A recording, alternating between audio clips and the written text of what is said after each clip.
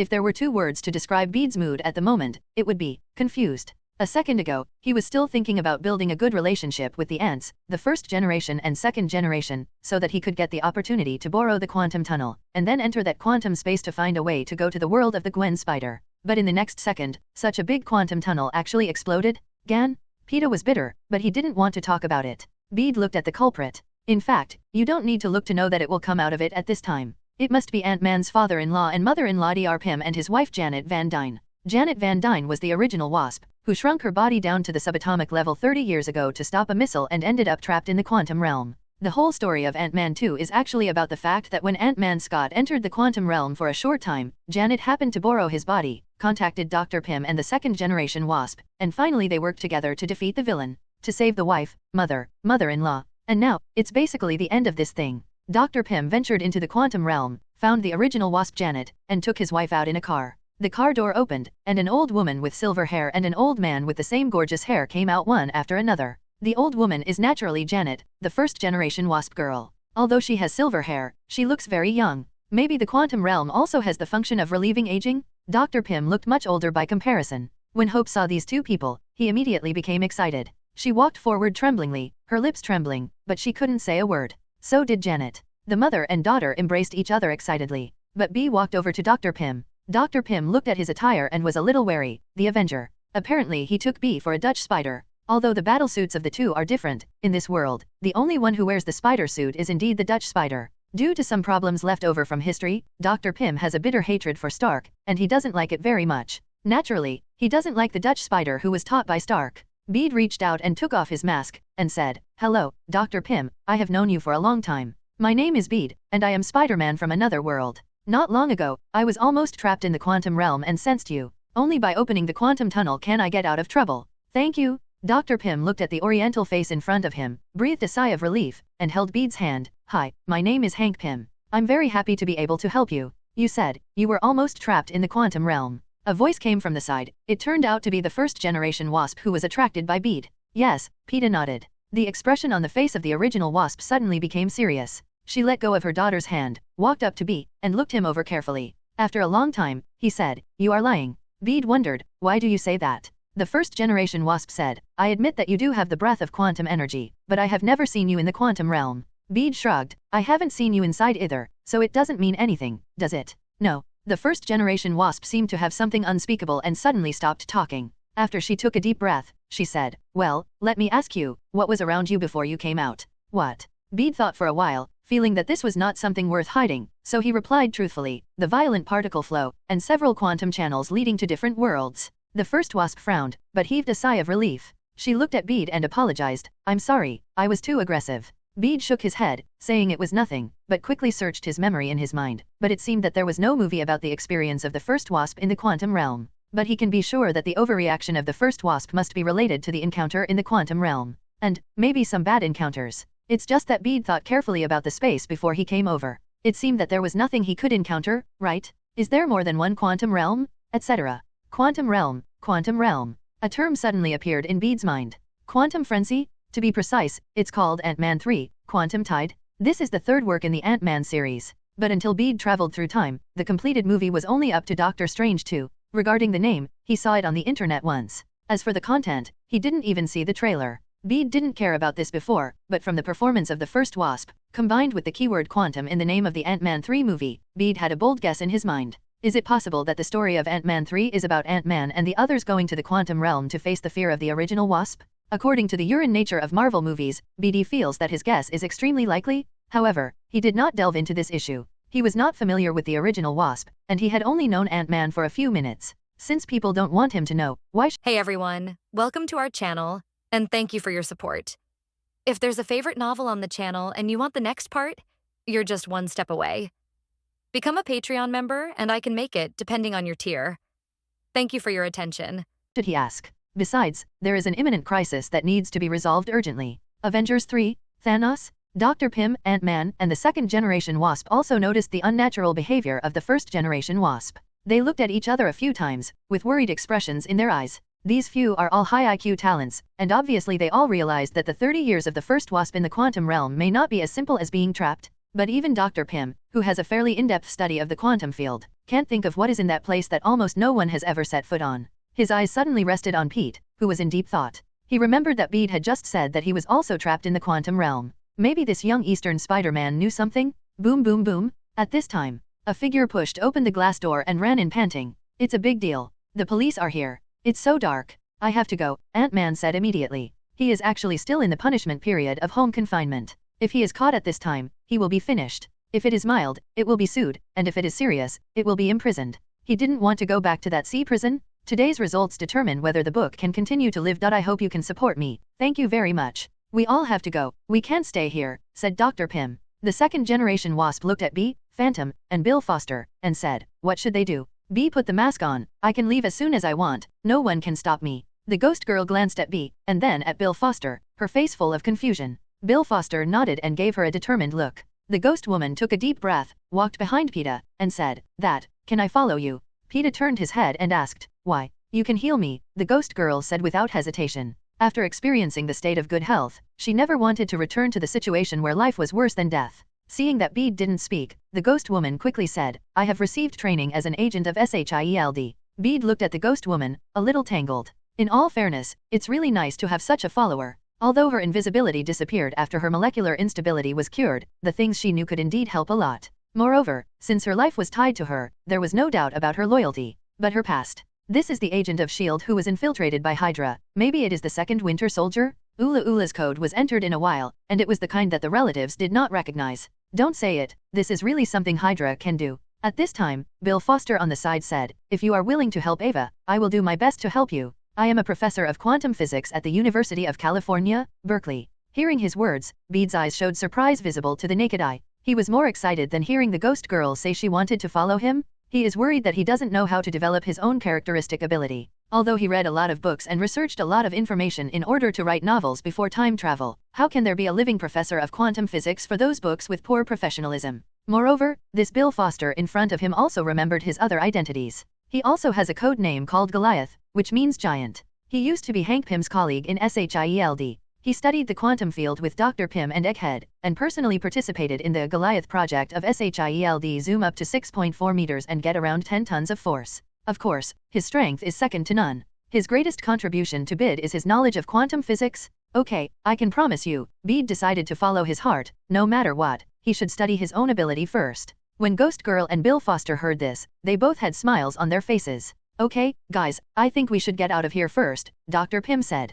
Bede turned around and saw that Dr. Pym and Ant-Man were already standing at the door of the laboratory waiting for them. He remembered that this building, including this laboratory, is actually a trolley case filled with Pym particles, which is really awesome, and it feels almost the same effect as the universal capsule in Dragon Ball. Bede hurriedly led Bill Foster and Phantom towards the door. Of course, they can only go through the back door, because the front is full of police. However, when they came out the back door, Peeta found that he was still thinking too optimistically. Because there are actually many police cars parked here, just because this side is just facing the sea, it is not convenient to surround them. Brother, what do you usually do in this situation? Ant-Man suddenly approached Bede and asked. Bede said, don't you know, Spider-Man has always been a good neighbor to everyone, so I have never encountered this situation. Ant-Man smiled mischievously. He is just the opposite. He felt like he was doing sneaky things both before and after he put on the uniform. Even if he is wandering outside now, it is because Hope enlarged an ant, let the ant imitate his behavior, and confuse the FBI in his home. Otherwise, as soon as he leaves the house, within a few minutes, the FBI will come to his door. Well, actually I have a great idea. Ant-Man didn't care about Peeta's teasing, nor did he envy him. In fact, he still quite liked his current life. Afterwards, he briefly stated his plan, then stretched out his hand and pressed it, becoming the size of an ant, sitting on an ant and flying away. The second-generation wasp girl on the side also immediately shrank to follow. I have to say that this superhero couple really has a tacit understanding. I wonder if one day I and Gwen Spider will be able to do the same. Bede looked at the direction they were leaving, and a beautiful thought came to his mind. Ant-Man's plan is actually very simple, it's just a trick. He will go to a place far away, take off his battle suit, and then zoom in, pretending that he has become a giant there, to attract the attention of the FBI. After the set time is up, the enlarged suit will shrink until it is the size of an ant. Then the wasp took the opportunity to pick it up. And what Bede and the others have to do is to take advantage of the time when the FBI's attention is diverted, turn the Pym building back into a suitcase, and take it away. The plan was a success. It didn't take long for Bede to see the second-generation wasp who came back in the van, but he didn't see Ant-Man. because the FBI will definitely go to his house to seize his certificate of leaving home without permission, so he must rush back now to replace the ant that pretended to be him. Forget about Ant-Man for now. Looking at Dr. Pym and the others, Bede said, Dr. Pym. Well, young Eastern Spider-Man, you say. Dr. Pym turned his head from the passenger seat. Just call me Bede, Bede said. I would like to ask, how long will it take you to rebuild a quantum tunnel? Dr. Pym wondered, why do you ask this? Bede said, I want to confirm one thing, please tell me. Well, although I still have the materials there, it should take about a month. Dr. Pym said. 1 month. Bede's first reaction was a little surprised. He asked this because he wanted to confirm how long it would be until the plot of Avengers 3 begins. Because in the Ant-Man 2 post-credits scene, in order to help the Ghost Girl heal her injuries, Dr. Pym recreated a small quantum tunnel installed in a van, and then Ant-Man entered the quantum realm through this quantum tunnel to collect quantum energy. When he was about to come back, Thanos snapped his fingers, and Dr. Pym, the first-generation Wasp and the second-generation Wasp were wiped out, and they all turned into ashes? So, wait, there's something wrong? End of this chapter. Bede noticed something was wrong, and immediately said, what if we want to build a small quantum tunnel in the compartment of the car we are sitting in now? How long will it take? A small quantum tunnel? In the compartment of this car? Dr. Pym seemed surprised by Bede's brain opening. However, his senses were not bad, so he tried his best to turn around, looked at the back of the car carefully, and after thinking about it, he said, if it's only this small, it should be done in 4 or 5 days. 4 or 5 days? Peter's face was slightly ugly. The entire incident of Avengers 3 probably lasted within 48 hours, that is, 2 days. After deducting these 2 days, Infinite War will begin in 2 or 3 days. Terrible? The only good news is that Thanos at this time should have just destroyed Xandar and got the power gem. Now he should be on his way to intercept the Asgardian ship. If we could find a way to contact Thor, change the direction of the Asgard spacecraft, or simply let him leave with the space gems in the cube, would it be possible to delay Thanos? Then let Mom mess with Frank, Braised Egg Nick Fury, call Captain Marvel back. Can that kill Thanos directly? In Avengers 4, Captain Marvel fought back and forth with the 2014 Thanos who collected all 6 infinite gems. Thanos still used the power of the infinite gems to beat her out.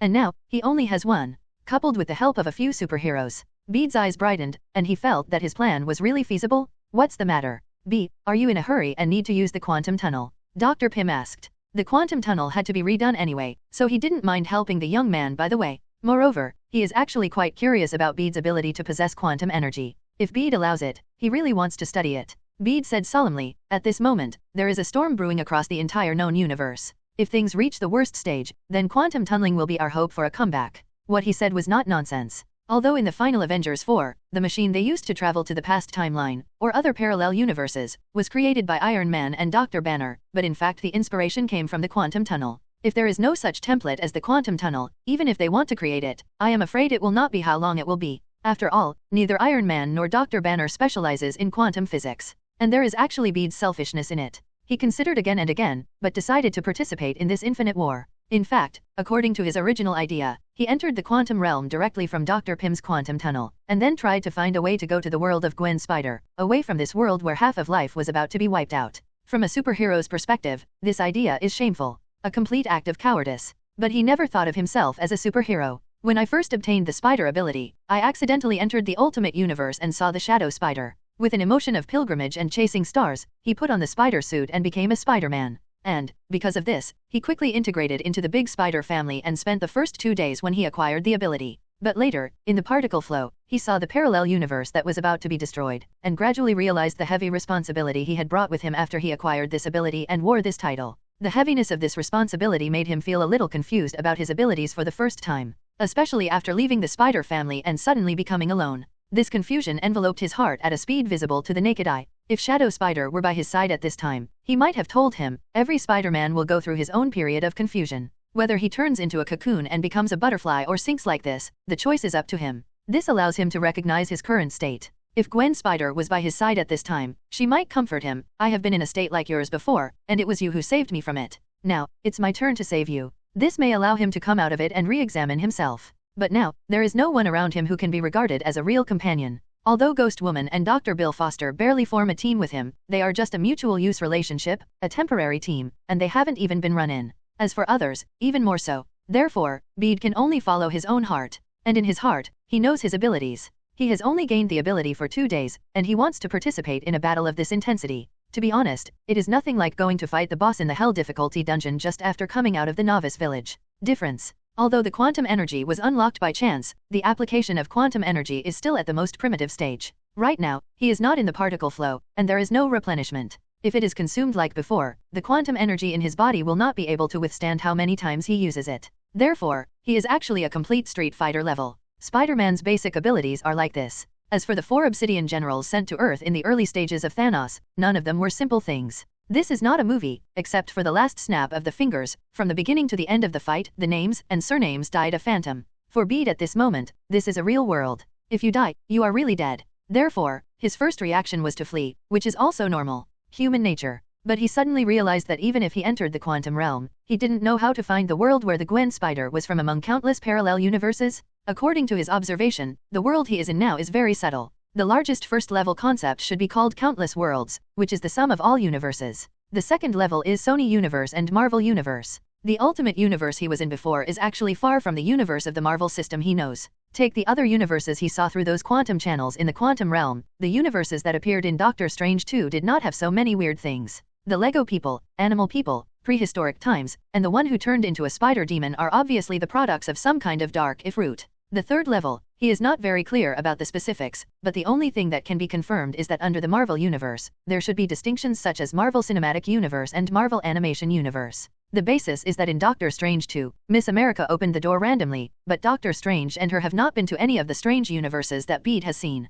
They have all been to real-life universes. End of this chapter, but he knows that Marvel itself has a set of universe numbers, such as identifying the universe where most things happen as 616 main universe. If this is the case, then the one he is in now should logically be the 616 main universe. What about Toby? What about Garfield's spiders? These two have visited this universe in no return. And the middle-aged Peter Spider he met in the Ultimate Universe, he said that he also came from the 616 universe. This person had obviously experienced the performance of traveling through the universe or time and space, so he actually knew his universe number. Therefore, Bede boldly guessed that there is actually more than one 616 main universe, but they are all in their own different systems. That is, the fourth level below the third level, the numbered universe. Level plus level plus level plus level may be the way to truly confirm a universe. Just like a house number, XX village / XX street, XX town, XX city, XX province, different provinces may have cities with the same name, and different cities may have towns, villages, or street names with the same name. For example, Countless Worlds Marvel Universe Live Action Movie Universe 616 Universe is the complete number of the universe he is in now,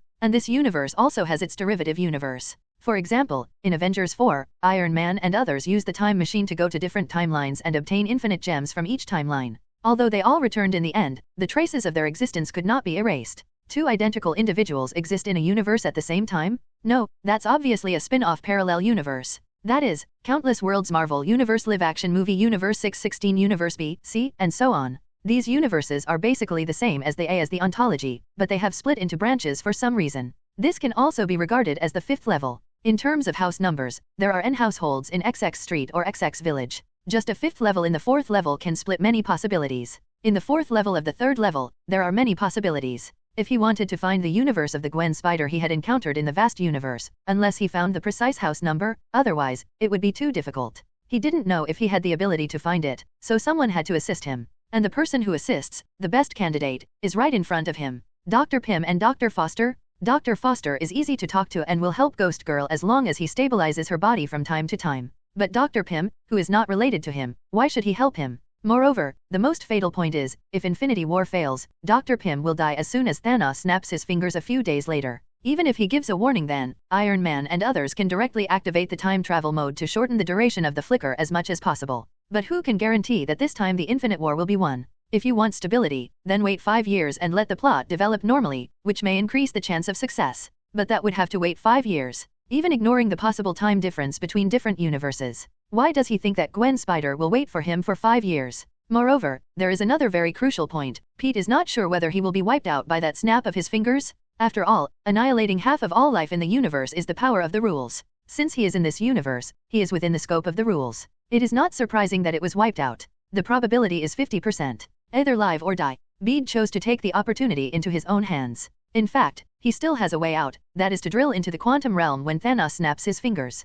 Ant-Man escaped Thanos' snap of his fingers because he was in the quantum realm. But this retreat has a bug. According to Ant-Man, he felt that he was only locked in the quantum realm for 5 hours, but 5 years have actually passed outside. Looking at it this way, it seems that the flow rate of time is 1 hour equals 1 year. But in the original Wasp, this rule no longer applies. 30 years on the outside and 30 years on the inside. In addition, if the time flow rate inside and outside is really so different, how can real-time calls be made? It doesn't take a year to talk about it. No blind date partner will be so perfunctory with you. So B didn't dare to gamble with this. Since there was no way to avoid it, he chose to face it positively and take the initiative in his own hands. If after trying hard, he still loses in the end, he dies. Then he dies. He admitted it. Bede will tell the truth about Thanos and Infinity Stones, because whether it is Quantum Tunnel or contacting Avengers, he needs the help of this car. Hearing that half of life in the universe might be wiped out, Lewis, who was driving, slammed on the brakes and almost hit a roadside pier. He grabbed his hair with both hands and yelled frantically, "Dude, are you serious? Are we going to die?"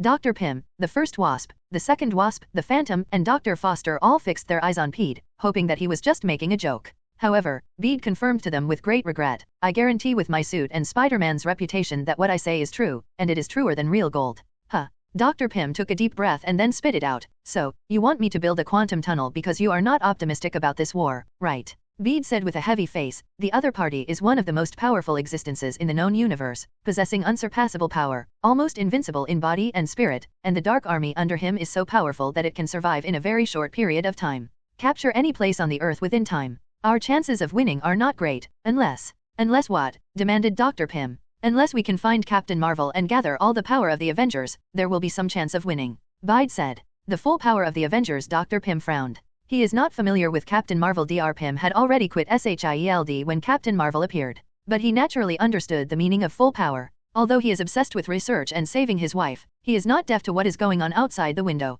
Besides, Scott secretly wore an Ant-Man suit to participate in the civil war between the registration faction and the anti-registration faction 2 years ago, and he couldn't care less about it. After the Civil War, the originally powerful Avengers almost fell apart, and now it is still the Avengers in name, but in fact there are only Iron Man and War Machine. Just 2 people. Can it still be considered an alliance? It's better to call hand-in-hand good friends. Right now, it is too difficult to call these scattered Avengers back just by Bede's few words. He doesn't even know where the old Avengers are now. Bede said, "I probably know a little bit about where the Avengers are, as long as you can help me contact someone." "Who?" "Tony Stark." "Shit, Stark." Dr. Pym cursed. He once worked with Iron Man's father Howard Stark, and he was one of the founders of SHIELD. The relationship between the two was not bad at first. Although they were competitors, they were not to the point of turning against each other. But Howard Stark stole the Pym particles he developed while he was not paying attention, still refused to admit it. This incident became a thorn in Dr. Pym's heart, and he has since considered Stark to be an untrustworthy villain. Peter knew the ins and outs of the incident.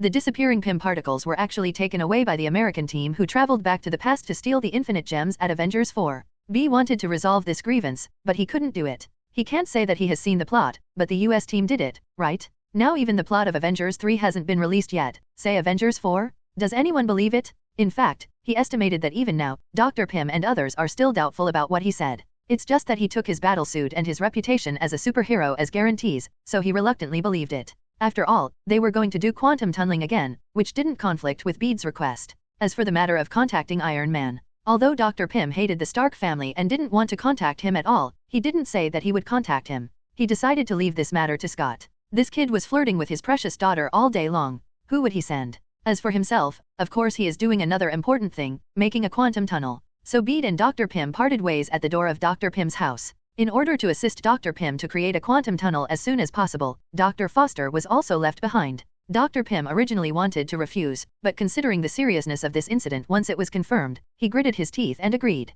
And the rest of Bede, Ava the Ghost Girl, and the second-generation Wasp Girl took Lewis' car to Ant-Man's house. He originally thought that the Ghost Woman would also stay, but he didn't expect that she would choose to follow. It seemed that she would follow wherever Peter went. Probably because she was afraid that when Peter was away, she would experience molecular instability again. Peter sat in the car, closed his eyes, and dozed off. In fact, he was trying to remember where the Avengers were and what they were doing at this time. The best confirmed ones are Hulk and Thor. This period was followed by the plot of Thor 3. After the Twilight of the Gods, Asgard was destroyed, and all the remaining refugees boarded the spaceship and were on their way to the Earth. If there are no accidents, 2 or 3 days later, they will be attacked by Thanos, and then Loki will die in battle, Thor will be maimed, and the Hulk will be sent back to the Earth and landed in the Supreme Sanctuary of New York. The Doctor informs Thanos of his imminent arrival. It will be difficult to get in touch with these two for a while. Maybe you need to find Doctor Strange to open the portal. The US team, Falcon, Scarlet Witch and Black Widow, after quitting the reunion, became underground Avengers, most likely in Wakanda.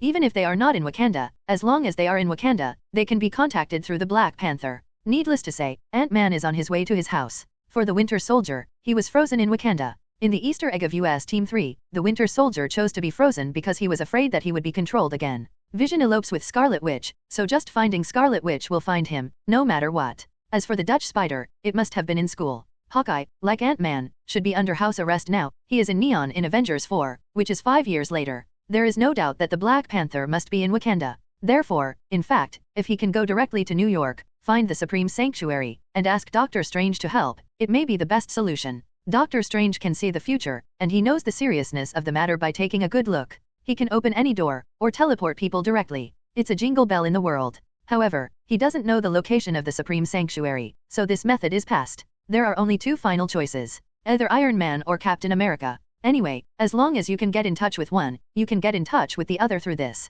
The 2 brothers seem to have broken up, but in fact they still miss their old relationship, and they both keep communication methods with each other. Compared with Iron Man, Bede actually felt that it was easier to contact the US team. During the Civil War, Ant-Man joined the anti-registration faction of the US team. Although they broke up later, they must still keep in touch. But the US team may be in Wakanda at this moment, or it may be performing underground revenge missions in some places. So his ultimate goal is to contact the US team through Ant-Man, then contact Iron Man through the US team, and then let Iron Man lead him to find Doctor Strange, and finally, bring everyone together to find a way to win this infinite war. He absolutely disagrees with the method of dividing the army into 2 groups in the original book. Just look at 4 to see how strong the Avengers are united. As for Avengers 3, which was divided into 2 groups, the final result was a disastrous defeat. Since there are conditions, Bede naturally wants to do his best to facilitate all this. The vehicle stopped in front of Ant-Man's house. Bede noticed that there were several black cars parked not far away. Ouch! FBI! Lewis yelled, stopping in place and not daring to move.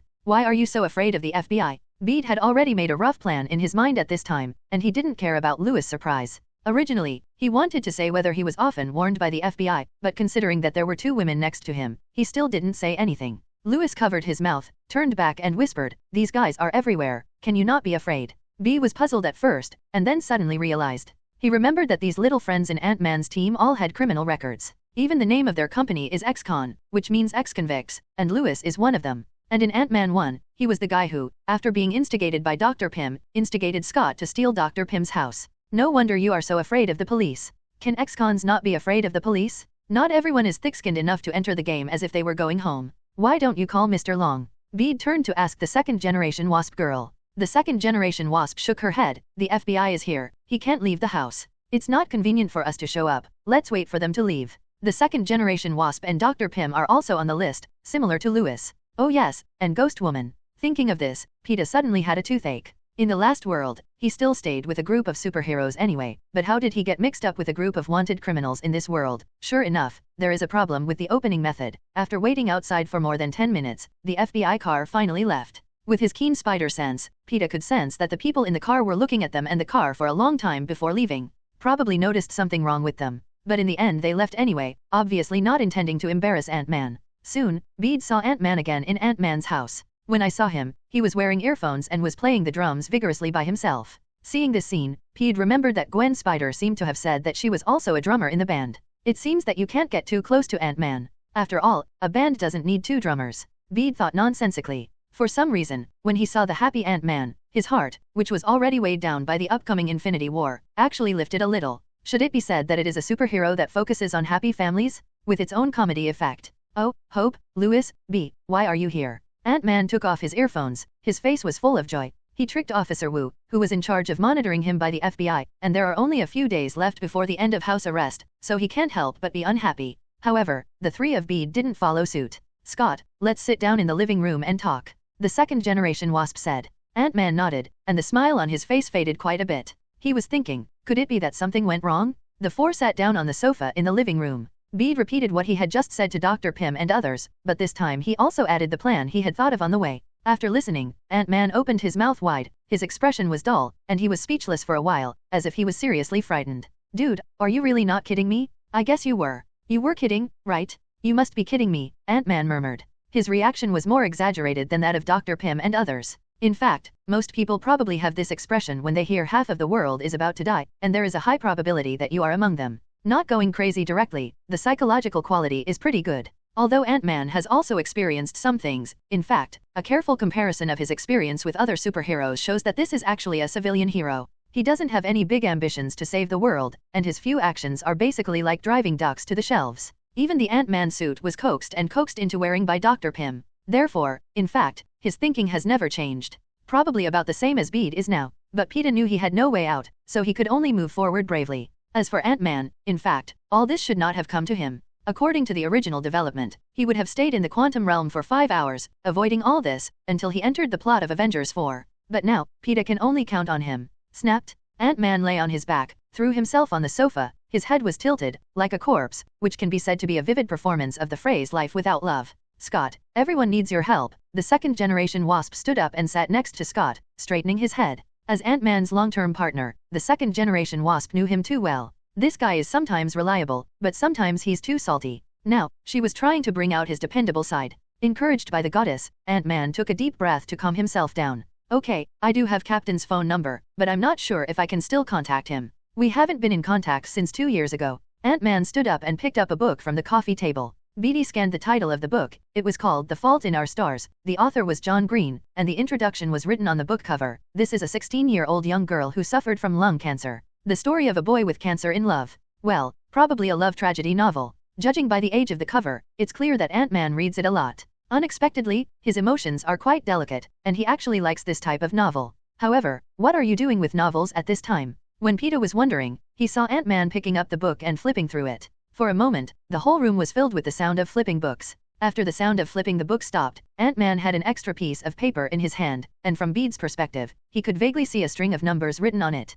Captain America's phone number? Ant-Man obviously didn't mean to explain. He walked over to the landline and started making calls. Beep, beep, beep. As the phone rang, Peter's heart also rose. It can be said that whether he can successfully contact the US team will affect the progress of his entire plan. After the phone rang for a while, it seemed that no one answered and was automatically hung up. This made Pete frown slightly. He's already thinking of other ways. But Ant-Man didn't show anything. After hanging up the phone, he called again. Next, there was another long beep beep. Then, the phone was hung up again. B couldn't sit still. If it really doesn't work, he still has plan B, but this plan requires more detours and will waste more time. And in a situation where Thanos may come at any time, time is undoubtedly very precious. Ant-Man called for the third time. This time, the phone rang once and was picked up. You are. A mature male voice came from the receiver. Hi Captain, I'm Scott, Ant-Man said. Scott. Captain America on the other end of the phone was obviously taken aback. He probably didn't expect Ant-Man to contact him suddenly. After all, they haven't talked to each other for 2 years, but he quickly said, I'm glad you can call, Scott.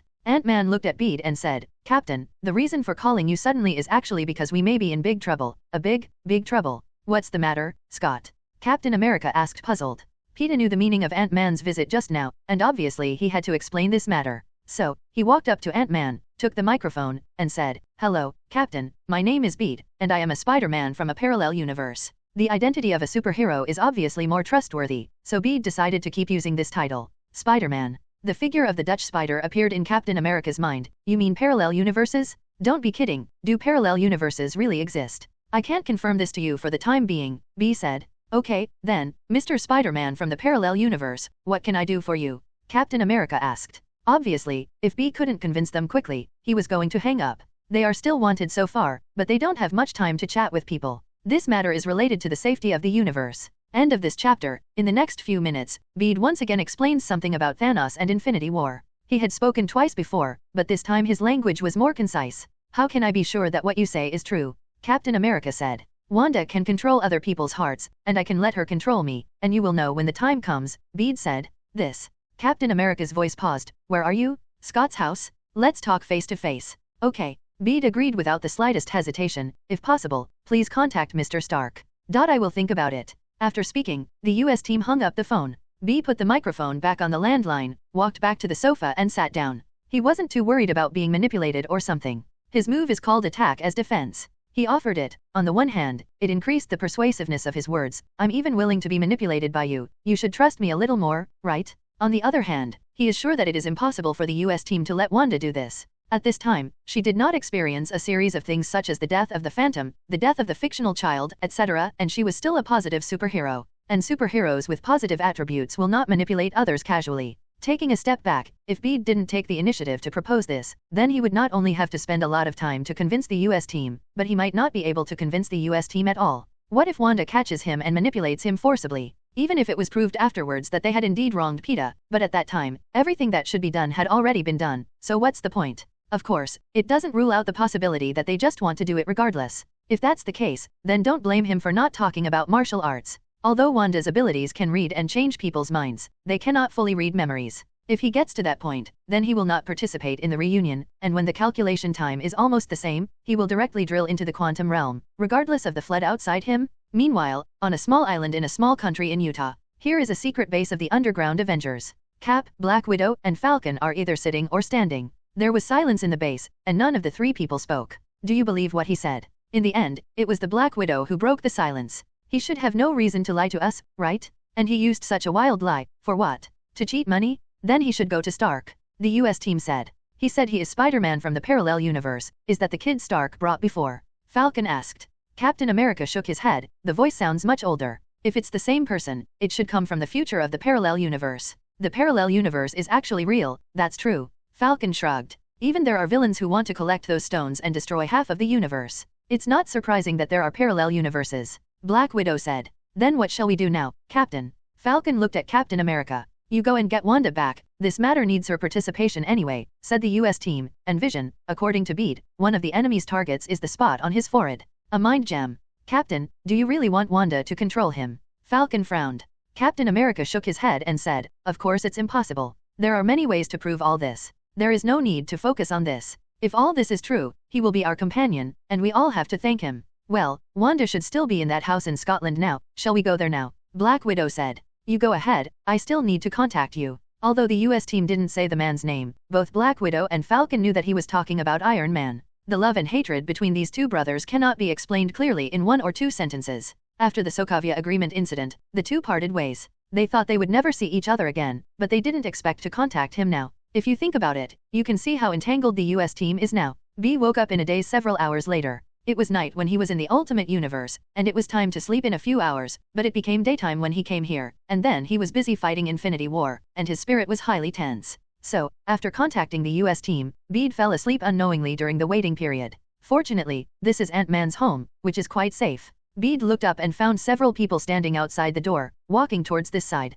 The leader was a muscular man with a full beard, wearing a combat uniform, and could smell a faint smell of gunpowder smoke, probably pickled. Standing behind him is a black guy wearing tactical glasses, a heroic silver-haired beauty, and not far away there is a blushing like sweet potato skin.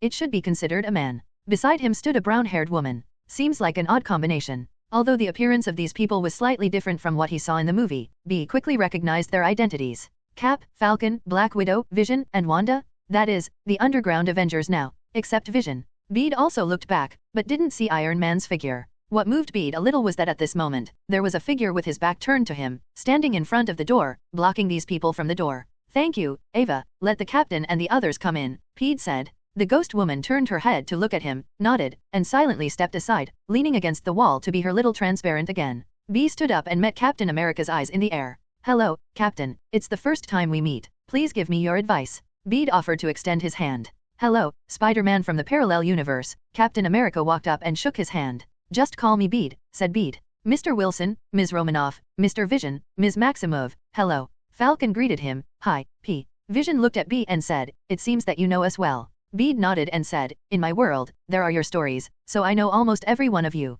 What Bede said was sincere, but it made Captain America and the others look at each other in dismay. This is different from what they said to the Shadow Spiders before. The Shadow Spiders are visitors from the parallel universe, so they are very accepting of this statement. But this is the first time for Captain America and others to come into contact with the concept of parallel universes, so one can imagine the shock caused by this. Captain America took a deep breath. Tell me about your information. But B just shook his head. I want to know, where is Mr. Stark? End of this chapter. Own. It can already be seen from the original plot that the reunion, which is fighting on its own, is nothing. Captain America lost Vision's life and the Mind Stone, and Iron Man and Doctor Strange also lost the Time Stone. It was a complete defeat. Looking at the American team whose face suddenly became a little ugly, B probably guessed something. Either the US team is desperate for face and has no contact, or Iron Man doesn't believe it. But that's something the US team needs to consider. All Bede can do is gather as many people as possible. But if you want him to compromise or something, I'm sorry he can't do it. Bede said, with all due respect, only by gathering all our strength can we have a chance of winning.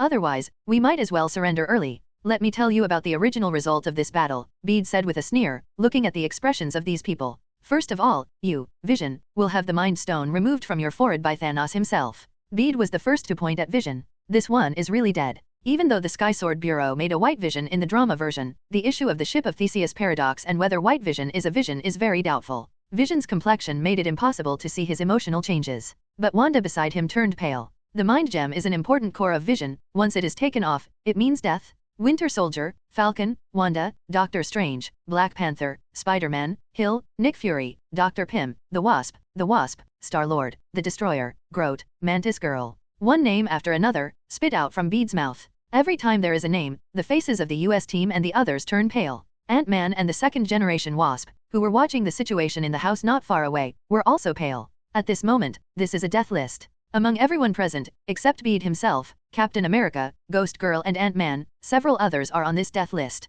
Among them, there are some people who have a good relationship with them. The Winter Soldier is a good friend of the American team, an old friendship for decades. The Black Panthers have secretly supported the activities of their underground Avengers over the years, which can be described as a very personal relationship. Nick Fury and Hill, as the former director and deputy director of SHIELD, also have a close relationship with them. Let's go to the Avengers base. Let's go immediately. Captain America stopped Bede from continuing. He was afraid that his little heart would not be able to bear it if he continued. The others are naturally all right. However, when Ant-Man and the second-generation Wasp were about to go together, Bede stopped them. Because they will be Pete's backup. But this time, he let the second-generation Wasp, Ant-Man, the first-generation Wasp and Dr. Pym's family enter the quantum realm together. This is because, in the original Avengers 4, there were too few Pym particles, which greatly reduced their fault tolerance. Now that Dr. Pym is here, such a situation will never happen, right? As for how to get out, this is very simple. Just set an automatic button, adjust the time, and when the time is up, the switch will be turned on automatically, and they will be released from the quantum realm.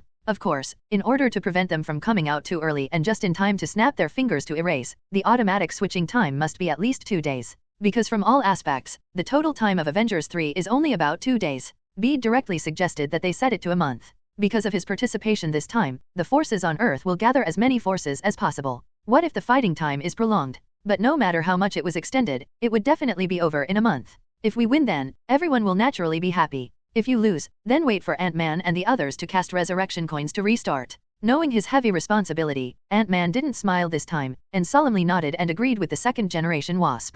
Bede also heaved a sigh of relief. In this way, after the second player is ready, even if he really loses, there is still a chance to load the file. But he didn't tell the US team about this. Breaking the boat and sinking the boat can even stimulate the will to fight. Besides, he is a random intruder who came to help, so why should he be more relaxed? Then Peter looked at Phantom Woman again. But before he could speak, the Ghost Woman said, "Where are you going?" "I will go." Bede was very satisfied with the performance of the Ghost Woman, but he still patiently persuaded, "We are going to fight an interstellar war, and there will be a hail of bullets on the battlefield." The Ghost Girl gave him a strange look. "I used to be a ghost agent of S.H.I.E.L.D. and received training. I am not a weak and good girl. You don't need to worry about me. Since I have chosen to follow you, I will do what I say." "Okay then, let's go." Bede didn't persuade him any more when he saw this, and walked out with the Ghost Girl. The distance between San Francisco, where Ant-Man lives, and New York City, where the Avengers are headquartered, is nearly 5,000 kilometers. Fortunately, the US team flew a Quinjet fighter when they came. This vertical takeoff and landing turbojet fighter produced by the Wakanda design team is not particularly impressive in terms of speed. Its main advantage is that it has vertical takeoff and landing capabilities. It can take off and land without using a runway, which allows it to be used in many applications, in an extremely wide range of scenarios. However, even if it is not brilliant, it is also a supersonic fighter, with a maximum speed of Mach 2.1, which is 2,573 km per hour. It takes less than 2 hours to arrive at the Avengers headquarters in New York, on a Quinjet fighter. The Black Widow is responsible for driving up front, with the Falcon assisting in the passenger seat. The US team came to Pete again. "Can you tell me how you came to our world?" Okay, BD knew that this was another test of his identity by the US team. Since they didn't let Wanda control him, I naturally don't mind taking the initiative to say something about myself to gain more trust and lay a solid foundation of trust for the next action. B wasn't going to tell them anything about the real world, though. He described himself as a person from the Ultimate Universe, to the effect that after the Spider-Man in that world died unexpectedly, he inherited the mantle of Spider-Man. Then Jin Bin's particle collider opened the door to the dimensional world, and summoned several Spider-Man from parallel universes such as Gwen Spider and Shadow Spider. Later, he said that the reason he came to this world was an accident. When he shut down the particle collider, he accidentally fell into the particle flow, activated his ability, fell into the quantum realm, and was turned on by Dr. Pym and the others. Rescued by Quantum Channel, she came to this world. As for why he would know about the impending events of Thanos and Infinity War, he saw it when he came to this world in the quantum realm. Some explanations, true or false, but reasonable. not only created a hero background for him, but also pointed out his ability, explained why he may be a little weak, and the source of the ability to predict the future. Thanks to Chen Yuxing, Overlord Meal, Abba Monster for their starting point rewards. End of this chapter. Chapter 59 Soul Gem. Captain America, Vision, and Phantom Girl all have the ability to analyze micro-expressions, and they all looked at Peter's face when Beatty was narrating. But because most of the information Bede said is true, even if it is a hallucination, there are not many problems. Even if there was something wrong with it, they just thought Peter was hiding something private who hasn't got a secret? Therefore, the US team and others accepted his statement one after another. Moreover, their attitude towards Bede has also changed a lot. From Bede's description, they have imagined a heroic image who takes orders in a crisis, saves the world but unintentionally drifts away. And now, even in another world, this person is still trying to help them. How could anyone not like him? After chatting with B for a few more words, Captain America got up and walked towards the tail of the plane, taking out his mobile phone at the same time. It seemed that B's story had inspired him a lot, and he decided to persuade Nini again. After the US team left, Pete once again ushered in a couple, Wanda and Vision. Thank you for telling us all this, Vision said seriously, looking at B. Bede shook his head. No one can just sit back and watch the loss of life and remain indifferent. Everything is for life. Vision smiled. Bede took this opportunity to focus on the Mind Stone on his forehead. Infinity Gems. Hey, this thing is almost the most powerful treasure in the single universe of Marvel. Each of the 6 infinite gems has its own magical power. And the Mind Gem in front of him is the source of thinking of life in the universe, and can create and modify any thinking at will. Loki once used the Mind Stone scepter to control Hawkeye and let him work for him. It should also have the ability to develop the brain, and Hydra used this ability to inspire the potential of Wanda and Quicksilver. Of course, the most successful case is still in Vision. Iron Man and Dr. Banner imported Jarvis into the body of Ultron, and then set it with the Mind Stone, and finally created the illusion. If possible, Peter really wanted to see if he could get an infinite stone to use. As Spider-Man, his physique should be second only to the Hulk among many mortals. 1 or 2 Infinity Stones should not be able to do anything to him, right? Moreover, he just happened to have a way to make Vision take the initiative to hand over the Mind Stone. Mr. Vision, Ms. Wanda, Bede said after sorting out his words, I don't know if I can make a small suggestion. Wanda blinked, nodded, and said, tell me about it. Bede said, I suggest, take out the Mind Gem from Mr. Vision's forehead. What did you say? Wanda's eyes widened, anger welling up. But Vision stopped her. Wanda, listen to Mr. Beatty. B was also taken aback. When Wanda was angry just now, his spider sense was stronger than ever. If it wasn't for the mental preparation, he would have just jumped out following the spider's induction. He continued, the Soul Gem is one of Thanos' goals, and he is bound to get it. Although if all goes well, we can gather enough forces to contend with Thanos, but in our Hangxia's words, we are not afraid of stones. Just in case, if something goes wrong in the end, Mr. Vision, who was violently taken out of the Soul Gem, will definitely die. Rather than that, we might as well take it out in advance. At that time, even if the Mind Stone is taken away, Mr. Vision will not die because of it. Peeta spoke with sincerity. Wanda frowned slightly. She knew that she had overreacted just now. Vision said, I'm sorry, Mr. B. I apologize to you for Wanda's behavior just now. Bede waved his hand. After all, it is my lover, and I can understand Ms. Wanda's mood. Wanda said, but the Mind Gem is the core of Vision. If it is taken off, then he will. Bede shook his head and said, the Mind Stone does provide Mr. Vision with self-awareness, but this does not mean that Mr. Vision cannot live without the Mind Stone. Both Vision and Wanda looked at Peeta expectantly. If they could live, who would want to die? Bede didn't say it directly, but asked instead, Mr. Vision is very knowledgeable, please tell me, what is thinking? The hallucination thought for a while, and said, from the perspective of biological science, thinking is that neurons transmit signals to axons through electrical pulses or action potentials, and then use chemical neurotransmitters to form neuronal synapses. Passing the signal to the next neuron receives it through the dendrites, and continues the process of transmission to the third neuron using the axon. He paused and said, you mean, use technology to simulate the neuron synaptic signals released by the Mind Stone, so that I can completely get rid of the Soul Stone's shackles. But soon, he shook his head self-consciously, I'm afraid it can't be done. Even Mr. Stark can't program every neuron. It requires too much engineering. Bede smiled and said, skills have specializations. Mr. Stark is not an expert in this field. Natural force is not enough, but I know there is a place in the world where it can be completed. Where? Wakanda. 2 hours later, the Quinjet fighter plane that Bede and others were on landed slowly beside a huge building complex. After getting Bede's suggestion, although Wanda wanted to take the Vision to Wakanda immediately, so that he could get rid of the Mind Stone and become a truly free individual, in the end, he came here first. Although they have already withdrawn from the Avengers and started their own business, there is one thing that no one can ignore. The Avengers still has one of the best brains in the world today, a superhero who combines fame, wealth, and ability. Iron Man Tony Stark. This is called the existence of a god with a mortal body. The Avengers are reunited, and he is indispensable. What's more, he is still one of the only 2 remaining superheroes in the Avengers Alliance including Vision, who is daily disconnected, and there are only 3. After getting off the Quinjet fighter plane, Bede looked around curiously, followed behind Captain America and the others, and walked towards the main building. Although he couldn't understand what some of the instruments here were used for, it didn't stop him from being amazed.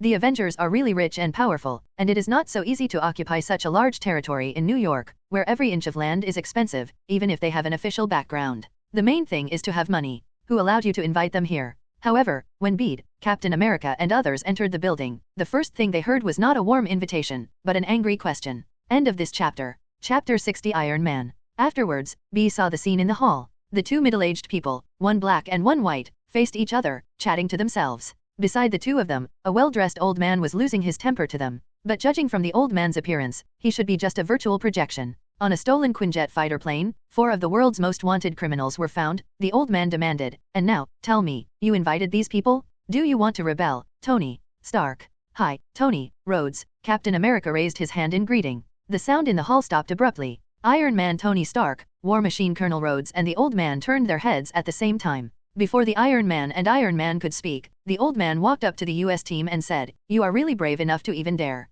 Swish.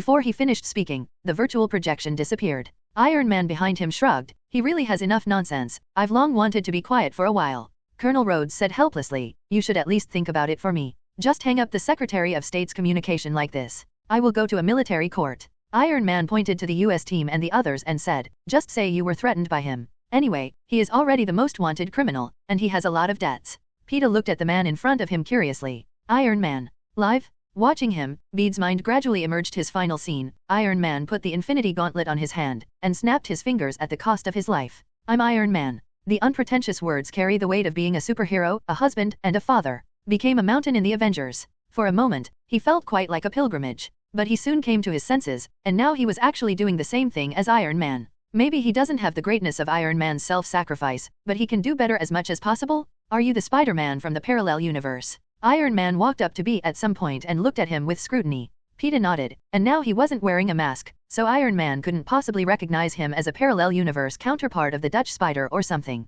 "Hello, Mr. Stark, nice to meet you. To be honest, I'm not very happy to meet you. The news you brought made me happy. Pepper's appointment was a joke. Thanks to you telling us in advance, otherwise we would only have to fight an unprepared interstellar war." The 2 shook hands. From Iron Man's words, Bede heard that he had basically believed in Thanos and Infinity War.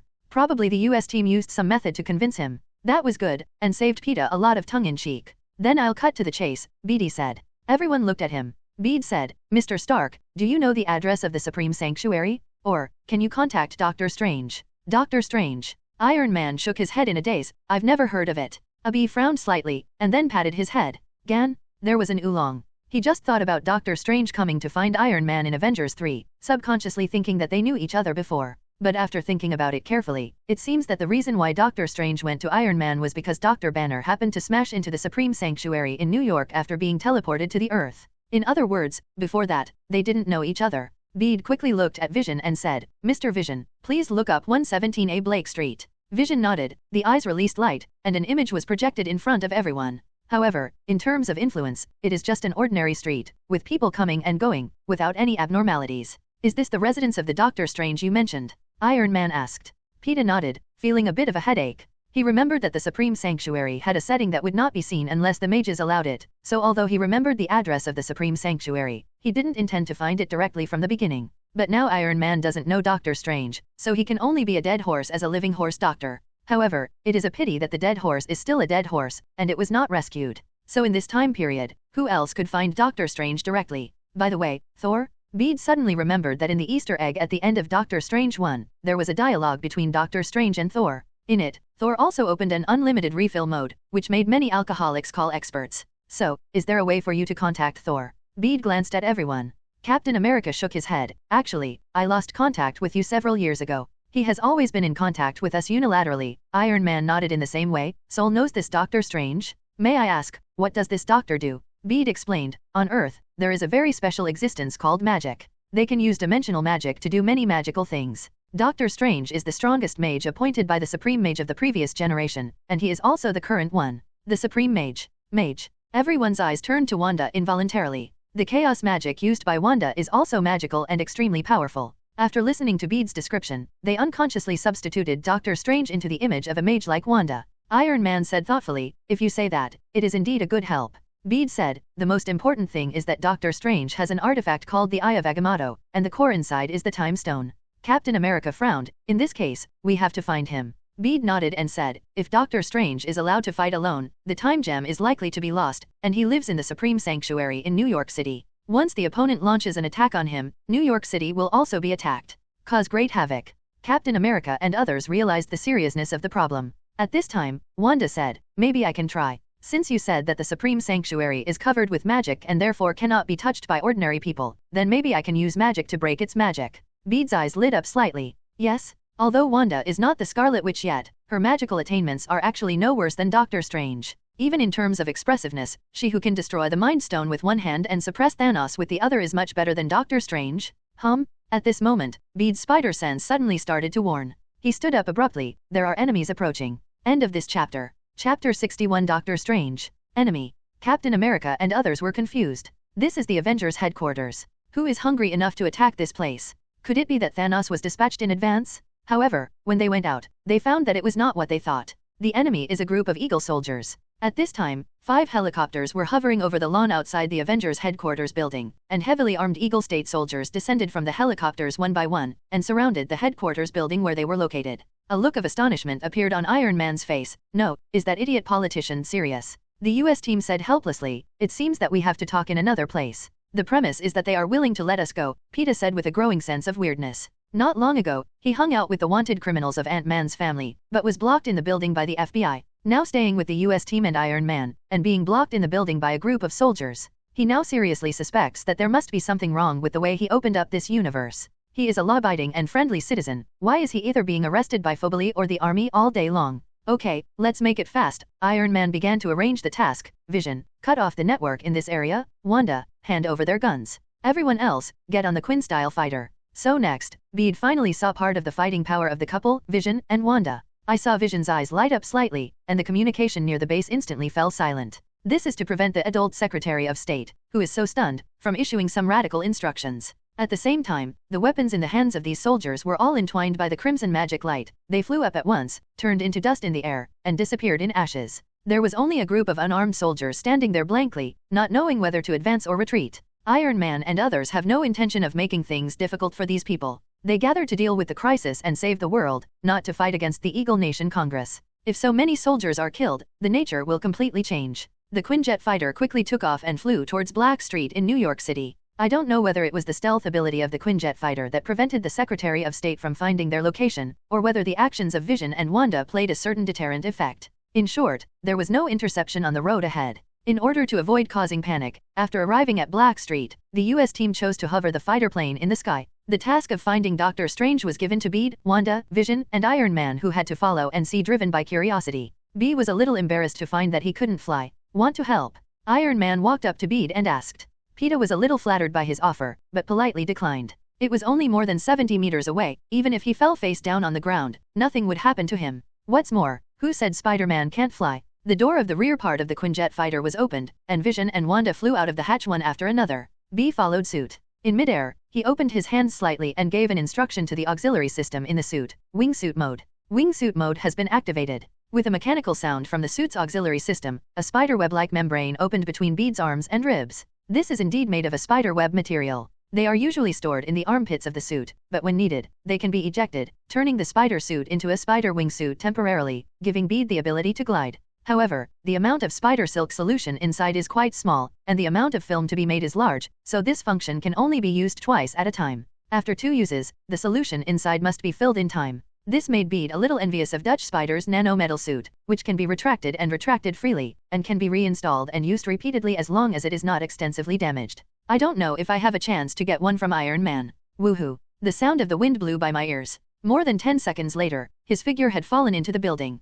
Peter released the wingsuit film without hesitation, shot out a spider silk to the side, then lightly landed on the wall of a house, and then followed the wall all the way to the ground. Vision, Wanda, and Iron Man also fell beside him. "Wanda, what happens next is up to you," Vision said. Wanda nodded, and crimson magic energy surged beside her. Subsequently, these magical energies were released in all directions. However, they did not cause any harm to ordinary people, and even ordinary people could not detect the emergence of these magical energies, because they didn't appear for ordinary people from the beginning. At the same time, when the chaotic magic energy suddenly surged, Dr. Strange, who was meditating in the Supreme Sanctuary, suddenly opened his eyes. Chaos magic. Strange. Wong ran in from the door in a panic. Dr. Strange nodded to him calmly. I have sensed it. Let's go meet this being who controls chaos magic and see what she wants to do when she suddenly arrives here. Found it. Outside the Supreme Sanctuary, Wanda suddenly opened his eyes and looked in one direction. Bede and others followed her gaze and found that it was just an ordinary residential building, which looked inconspicuous at all. Even if they didn't follow Wanda's gaze, they wouldn't even notice that there is such a residential building here.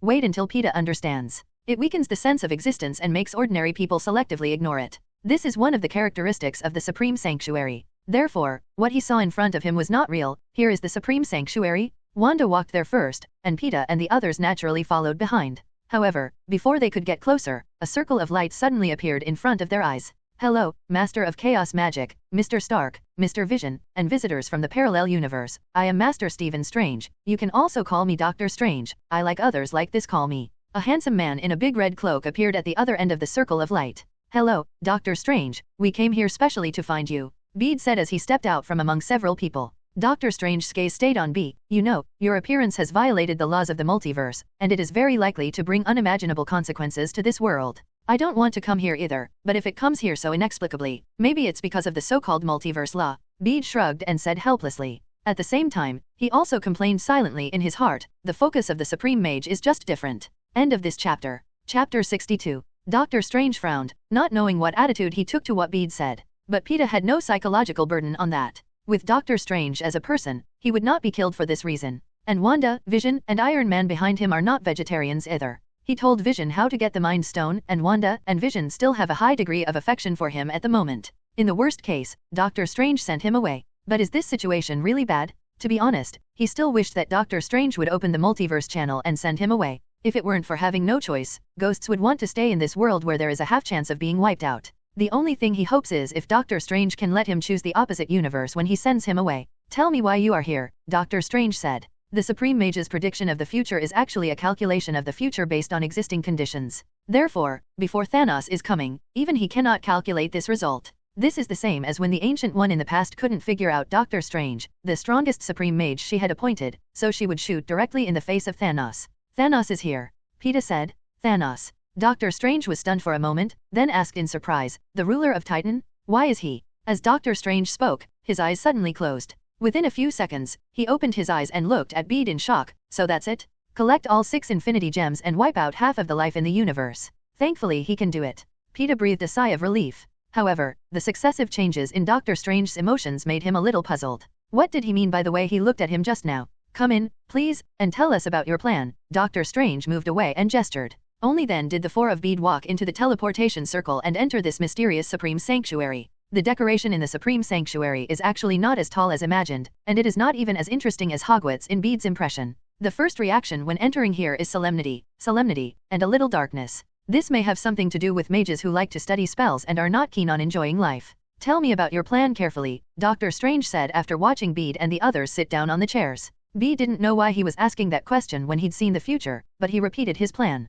So the last few key figures are Thor, Hulk, and Captain Marvel, right? Dr. Strange grasped the point. These 3 all have the strength to temporarily toughen or even suppress Thanos, plus Wanda and Dr. Strange who are here now. The vision of removing gems is not considered. If you can gather them all, if you want to kill Thanos and stop his actions, the chance of success will be absolutely full. Thor and the Hulk are together, Pete said again in a shocking news to Iron Man, so if you can find 1, you can find 2. They should be on the refugee ship in Asgard by now. On the way to our planet, Dr. Strange, can you find them? Dr. Strange closed his eyes again, and after carefully sensing it, he shook his head. They should be quite far away from the Earth now, and I can't find their specific location. PETA felt a little sorry. Dr. Strange said, perhaps I can sense them when they are closer to the Earth. Who is Captain Marvel? Iron Man asked. Has Mr. Stark read DC's comics? Pete asked. Iron Man nodded. Bede said, you can understand that she is Superman. Iron Man's eyes widened. Are you kidding me? Could it be that she is also from Krypton? That's not true, Bede shook his head, but she has the power to move planets, the speed beyond the speed of light, the physique that can survive a star explosion, and the ability to absorb and release various forms of energy, and make energy attack nullification and many other abilities. Iron Man was completely speechless. Well, I admit it, she is Superman. Well, Super Lady. Doctor Strange was also a little surprised. In fact, he has only taken over as the Supreme Sorcerer for a short time now, and his knowledge reserve is far behind Ancient One, so he doesn't know many things. It can be regarded as my own patch for the performance of Doctor Strange in Avengers 3, which is obviously much better in Strange 2. And since Captain Marvel left the Earth a long time ago, he naturally didn't know the existence of this one. Where is she? Doctor Strange asked. Bede said helplessly, I don't know about it. I should protect the safety of that galaxy in a certain galaxy. The 4 Iron Man men were speechless. If you don't know, what's the point of saying it? But Nick Fury has her contact information and should be able to contact her.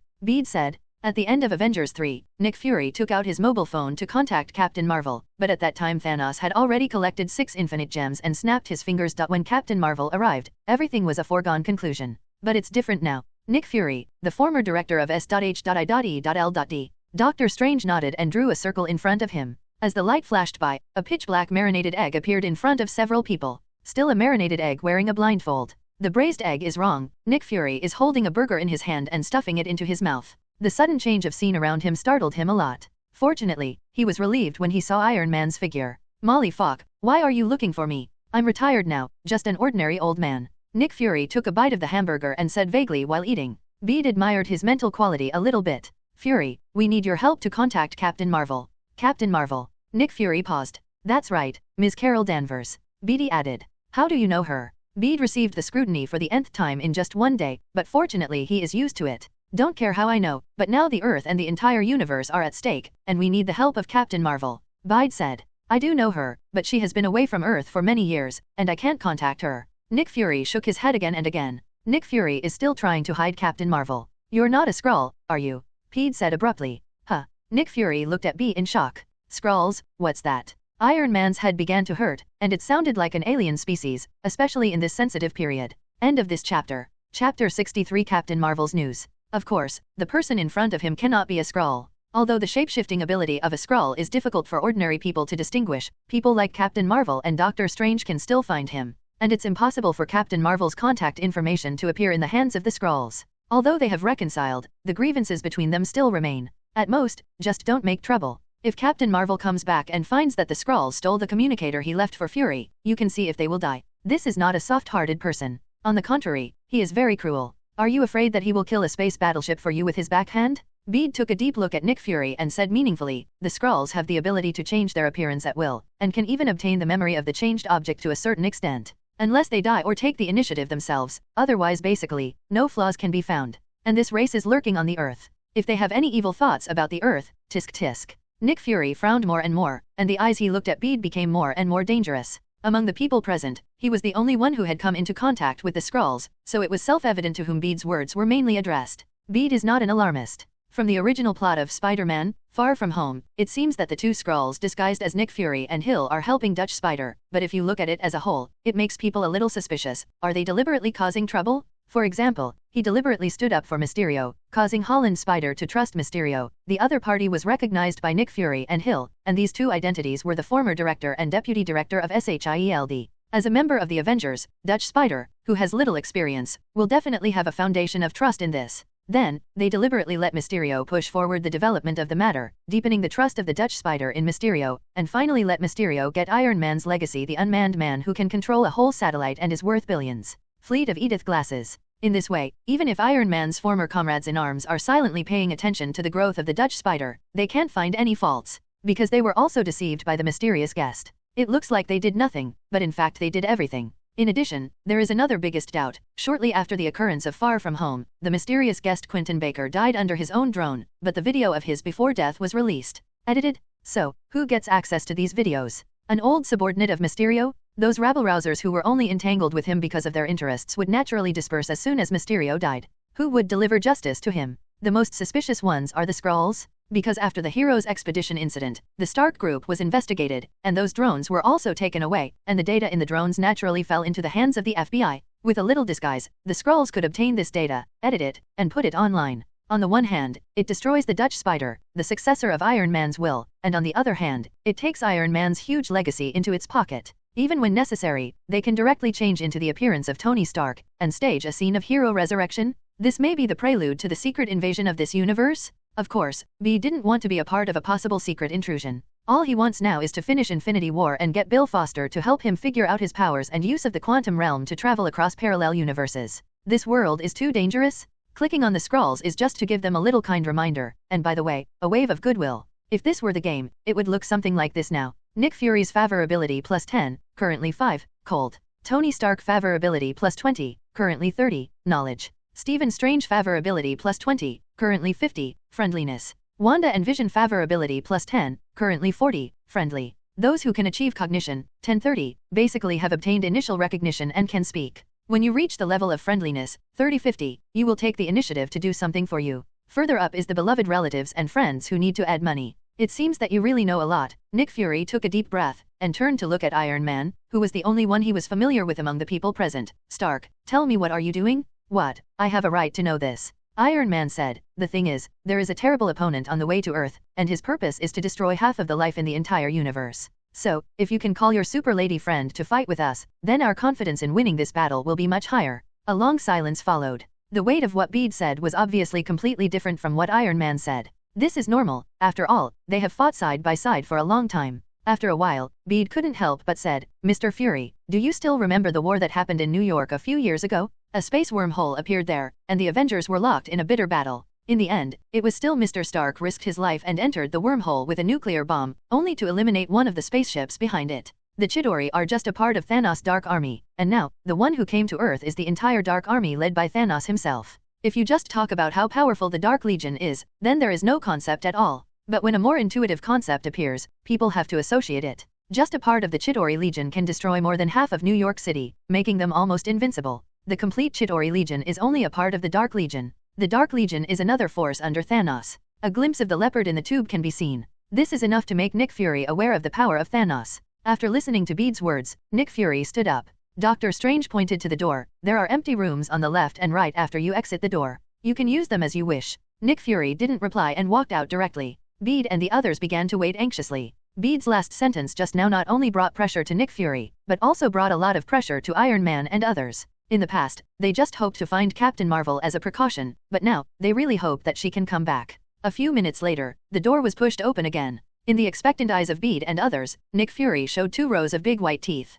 Carol has received the message, but she said that she is now in a galaxy hundreds of light years away from the solar system. It will take at least a week to get back to Earth. How long do we have? It should be too late, right? End of this chapter. Bede and the others fell silent all of a sudden. Seeing their expressions, Nick Fury's smile disappeared. No way. Could it be that the enemy has come? Bede said with a bitter tone, if there are no accidents, their advance team will come to Earth in 2 to 3 days. We may not be able to wait for Ms. Carol's support so fast. Nick Fury frowned again. He didn't doubt Bede's source. Since he chose to believe it, he would try to believe it a little more. It's just that if this is the case, it is indeed a pity to lose a lot of power. Now we can only hope that the changes on our side can prolong the arrival of Thanos, Bede said helplessly. Iron Man asked, how do you say that? Bede explained, if according to the original state, everyone is scattered separately, so Thanos will first choose to send his Obsidian generals to try to capture the Infinity Stones. For example, according to the original situation, Mr. Vision and Ms. Wanda will be attacked in Scotland. Bede looked at Vision and Wanda.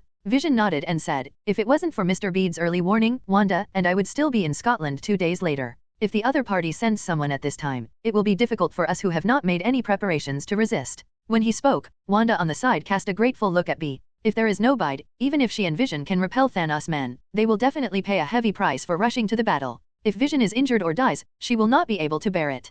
Thinking of it this way, her favorability with Bede increased a little. And Doctor Strange will also be attacked by 2 other Obsidian generals in the Supreme Sanctuary. Bede looked at Doctor Strange. Doctor Strange nodded at him. Obviously he had already seen his plot. In plot, he chose to add the variable Bede to perform the calculation, and remove Bede to perform the calculation. In the original plot deduced by removing the variable Bede, he will indeed be attacked by the Obsidian Warlord, and he will either be captured alive or die on the spot. You end up dropping the Infinity Stones anyway. In comparison, with Pete on board, everything is different. Afterwards, Bede said, in that case, we can only be defeated one by one, but Thanos uses this to continuously obtain infinite gems, and continue to become stronger, and in the end, reach an unrivaled level. It was only then that Iron Man and the others understood why Peter wanted them to gather as much combat power as possible. If it reaches the original point, it is indeed very hopeless. Iron Man said, so, any suggestions for the final battlefield? He actually adopted a questioning and discussing tone when speaking to Bede this time. This shows that he has really put Bede in the perspective of a comrade in arms, rather than the previous attitude of an ordinary friend who was slightly wary. Bede looked at Vision and said, Wakanda. Wakanda. Iron Man wondered, is it the black African country that donated the Quinjet fighter jet? Their technology is indeed advanced, but would they be willing to fight an interstellar war on their land? Bede shook his head. It's no longer a question of whether they agree or not, because they are one of the victims themselves, and they are fighting for themselves. In the future I see, when Thanos snapped his fingers afterwards, Wakanda's army was almost completely wiped out, and even their king and the patron saint of the kingdom, the Black Panther, was wiped out with a snap of his fingers? If they remain indifferent, they will surely die. He paused and continued, and, of all the places we know now, only Wakanda is suitable for fighting this interstellar war. Wakanda has a powerful sky defense barrier, which can maximize the withstanding the onboard weapons attack of the spacecraft. This will give us a certain home field advantage. In Hangzhou, when fighting a war, we must consider 3 points: time, location, and people. In terms of time, I have tried my best to help everyone get 2 days of preparation time. In terms of people, we are also doing our best. Due to the favorable location, we can only achieve it with the help of Wakanda. Iron Man and the others nodded in agreement. So, if our side gets together and Thanos finds that the method of special operations to capture the Time Stone and the Mind Stone is not advisable, it may prolong the combat time, and we will have more time, right? Steel Xia said. Bede said, that's right. Then let's set off immediately and go to Wakanda, Wanda suggested. The more she understood the horror of Thanos, the more she wanted to help Vision take out the Mind Stone as soon as possible. She didn't want to wait any longer. Doctor Strange nodded and said, I will always keep an eye on where Thor and Dr. Banner are. Once I find them, I will bring them here immediately. Please, Peeta said. Dr. Strange nodded slightly. He turned to the king and said, King, if you stay here, a mage is needed to stay here, and Dr. Banner may come here. Well, Wong nodded in response. With Doctor Strange, there is no need to take a Quinn-style fighter to go to Wakanda. This can save them hours of time. Doctor Strange first drew a circle in front of them, then looked above. Iron Man glanced at the opposite scenery, understood in seconds, pressed his chest, and quickly covered his body with nano armor. I'll notify them.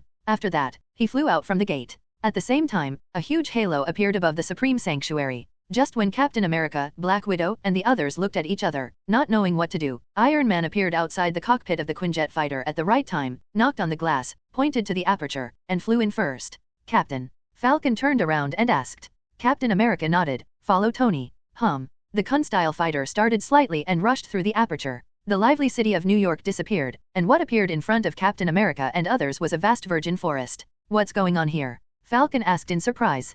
Captain America, Black Widow, and Ghost all stood at the edge of the cabin and looked out. The miraculous magic has obviously exceeded their previous cognition. Just then, they saw someone waving to them in the distance. Come here. Iron Man gestured forward. Black Widow quickly controlled the Quinjet fighter to keep up. Soon, they saw a group of people on the edge of the jungle below. It was Pete, Wanda, and Vision, and besides them, they also knew Nick Fury, the former director of SHIELD, and a coquettish middle-aged man in a cloak. Seeing this, the Black Widow lowered the plane and adjusted it to hover mode. Falcon took the initiative to stay, just in case. Others came to the ground one after another. Thanks to Sun Boring for the 5,000 starting point reward, thanks to Flying Dante for the starting point coin reward. End of this chapter. Chapter 65. Welcome to Wakanda. Among the people standing in front of Bede and others, the leader in the middle was a very handsome black man. Wearing a well-fitting suit on his body, he looked polite but dignified. He is the current king of Wakanda, the Black Panther T'Challa of this generation. Black Panther is an inherited name, it is the patron saint of Wakanda, and the kings of Wakanda will become Black Panthers. They will consume a heart-shaped herbal juice that is a specialty of Wakanda, thereby gaining superhuman speed, strength, endurance, acuity, senses, etc. In other words, they themselves are already a super soldier who has undergone a similar genetic transformation. And they also have a Black Panther suit made entirely of vibranium. The molecules of this special metal are relatively static, making it almost indestructible at the molecular level and can even absorb heat and energy. And kinetic energy. Captain America's exclusive weapon, that shield is made of Genjin, it's very precious, and even secretly practiced a set of combos with Mjolnir. And such materials, Black Panther has a whole set. It can be seen that he is rich and powerful. Wakanda has a large amount of vibration gold, which not only brought them vibration gold technology far beyond the level of Earth civilization, but also gave them inexhaustible wealth. Iron Man is rich, but compared to Black Panther, that's even worse. To give the simplest example, 1 gram of vibranium is worth about $1, and there is an entire vibranium mine in Wakanda. Behind the Black Panther stood a group of very capable-looking black women, 2 of whom were noteworthy.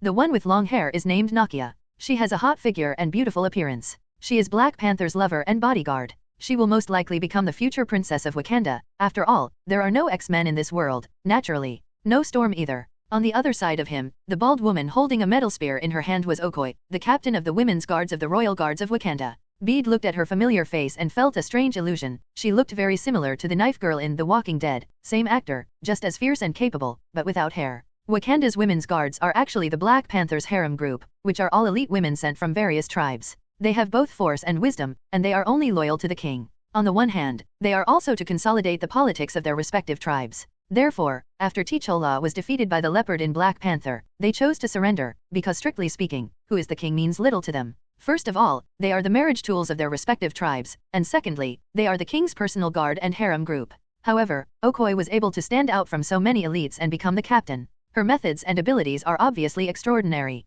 This is not an easy woman, Bede concluded in his mind, and then quickly looked away. At this time, on the other side, Black Panther, Iron Man, and Captain America have already connected. Iron Man Tony Stark, Captain America Steve Rogers, may I ask why almost all the Avengers gathered in Wakanda? Black Panther looked at the two of them, but there was a secret hidden in his plain words. Front. His words vaguely revealed his understanding of the Avengers members, and he meant to tell them not to play tricks. Wakanda has an intelligence department called Pride, which does allow them to know many things happening in the world.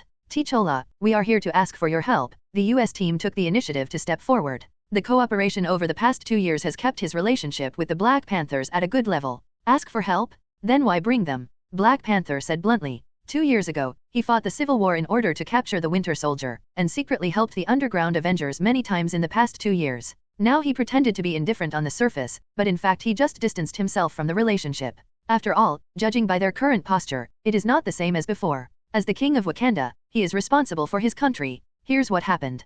Captain America roughly explained the current situation. Thanos? Infinity War? Starfleet? Black Panther was a little stunned. He paused for a moment, seeming to be thinking about the authenticity of the news. After a while, he said, since you said it, I believe it will not be aimless. If there is anything Wakanda can do, just speak up. Saying that, he waved his hand. Behind him, the originally endless jungle suddenly shook, and a huge light curtain appeared. This is the energy barrier shrouded in Wakanda. It can not only resist the bombardment of the main guns of the interstellar warships, but also block the peripheral vision, making the world believe that Wakanda is just a third-world country dominated by agriculture and animal husbandry. At this time, a corner of the light curtain has been opened. Looking in from here, naturally it cannot block their sight. The original jungle has now turned into an endless grassland, and there is a floating airship that looks like a large pickup truck parked not far away. After Bede and the others got on the airship, and the Falcon flew in with the Quinjet fighter, the energy barrier closed again. Bede looked back and found that it was completely unaffected from the inside. He could only see a light curtain between the inside and the outside, somewhat similar to a one-way mirror. Perhaps before they saw Black Panther and the others, Black Panther and the others had already stood in the light curtain and observed them. But that's all right. After all, this is to use their homeland as the main battlefield. As the masters, they cannot be too cautious. In fact, this means that the Black Panther has a good personality. If you want to change to someone with a bad personality, who cares about your life? You know, Captain America and the others didn't tell Black Panther that he would die if he didn't participate in this war. The cargo airship under the feet may look strange in shape, but its speed is not bad, and there is a faint shimmer of light shrouded in the surroundings when flying, which directly isolates the influence of the wind. Obviously, this is another vibranium-derived technology. However, if you look down from a high altitude, you can find a very strange problem. Wakanda's technology is supposedly very high, and it is not an exaggeration to say that it is an alien civilization living on the Earth. However, the houses that Wakanda residents live in are very retro. Not only do they seem to be in line with Wakanda's identity as an alien civilization, they are not even on par with ordinary cities outside. Is there a huge gap between rich and poor in Wakanda? But that wasn't Peeta's concern. They quickly flew over the outer circle, crossed a river, and entered Bonanzana, the capital of Wakanda, which looked like a real high-tech civilization. The dome-style buildings that can be seen everywhere, and the speeding express suspension trains are some extraordinary technologies. After not sighing for too long, the airship slowly landed in front of a magnificent building. Panther stepped off the airship first and made an inviting gesture. Welcome to Wakanda. End of this chapter. Wanda couldn't wait to say her need. Let Wakanda help remove the Mind Stone from Vision's forehead. Black Panther took them to the research department and introduced them to his sister, Princess Shulai of Wakanda. There is also another translation called Surui, but it feels too weird. Princess Shulai not only has a noble status, but also has a very smart mind. Although she is young, she has become the leader of Wakanda's scientific research department with her real talents and knowledge. The Quinjet fighter that Bede and the others took was from her subordinates. And Bede also knows that in the original plot, within a few years, the Black Panther will die of illness, inherit his position and become the new patron saint of Wakanda, Princess Shulai. She is also known as female Black Panther. However, compared with the skinny appearance in the movie version, Princess Shulai here looks much better. Although her figure is also a little slender, she is not thin, but not plump. And the appearance is also more refined. After all, her brother is so handsome. Obviously the royal family genes are very good. If this Princess Shalai became a female Black Panther, maybe Black Panther too would not be so badly sprayed. At this time, Vision and others had also chatted with Princess Shalai. Vision lay down on a hospital bed. I saw Princess Shalai scanned Vision's body from feet to head with the Kamoya beads on her wrist, and then focused on scanning the mind gem on her head again. Then, she turned her hand over, and an imaging diagram with the Mind Stone as its core and a thinking system that continued to expand outward appeared in her hand. This is a polycrystalline polymorphic structure, she said with some surprise. Your method is good. I can indeed recode them and simulate this structure, but I will lose the mysterious energy in this gem. We don't need this gem, and we don't need this energy, Wanda said decisively. In her eyes, it doesn't matter whether Vision is powerful or not, what matters is the person Vision. Vision also looked at Princess Shalai and said, please just start. I want to take out this gem.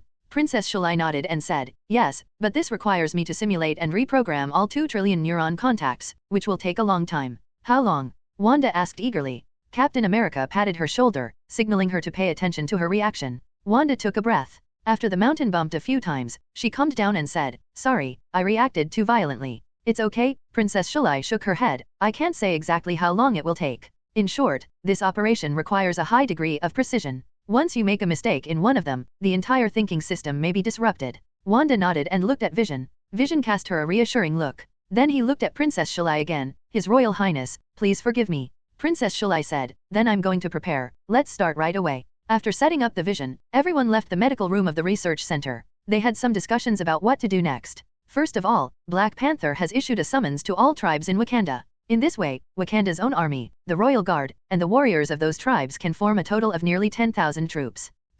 Although there are not many people, considering that almost everyone inside has 2 sets of vibrating gold weapons, this army can hang and beat the entire civilization of the earth. A vibranium cloak that can create an energy barrier to protect oneself, and an indestructible vibranium spear that can fire energy beams, this is the standard equipment of a Wakanda warrior. Captain America looked at the corners of his mouth and wanted to shed tears of poverty. However, everyone present was more civilized and polite, and they knew Wakanda's group training the vibration gold should not be leaked, so no one proposed to buy or ask for something. Except Iron Man and Nick Fury. Iron Man has been working hard to upgrade his armor, but he has been struggling with the lack of better materials. After seeing the vibranium, he was naturally happy to see it. If he can create a set of Genjin battle armor, then his strength will get a qualitative leap.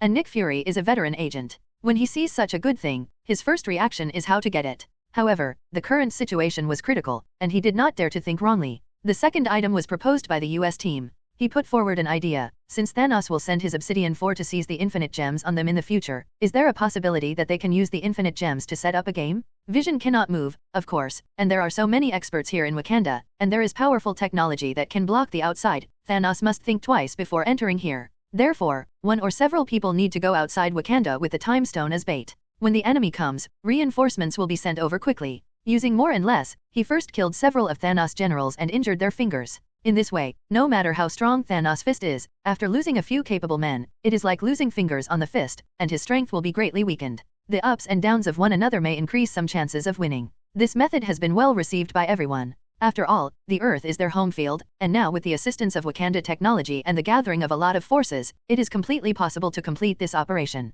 It's just that everyone has different opinions on who should be the bait. Captain America thinks he can be used as bait. Doctor Strange feels that he can use the power of the Time Stone, so this is the most suitable bait for him. Iron Man is also full of confidence in himself and thinks he can do the job, although he said that being a bait does not fit his status as a rich man, and it feels like the stupid son of a rich family jumped into the kidnapper's trap on his own initiative. But as a famous superhero, he is naturally unwilling to be left behind. Black Panther and Wanda didn't say anything. As the king of Wakanda, Black Panther must stay in Wakanda now, and even future support may not come. So does Wanda. Although Wakanda has an energy barrier and they are full of confidence, no one can say whether the other party has any means to come in. Vision, who is undergoing surgery, has no ability to protect himself, so Wanda naturally wants to stay and protect him. At least this way, even if all of them are dispatched by then, there will still be Wanda and Black Panther staying in Wakanda to ensure that everything is safe. In the end, they couldn't stop arguing and decided to refer to Bede's suggestion. This made Bede a little flattered. After some discussions, the result was finally reached. The US team, Bede and Iron Man formed a combat team to serve as the bait. Among them, the US team is the main T, Bede is the assistant, and Iron Man is the output. Although Captain America is average among non-humans, with his talent to force a attack, it should be possible to hold back the attackers. Pete is Spider-Man, and an adult Spider-Man at that. Compared with the Dutch Spider, whom Iron Man knew was only a child, it was obviously much more reliable and qualified for this position. Not to mention Iron Man's output ability, he can carry, fight and support, almost omnipotent. And this plan will officially start tomorrow. Thanks to Sunboring for the 6,500 starting coin reward, to Chikubi for the 1,000 starting coin reward, and to Bookfriend 202301161454375590 for the 100 starting coin reward. End of this chapter. Chapter 67 The Ghost Woman's Ability. Okay, everyone, the waiter will take you to your respective rooms, everyone can take a rest, the dinner will be held in an hour. After the meeting, the Black Panther decided to do his best as a landlord. This was Bede's wish. Counting on the side of Ultimate Universe, he hasn't eaten for almost 12 hours. Oh no, at Ant-Man's house, I passed an apple on his desk and used it as a cushion. But fruit is something to eat when you are hungry, you know. Spider-Man is not from the cultivation side, so he can't eat food, and he is already hungry. It was okay to be nervous before, but now that everything is ready, I relax all of a sudden, feeling tired and hungry. Bede first followed a waiter to the room assigned to him, took a nice bath, and then changed out of his battle clothes. He has been wearing this battle suit for a whole day, and he has also experienced countless battles during the whole day, and he sweats a lot. I really can't wear it. However, when he was about to put the suit in the washing machine, he remembered that the suit had a built-in intelligence system and there were circuits in the interlayer. Wash it, it won't short circuit, right? Bede patted his forehead. He actually forgot to ask Penny if the clothes could be washed in water. He knew that this suit was waterproof. After all, it was necessary to wear it in rainy weather. Penny had considered this point. But just like watches and mobile phones, waterproof is not equal to can be washed in water. These are two concepts. After much hesitation, Bede wrapped himself in a towel, pushed open the door, and asked the waiter waiting at the door, "Hello, do you have a dry cleaner here?" The waiter was slightly taken aback, a little surprised. Then she glanced at the battle suit in Bede's hand, with a big smile on her face. "Do you need dry cleaning? I can send it to you." Naturally, there are dry cleaning facilities in the palace. As a king, Black Panther has countless expensive clothes. And the more expensive the clothes, the more sophisticated the materials, and the cleaning methods are also very particular. Of course, except for one-time wear. "Thank you then. There are circuit components in this suit. Please let me know when you clean it," Bede ordered. "Good honored guest." The waiter raised his wrist, pressed a paging button, and then looked at Bede again. "Do you need to prepare some additional clothes for you?" "Hey, is it okay?" Bede asked. The waiter smiled and said, "Of course, please tell me your size and it will be delivered to you soon." For Wakanda, which has a big family and a big business, a few sets of ready-made clothes are nothing at all. Since there was a large family to slaughter, Bede didn't refuse, and said his size again. "Fortunately, I measured it when I was making the spider suit, and it is not ambiguous to say it now." So the waiter raised his wrist again to notify him. "You can go back to your room and have a rest first. It will be delivered to you later." "Thank you." Peter returned to the room and closed the door ajar. Regarding the matter of handing over the spider suit to Wakanda for cleaning, it is actually nothing to think about it carefully. The spider suit was a treasure to him, but to Wakanda, it was nothing. It is estimated that people will look down on it. After all, Wakanda can make a suit with better performance than his spider suit in a few strokes. And Black Panther is not Iron Man or Batman next door, so if you are afraid of you, you have to make a set of anti-U armor for you. Not long after, someone delivered new clothes. Contains a complete set of clothing inside and out.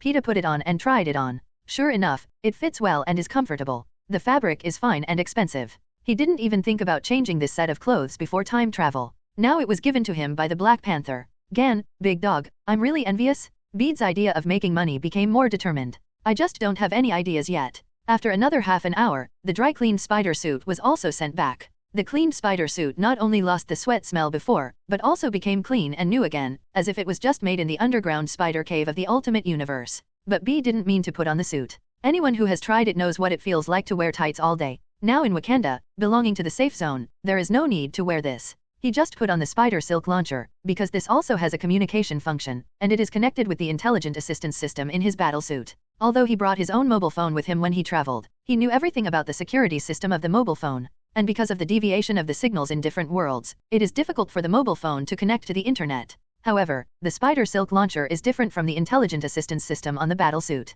This is a dial-free device that can bypass the registration information and directly intercept the signal. It is the spider that Penny gave her after she came to this world. A little modification of the mecha. So when making Bede's spider suit, it was also applied by the way. In this way, even if he arrives in a different world, he can still retain his communication function and not lose his sight. Dong dong dong. Not long after Bede put on his clothes, there was a knock on the door. He opened the door and saw that it was the ghost girl. "Ava, why are you here? Are you running out of energy?" The ghost woman glanced at him. "Can I go in?"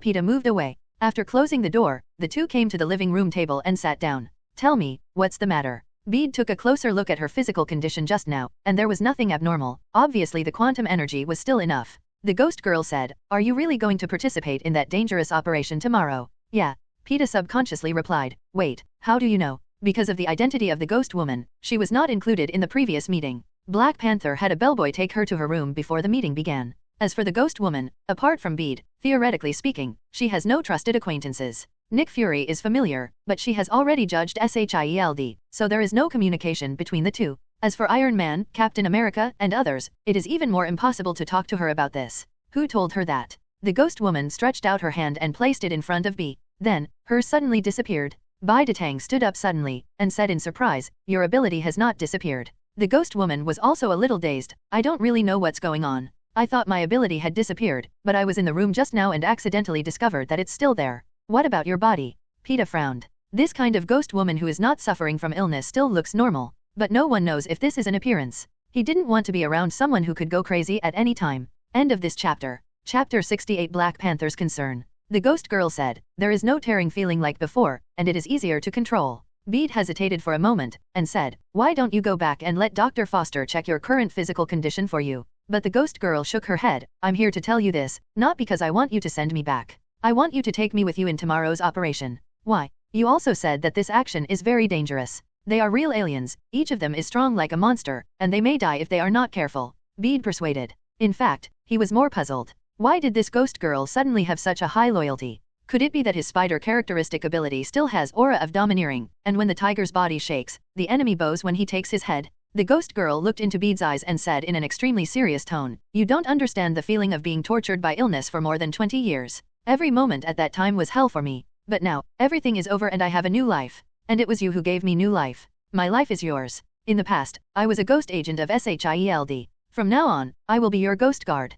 Peeta and Phantom looked at each other, only seeing sincerity in her eyes. "Okay then," Peeta nodded. He decided to wait for a chance to talk to Bill Foster about his adopted daughter later. For him, the most important of the adoptive father and daughter is Dr. Bill Foster as the adoptive father, not some ghost guard. And having someone next to you all the time makes my scalp numb just thinking about it. For now, Peeta had to let her go. However, he didn't feel that the ghost woman could provide him with much protection in the next operation. Although I don't know how many Obsidian 4 are coming and who is coming, they are not easy to deal with. After talking with the ghost girl, it was soon time for the dinner party. 10 minutes before the dinner began, the waiter knocked on Bede's door. The ghost girl was not used to crowded places, so she rejected the proposal to go together and returned to her room. So Bede came to the banquet alone, led by the waiter. This was a private banquet, and Black Panther invited them to participate as a friend, so it was not big in size. But the dishes on the banquet are still very rich. Wakanda has a high-tech cultivation base, where any crops or animals can receive the most careful care, fully intelligent, so there are many ingredients that are priceless outside, but here they are just used as ordinary food. This is the productivity of technology. The unbearable hunger in his belly, coupled with the delicious food, instantly awakened the soul of dry food in Bede's heart. "It's burning up?" He quickly threw himself into the pile of food and began to bury his head in cooking. Iron Man and the others held their glasses of wine and ate slowly while connecting with each other. Gollum. After B swallowed a piece of spicy chicken in front of him with rice, he finally slowed down the cooking speed. This whole meal of eating and drinking directly pulled his hunger from 0 to 70, and he could eat the rest slowly. At this time, a figure came to his side. The Black Panther held a wine glass and asked with a smile, "Mr. Bede, can I sit here?" Bede raised his head, wiped his mouth, and said, "Of course, you are the master here. This is your home, of course you can sit wherever you want. Why do you ask me?" Bede was speechless. The panther sat down next to Bede, and asked with a smile, "How does the home-cooked food taste?" Bede was slightly surprised. "You guys specially prepared this for me. Just like to eat," Black Panther said with a smile. "I heard that Mr. Bede is from Hangzhou, so I ordered them to make some. However, Hangzhou's food culture is too rich, and I am worried that what I made will not meet your appetite." Woolen cloth. Bede also smiled back and said, "Where, the cooking is very good and authentic. Isn't your chef from Hangzhou?"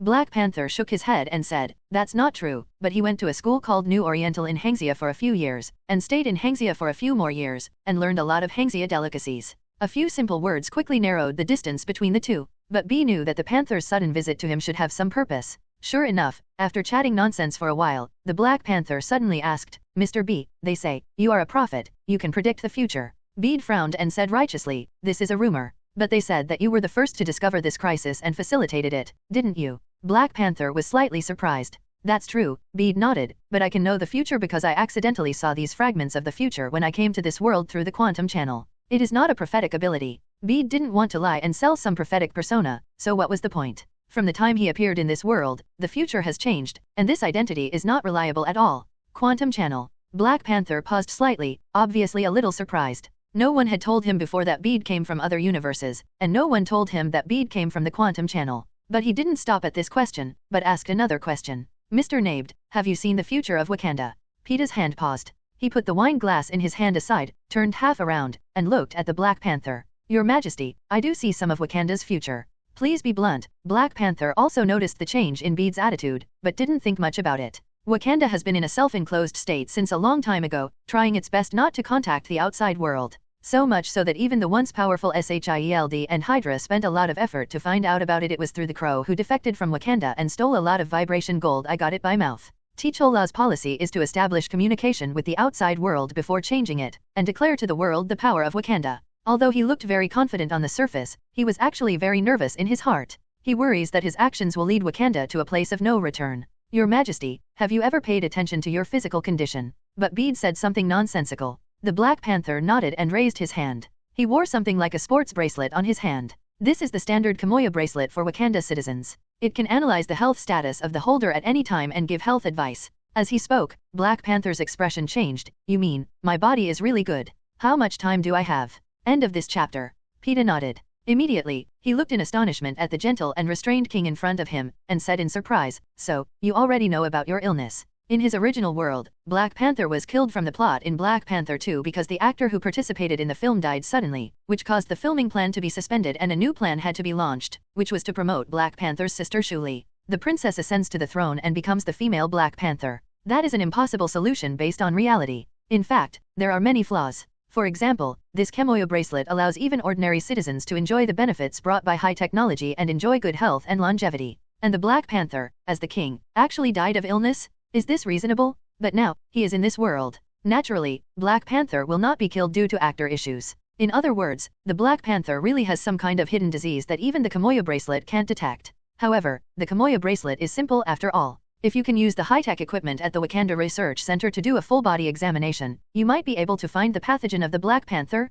Pete originally thought so. This is mainly because when he traveled back in time, Doctor Strange 2 was only filmed in the entire Marvel system, and most of the plot of Black Panther 2 was learned online. There are actually only two things that can be determined. One is that the Black Panther got sick and died, and the other is that his sister Princess Shuli became a female Black Panther. So he only knew that Black Panther would die at some point after Avengers 4, but he didn't know exactly when. However, it now seems that Black Panther himself seems to have known about his problem, but he hid it. Black Panther nodded, his voice lowered a bit, and at the same time, the bracelet on his hand shone slightly. Although he didn't know what he did, Bede could probably sense that there seemed to be a miniature barrier in the space about 2 meters near them, which was probably used to isolate the sound. Your Majesty the King. Black Panther said, you should just call me T'Cholla. After all, you are not my citizen, we are just friends. Okay, T'Cholla, you got it. What is the disease? Bede struggled with his words, and now he is not sure what the situation is. If it's a disease, Wakanda's technology can even cure cancer. It can simulate the mind map constructed by the Mind Stone, which is equivalent to making a brain for vision.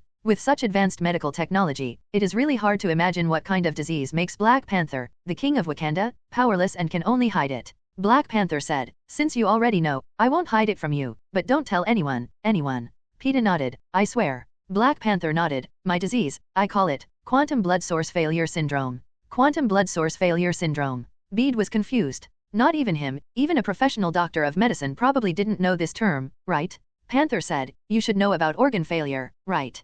Peter nodded. Organ failure generally occurs in the elderly and is an important cause of death in the elderly. When people get older, their heart, kidneys, brain and other organs will gradually fail, which is a natural phenomenon. Of course, there are also some young people who will appear for various reasons. Bede has heard before that many online writers have suffered organ failure or even death due to long-term stay-up late typing, irregular work and rest, unhealthy diet, etc. He also sometimes wonders if he is already dead, and now he is in his fantasy before death. Just blood failure? What are the symptoms? Is it related to blood? Black Panther explained, more than a year ago, I accidentally discovered that my blood was continuously failing, with fewer red blood cells and less new blood. After careful research, I found that it's a pathological phenomenon that emerges from a more microscopic realm. And that realm, even Wakanda's technology, can't do anything about it. Isn't Genjin not enough? Peter asked doubtfully. Genjin technology is the foundation of Wakanda. This thing has beaten the civilization of the Earth for an unknown number of eras. Black Panther shook his head slightly. I have been secretly researching this year, but there is no progress.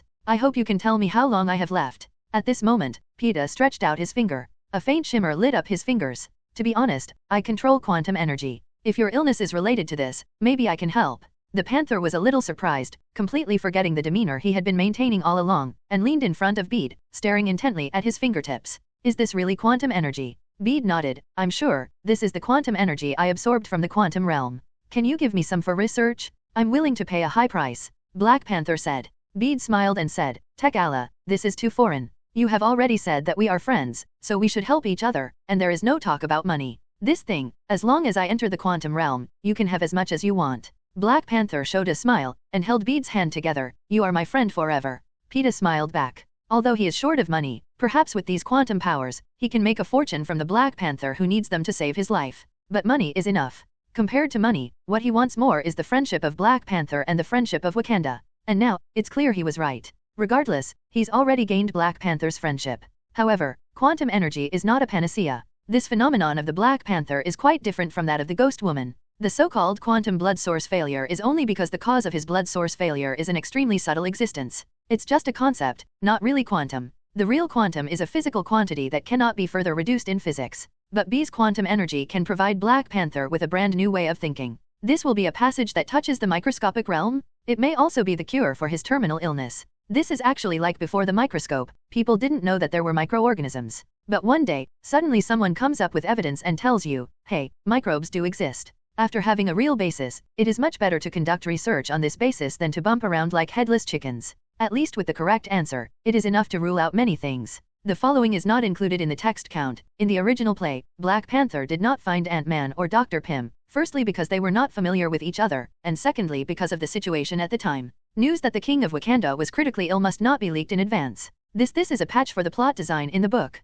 End of this chapter. Some eager panthers pulled Pete away from the banquet hall in a hurry. Although there were people who noticed them, they didn't come up to ask more questions. After wandering around for a while, Bede gradually followed the Black Panther to a relatively secluded place. Along the way, perhaps because there was no one around, Black Panther shared his thoughts with him. Black Panther speculated that the blood source exhaustion in his body might come from the heart-shaped grass they took. Although the heart-shaped grass can transform the user, possessing physical fitness and senses beyond ordinary people, etc., there is also a certain kind of poison hidden in it. For countless years, only the Black Panther family, the kings of Wakanda, has the ability to completely tame the heart-shaped grass. As for other people, even if they can take it, it is still dangerous, and the chance of sudden death is extremely high. Unless there is a way, that is, under the witness of the Black Panther god, the person who defeated the Black Panther family upright and became the new king of Wakanda. In this way, you can also get the blessing of the Black Panther god and successfully consume the heart-shaped grass. However, the poison in the heart-shaped grass has been fused into the blood of the Black Panther family for generations. In other words, rather than saying that they tamed the heart-shaped grass, it is better to say that the Black Panther family has adapted to this poison. Under normal circumstances, this violent poison has no negative effects on them, except that every Black Panther must drink potion after reaching a certain age to remove the effect of the heart-shaped herb in the body. This is also the reason why T'Cholla's father, T'Chaka, was killed by a terrorist bomb as a former Black Panther. Because he has reached his age, he has returned to an ordinary person, and he no longer wears the Black Panther suit. Otherwise, with the Black Panther's reaction speed, even if he is old and wearing the Black Panther suit, he will not be killed by the bomb. Judging from the continuation of the Black Panther family for so many years, the probability of the poison in the heart-shaped grass breaking out is extremely small. However, T'Cholla happened to run into this extremely small probability. This is probably the only part of the Black Panther family for so many years. No wonder he couldn't do anything about it. If Bede hadn't just possessed quantum energy and pointed out the field of microscopic particles for him, I'm afraid that the remaining time would not be enough for him to research some clues. According to Black Panther's own research, he may die of blood source failure in as long as 5 years or as short as tomorrow. Perhaps in the original timeline, the Black Panther knew this, so he simply didn't care about it, and spent his last life on the cause of Wakanda. After all, apart from his own life, the most important thing to him, the king of Wakanda, is Wakanda. No, maybe Wakanda is more important to him than his own life. In the Panther's narration and Bede's listening, the Panther finally stopped. Bede knew his destination had been reached. This appears to be behind the palace of Wakanda. Unlike the previous buildings full of sense of technology, coming here is like returning to the barbaric era, surrounded by uncarved primitive rocks. The Panther walked towards a mountain wall. Wait, Bede's eyes widened at this déjà vu, and the Black Panther's back and Aunt May gradually overlapped in front of him. Really? The Black Panther stretched out his hand and pressed somewhere on the mountain wall, and the originally unpretentious mountain wall burst into light. Subsequently, these rays of light converged into a pattern of a leopard head. The mountain wall opened. "Come in," Black Panther made a gesture of invitation. Peter followed suit. The sense of sight is stronger, right? But the next scene was different from that of the ultimate spider. When Bede and the panther stood still, there was a slight shake, and Bede felt that they began to move rapidly. It should be horizontal. Obviously this is a secret base dug in the mountains, not extending underground. And under his feet, if he guessed correctly, it should be some kind of high-speed magnetic levitation device. This also means that this secret base is much deeper than he imagined. It may be built directly against that kind of nuclear defense base. And it must be higher than the defense level of the anti-nuclear base. Now that Bede has been brought here, Black Panther obviously didn't hide his intentions. He introduced, "This is a secret base that only the kings of Wakanda can use." Bede said quickly, "I promise I won't reveal it." Black Panther smiled slightly, "If I was worried about this, I wouldn't have brought you here." With a slight collision sound, there was a faint sense of forward leaning. Only then did Bede see the whole picture of the secret base exclusive to the king of Wakanda. What you see in the center is a huge leopard. This is Buster, the leopard god mainly believed in Wakanda. It is said that the power of the Black Panther family comes from this. Bede didn't linger too much on this engraving. His eyes quickly scanned the other furnishings inside. Everything from ancient-style spears to modern equipment that is clearly vibranium weapons. Bede speculates that these may be weapons used by the Black Panthers in the past. Obviously, in addition to being the Black Panthers' private territory, this secret base also functions as a king's tomb. However, the most conspicuous thing in front of him is still a machine that looks like a hibernation cabin in a science fiction work. Black Panther walked to the device and said, "The name of this thing is the Cradle of Regeneration, which was once used by the Avengers. I bought it from Dr. Zhao a year ago and wanted to use it to heal my body, but unfortunately, it didn't work." Suddenly B realized. No wonder he found it so familiar. It turns out that this is the thing that appeared in Avengers 2. In the plot of Avengers 2, Hawkeye was severely injured when fighting Ultron. At this time, a female doctor named Zhao Halen and her work Cradle of Regeneration appeared on the stage. It demonstrated a technology called nanomedicine, which successfully helped Hawkeye repair the damaged internal organs and saved his life.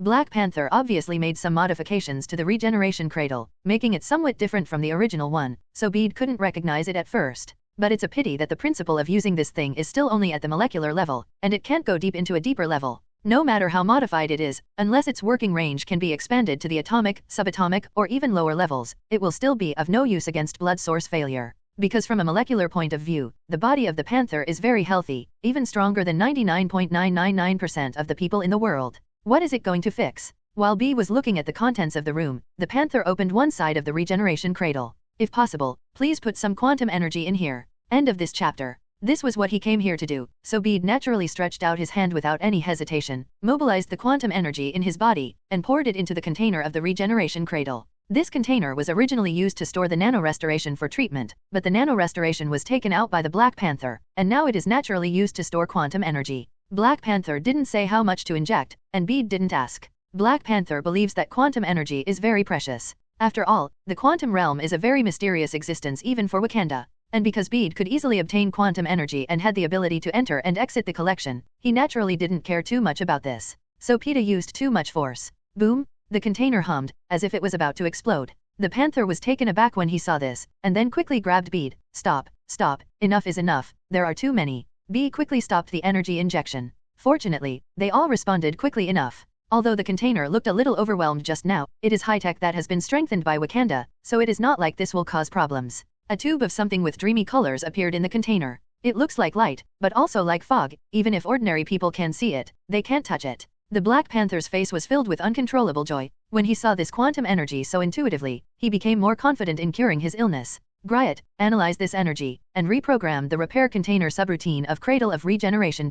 Black Panther said to the air. "Okay, Your Majesty the King." A voice sounded abruptly. Immediately afterwards, Regeneration Cradle started to run automatically. A trace of quantum energy was poured out of the container, which seemed to lead to an analysis instrument not far away. A comfortable smile appeared on Black Panther's face. "Thank you, B." Bede waved his hand. "It's good if I can help. Can I watch here?" To be honest, I only discovered this special power not long ago, and it's very rough to grasp, so I want to know more about it. Of course, that's exactly what I mean. Black Panther laughed. He was already wondering whether Lubid would be too much trouble for him here. After all, he had already asked Bede so much precious quantum energy. Isn't it too rude to make excessive demands now? But quantum energy was new territory for Bede, and for Black Panther, it was their first experience. With Bede as the master here, he felt much more at ease. As for B, of course he wanted to take the opportunity to study some derivative uses of quantum energy so as to prepare for the upcoming battle. Although he had a Dr. Bill Foster who promised to help him, that one would help, at least until after this war was fought. To put it more bluntly, I can't count on him for the time being.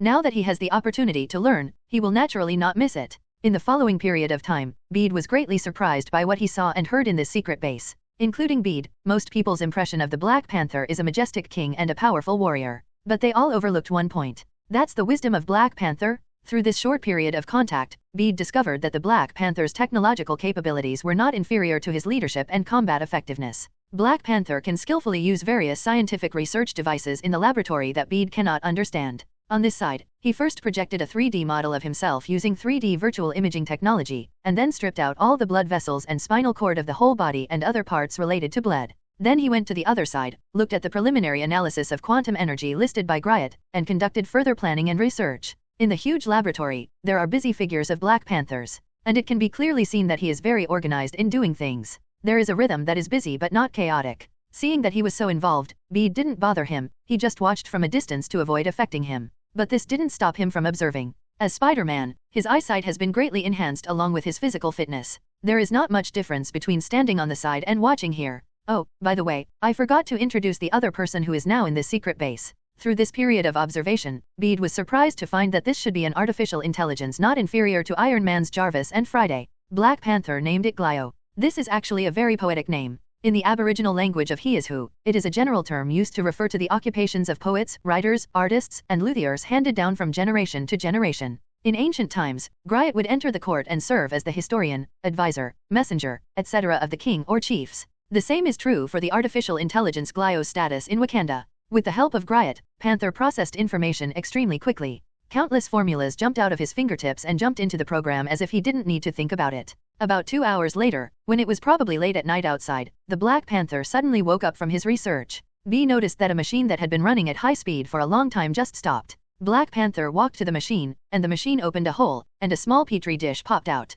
In the petri dish is a thing like a leaf fiber. It's very thin, so you need to use very small tweezers to hold it carefully, and then use a magnifying glass to observe it. The Panther carefully placed it on the glass slide, with his entire face close to it, sizing it up carefully, as if he was looking at some peerless treasure. Bede also took a few steps closer and looked at it curiously. Did you research it so quickly? Black Panther made some room, but shook his head. Of course not, I just verified an idea. Oh, Bede became interested. To be honest, he really didn't understand what the Black Panther was doing just now. Black Panther was also happy to share his results with Bede. After a gesture, he said, after preliminary analysis of quantum energy, I found that this quantum energy can be used as a coupling agent. Place it between some protons and neutrons, and then apply a small amount of energy. They can be quickly coupled together to form a special subatomic structure. Subsequently, I simulated the data of the heart-shaped grass and successfully used these quantum energy to couple the subatoms to create a tree similar to the heart-shaped grass. The leaf fibers are 99% similar to villi. There was a hint of excitement in his tone.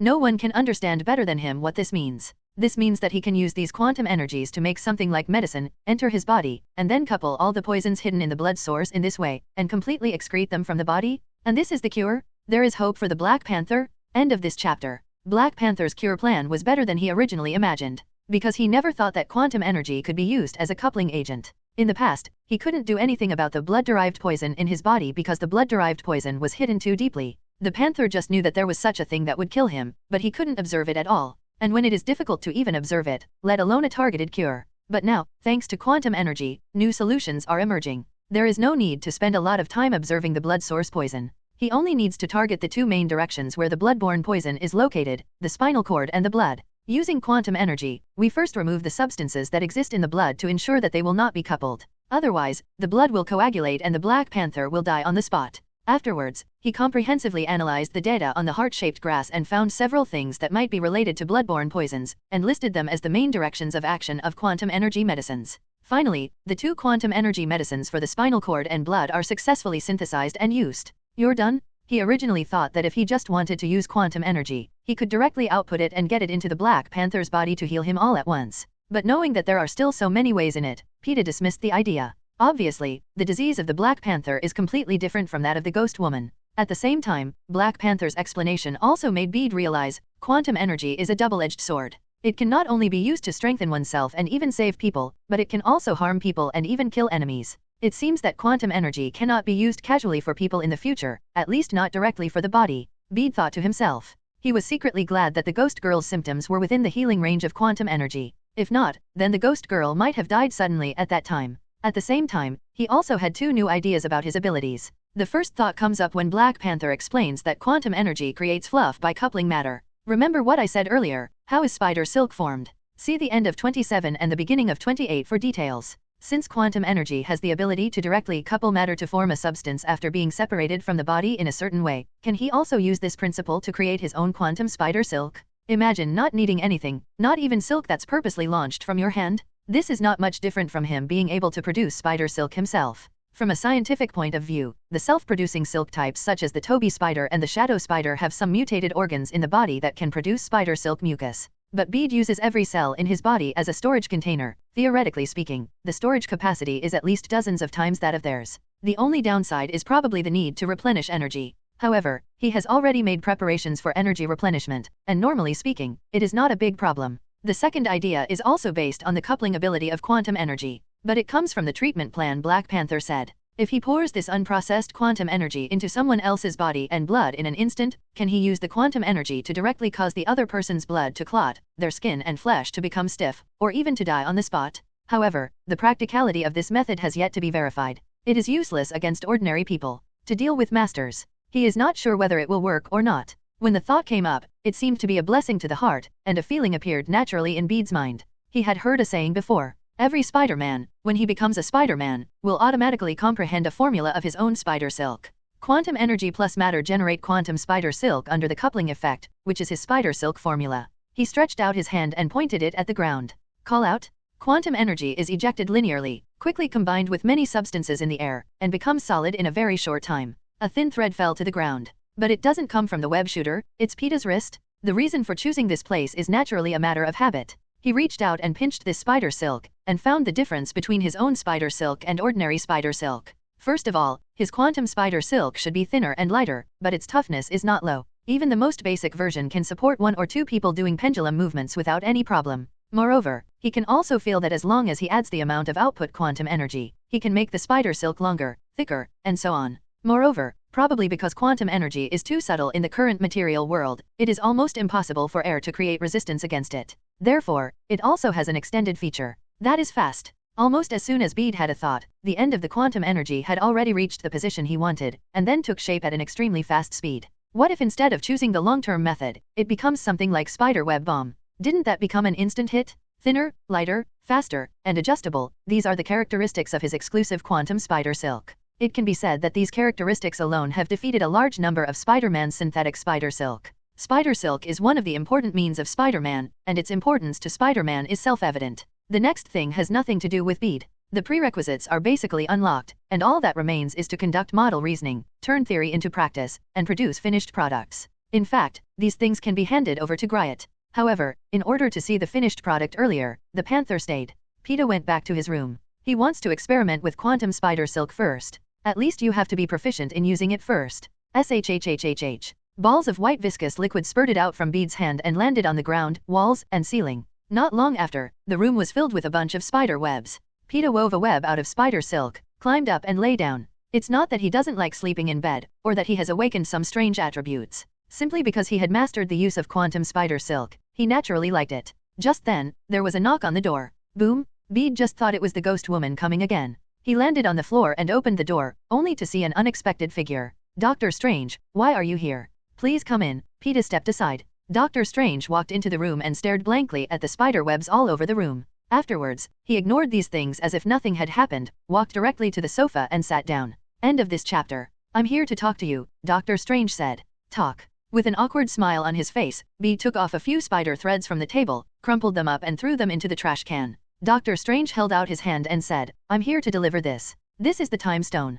Bede was slightly startled, somewhat confused by Doctor Strange's actions. What appeared in front of him was an eye-shaped necklace. That is the Eye of Agamotto. In the comics, it was acquired by Doctor Strange from Agamotto, the all-seeing being from another dimension, and was really Agamotto's eyeball. In this movie universe, it is the container of the Time Stone. It was originally owned by the Ancient One. After the Ancient One died, it was passed to Doctor Strange. Doctor Strange's ability to observe the past and the future is achieved by using it. However, its famous battle was actually when Doctor Strange fought against Dormammu. Doctor Strange was vulnerable to Dormammu and almost died upon meeting him. But with the Eye of Agamotto, he was resurrected again and again. In the end, Dormammu was forced to compromise and could only negotiate terms with him. According to the plan, Doctor Strange will give it to Bede for temporary safekeeping until the start of the plan tomorrow. Because Iron Man wants to be the DPS and Captain America wants to be the main tank, the only suitable person is Bede, a superhuman warrior who specializes in agility. Doctor Strange didn't say anything superfluous. He handed the Eye of Agamotto to Bede and asked him to carry it with him before leaving here.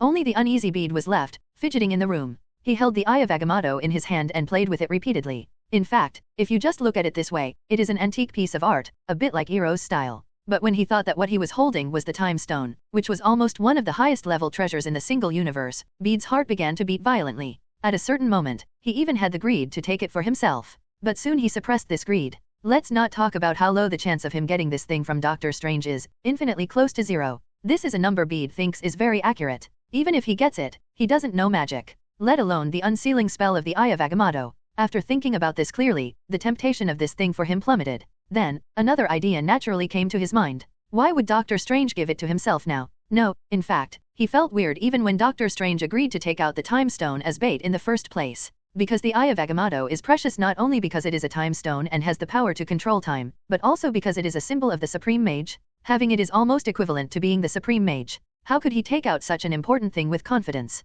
And it was also designated to be handed over to Bede for safekeeping. Reminiscent of Doctor Strange's attitude towards his inexplicable change, Bede had a guess in his mind. Could it be that Doctor Strange saw something from the future picture that made him so tolerant? Wait, I won't be the one who snaps my fingers in the end, right? Bede thought of the inexplicable glance that Doctor Strange showed to Iron Man in Avengers 3 after watching the movie 1,400,605 times. Shudder? Mad, how could I do such a thing? Moreover, if that time really comes, doesn't it mean that Thanos has collected all 6 gems without any risk? They prepared so much more than in the original book this time, but they still came to that step. Bede felt that he could not accept it rationally. It was even more unacceptable than the fact that he had such a realization in the end. It should be something else, right? Bede thought to himself and found a reason to convince himself. But a seed has been planted. It is unknown whether it will be drowned by a heavy rain like the seeds of infatuation, or whether it will take root and sprout in the moisture of rain and dew like the seeds of hope. At this moment, there was a melody echoing in his mind. No one sleeps tonight. No. Yes, he is the only one who can't sleep tonight. The next day, Bede yawned, only to realize that he had been lying on the floor at some point. He went to the bathroom to wash his face and his mind became clearer before he remembered why he fell asleep while lying on the floor. He had been thinking about Doctor Strange's various weird performances last night, and the more he thought about it, the more something was wrong. Then I couldn't sleep. After all, I suddenly found out that I might lose my life in the future, so how could I sleep soundly? So he crawled onto the spider web that he had woven. I don't know how long it took before he finally fell asleep, directly on the spider web. In the middle of the night, the spider silk dissolved and disappeared, and he fell naturally. Because the height of just a few meters did not pose any threat to his life, the spider sense was not triggered. It doesn't even hurt. He didn't wake up either. As for the Eye of Agamotto, he hung it on his chest like a necklace. Bede wiped his face and said, "No, I have to ask him for details." After making up his mind, Bede walked out with majestic steps. He found that there was still a waiter at the door, but it was not the one from yesterday. Maybe it's shift work. Let me ask, which room does Doctor Strange, who came with me, live in? The waiter said, "The Doctor Strange you are talking about, is he the mage-like gentleman in a cloak?" Yes, the people in Wakanda have obviously done their homework for these waiters, and Bede is not surprised that they know how they dress. The waiter said, "A few minutes ago, he already went to the direction of the restaurant. Do you want to go there now?" "Oh, I'll go there myself, thank you," Bede said. As expected, the waiter did not insist. They had been told to let these people do whatever they wanted to do. Even if they want to cause destruction, these waiters can't stop them. Soon, Bede met Doctor Strange in the restaurant. When I saw him, he was chatting with Iron Man. The two middle-aged people chatted unexpectedly. Just listen to Iron Man say, "Actually, I was supposed to be on my honeymoon with Pepper. She said yesterday that she would bake pizza for me to eat my pizza tonight." Doctor Strange asked, "Didn't your wife object to you becoming Iron Man before, but now she doesn't? How did you convince her to marry you?" Iron Man looked at him and said seriously, "Because of love." "Archmage, don't you have a lover?" Doctor Strange? Iron Man shrugged, "I'm sorry, I forgot that you should have the right commandments not to get close to women, right?" Doctor Strange? End of this chapter. Doctor Strange's face darkened suddenly. He wanted to rebut but didn't know where to start. After becoming a sorcerer, he really has a lot of desires. Even with his female friend Christine Palmer, whom he had always had a crush on, he basically cut off contact. But he just couldn't stand Iron Man's tone of "I have a beautiful wife and you don't, no way, why don't you?" Captain America said, "I didn't expect Pepper to agree to marry you. In fact, I always thought that you guys would congratulate you in the end, Tony." Tony, we know that you are very happy to be married to Pepper, but you have been showing off for more than a month, can you take a break? War Machine on the side also persuaded. Iron Man shrugged his shoulders, am I showing off? What I'm talking about are just ordinary things about loving couples. Doctor Strange, the fist is hard. Captain America, repay kindness with revenge? Now even War Machine couldn't stand it anymore. He pointed to Iron Man and said to the others, why don't you beat him up? Fortunately, both parties were mature middle-aged people, so they didn't really get involved in the end. B also came nearby at this time. Hearing Iron Man's words, although he was speechless, he suddenly understood why he didn't call Iron Man before. It turned out to be because of this. At this time, Iron Man is no longer the playboy he was at the beginning. She and Pepper Potts announced their marriage at the end of Spider-Man: Homecoming and got married last month. After marriage, he became a good man who took care of his family. If nothing else, Pepper should be pregnant by now. Because 5 years after the original timeline, Iron Man's daughter Morgan Stark was 4 years old, so it is basically certain that she was born next year. It is even possible that when Iron Man got on the spaceship in the original plot, Pepper wanted to tell him about it when he received a call from Pepper. It just happened that the spacecraft left the Earth and the signal was interrupted. However, whether Pepper is pregnant or not, it doesn't affect Iron Man's love for her. Bede sat down beside Doctor Strange, took a loaf of bread from the table and ate it.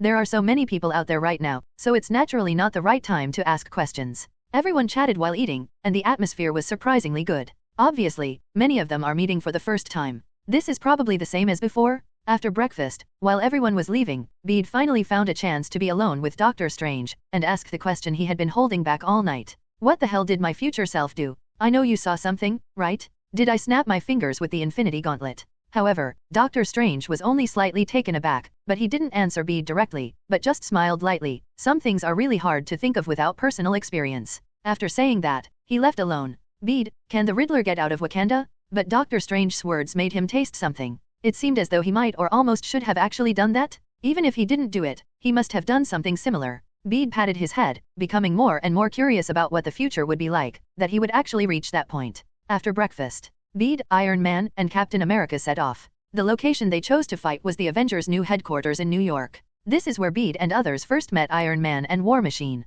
The reason why this place was chosen is naturally not because New York is the center of the Marvel world, but because the new Avengers headquarters is the home base of Iron Man. Here, there are not only his steel unmanned formations, but also an armed satellite loaded with countless weapons flying overhead. As long as the opponent dares to come, Iron Man will dare to show his cards and fight with the opponent. Naturally, Captain America doesn't care. As long as he has a shield, it doesn't matter where he goes to fight. Last night, Wakanda's scientific research department temporarily added a small team to make a shield for him out of vibranium, which basically copied the shape of the one he used before. Perhaps if nothing else happened, the shield would be given to him directly. Although Wakanda has always adhered to the concept of not leaking vibranium, they are not really stubborn. They are just afraid of affecting the outside world. For some people they trust, it's just a little bit of vibranium, it's nothing. Doctor Strange drew a circle. The three of Bede appeared at the Avengers headquarters outside New York, tens of thousands of kilometers away. Once back, Iron Man gets busy. He first used his current position to disperse those who stayed here. Of course, it is impossible for the huge Avengers headquarters to have only a few superheroes.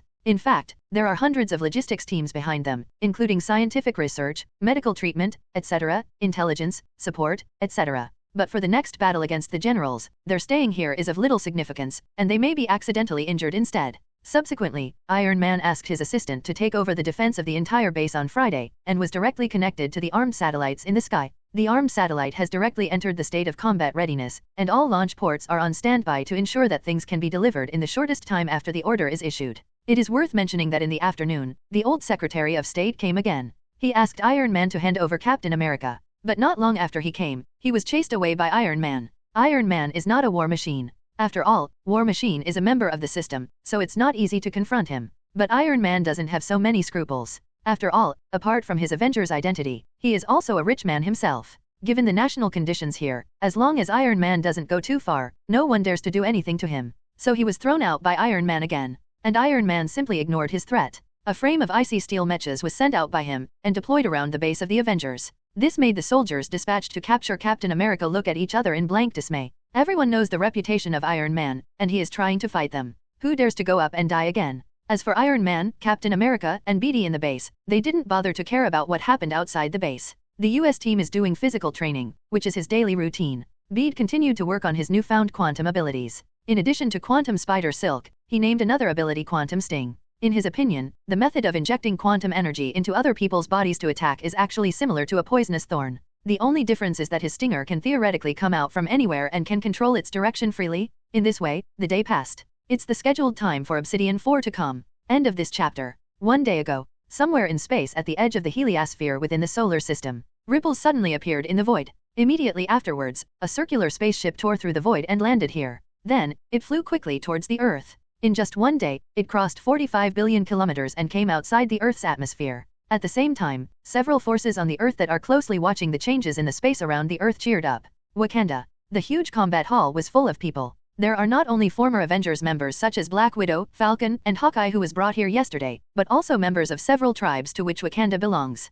The internal situation in Wakanda is actually quite complicated. It is a country with a tribal union system, mainly composed of 5 tribes: the Black Panther royal family, the White Ape tribe, Jabari tribe, the Border tribe, the River tribe, and the Merchant tribe. But in fact, the other 3 tribes are all really backward tribes, and they seem to be very poor. They actually exist more as a real barrier between Wakanda and the outside world. That is, through them, to create an illusion that Wakanda is poor to the outside world. The only exception is the White Ape tribe. The White Ape tribe believes in Hanuman, the god of the White Ape, and worships the White Ape totem, which is completely opposite to the Black Panther, and is therefore rejected. But M'Baka, the leader of the White Ape tribe, is a warrior in Wakanda who is second only to the contemporary Black Panther T'Challa, and is known as the Human Ape.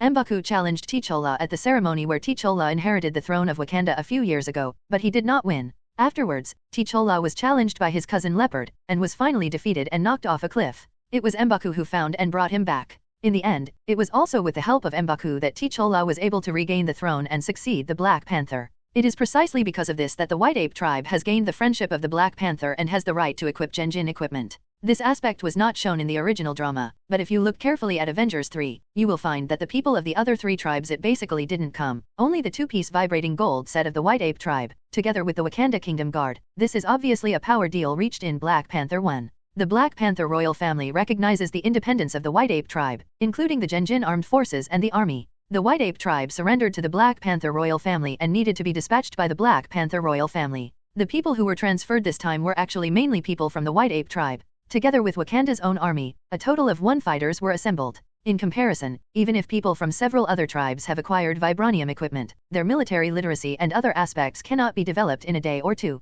Wakanda's somewhat pathological structure exposed his inner weakness to a group of superheroes. Some of them had ulterior motives and secretly wrote them down. An alien spaceship broke through the atmosphere, and it's Thanos' hand, shouted one of those monitoring the outer atmosphere. Wakanda has placed monitors at several places in the Earth's atmosphere to monitor alien visitors, and locked the alien spacecraft almost as soon as it appeared. Black Panther looked at the screen calmly. The appearance of the alien spaceship is projected on it. It was a spaceship that looked like a tire. A line of light flashed rapidly on the tire core, forming its own gravity ring. It tore through the air in an incomprehensible way with conventional technology, broke through layers of sound barriers without even causing much movement, and descended at an extremely fast speed over the new headquarters of the Avengers Alliance outside New York. Swish! A beam of light was projected down and landed on the grass, and 2 figures, one burly and one thin, walked out of the beam of light. That thin figure has a body similar to that of a normal person, except that the skin on his face is like gray stone, and even has albino spots, making him look extremely ugly. But he is one of the most powerful wizards in the universe. Even Doctor Strange at this stage was no match for him and was captured alive by him in a head-on confrontation. As for the other Chaos Mage, Wanda, he is still a novice in magic, and his combat power is purely based on the strength of chaos magic.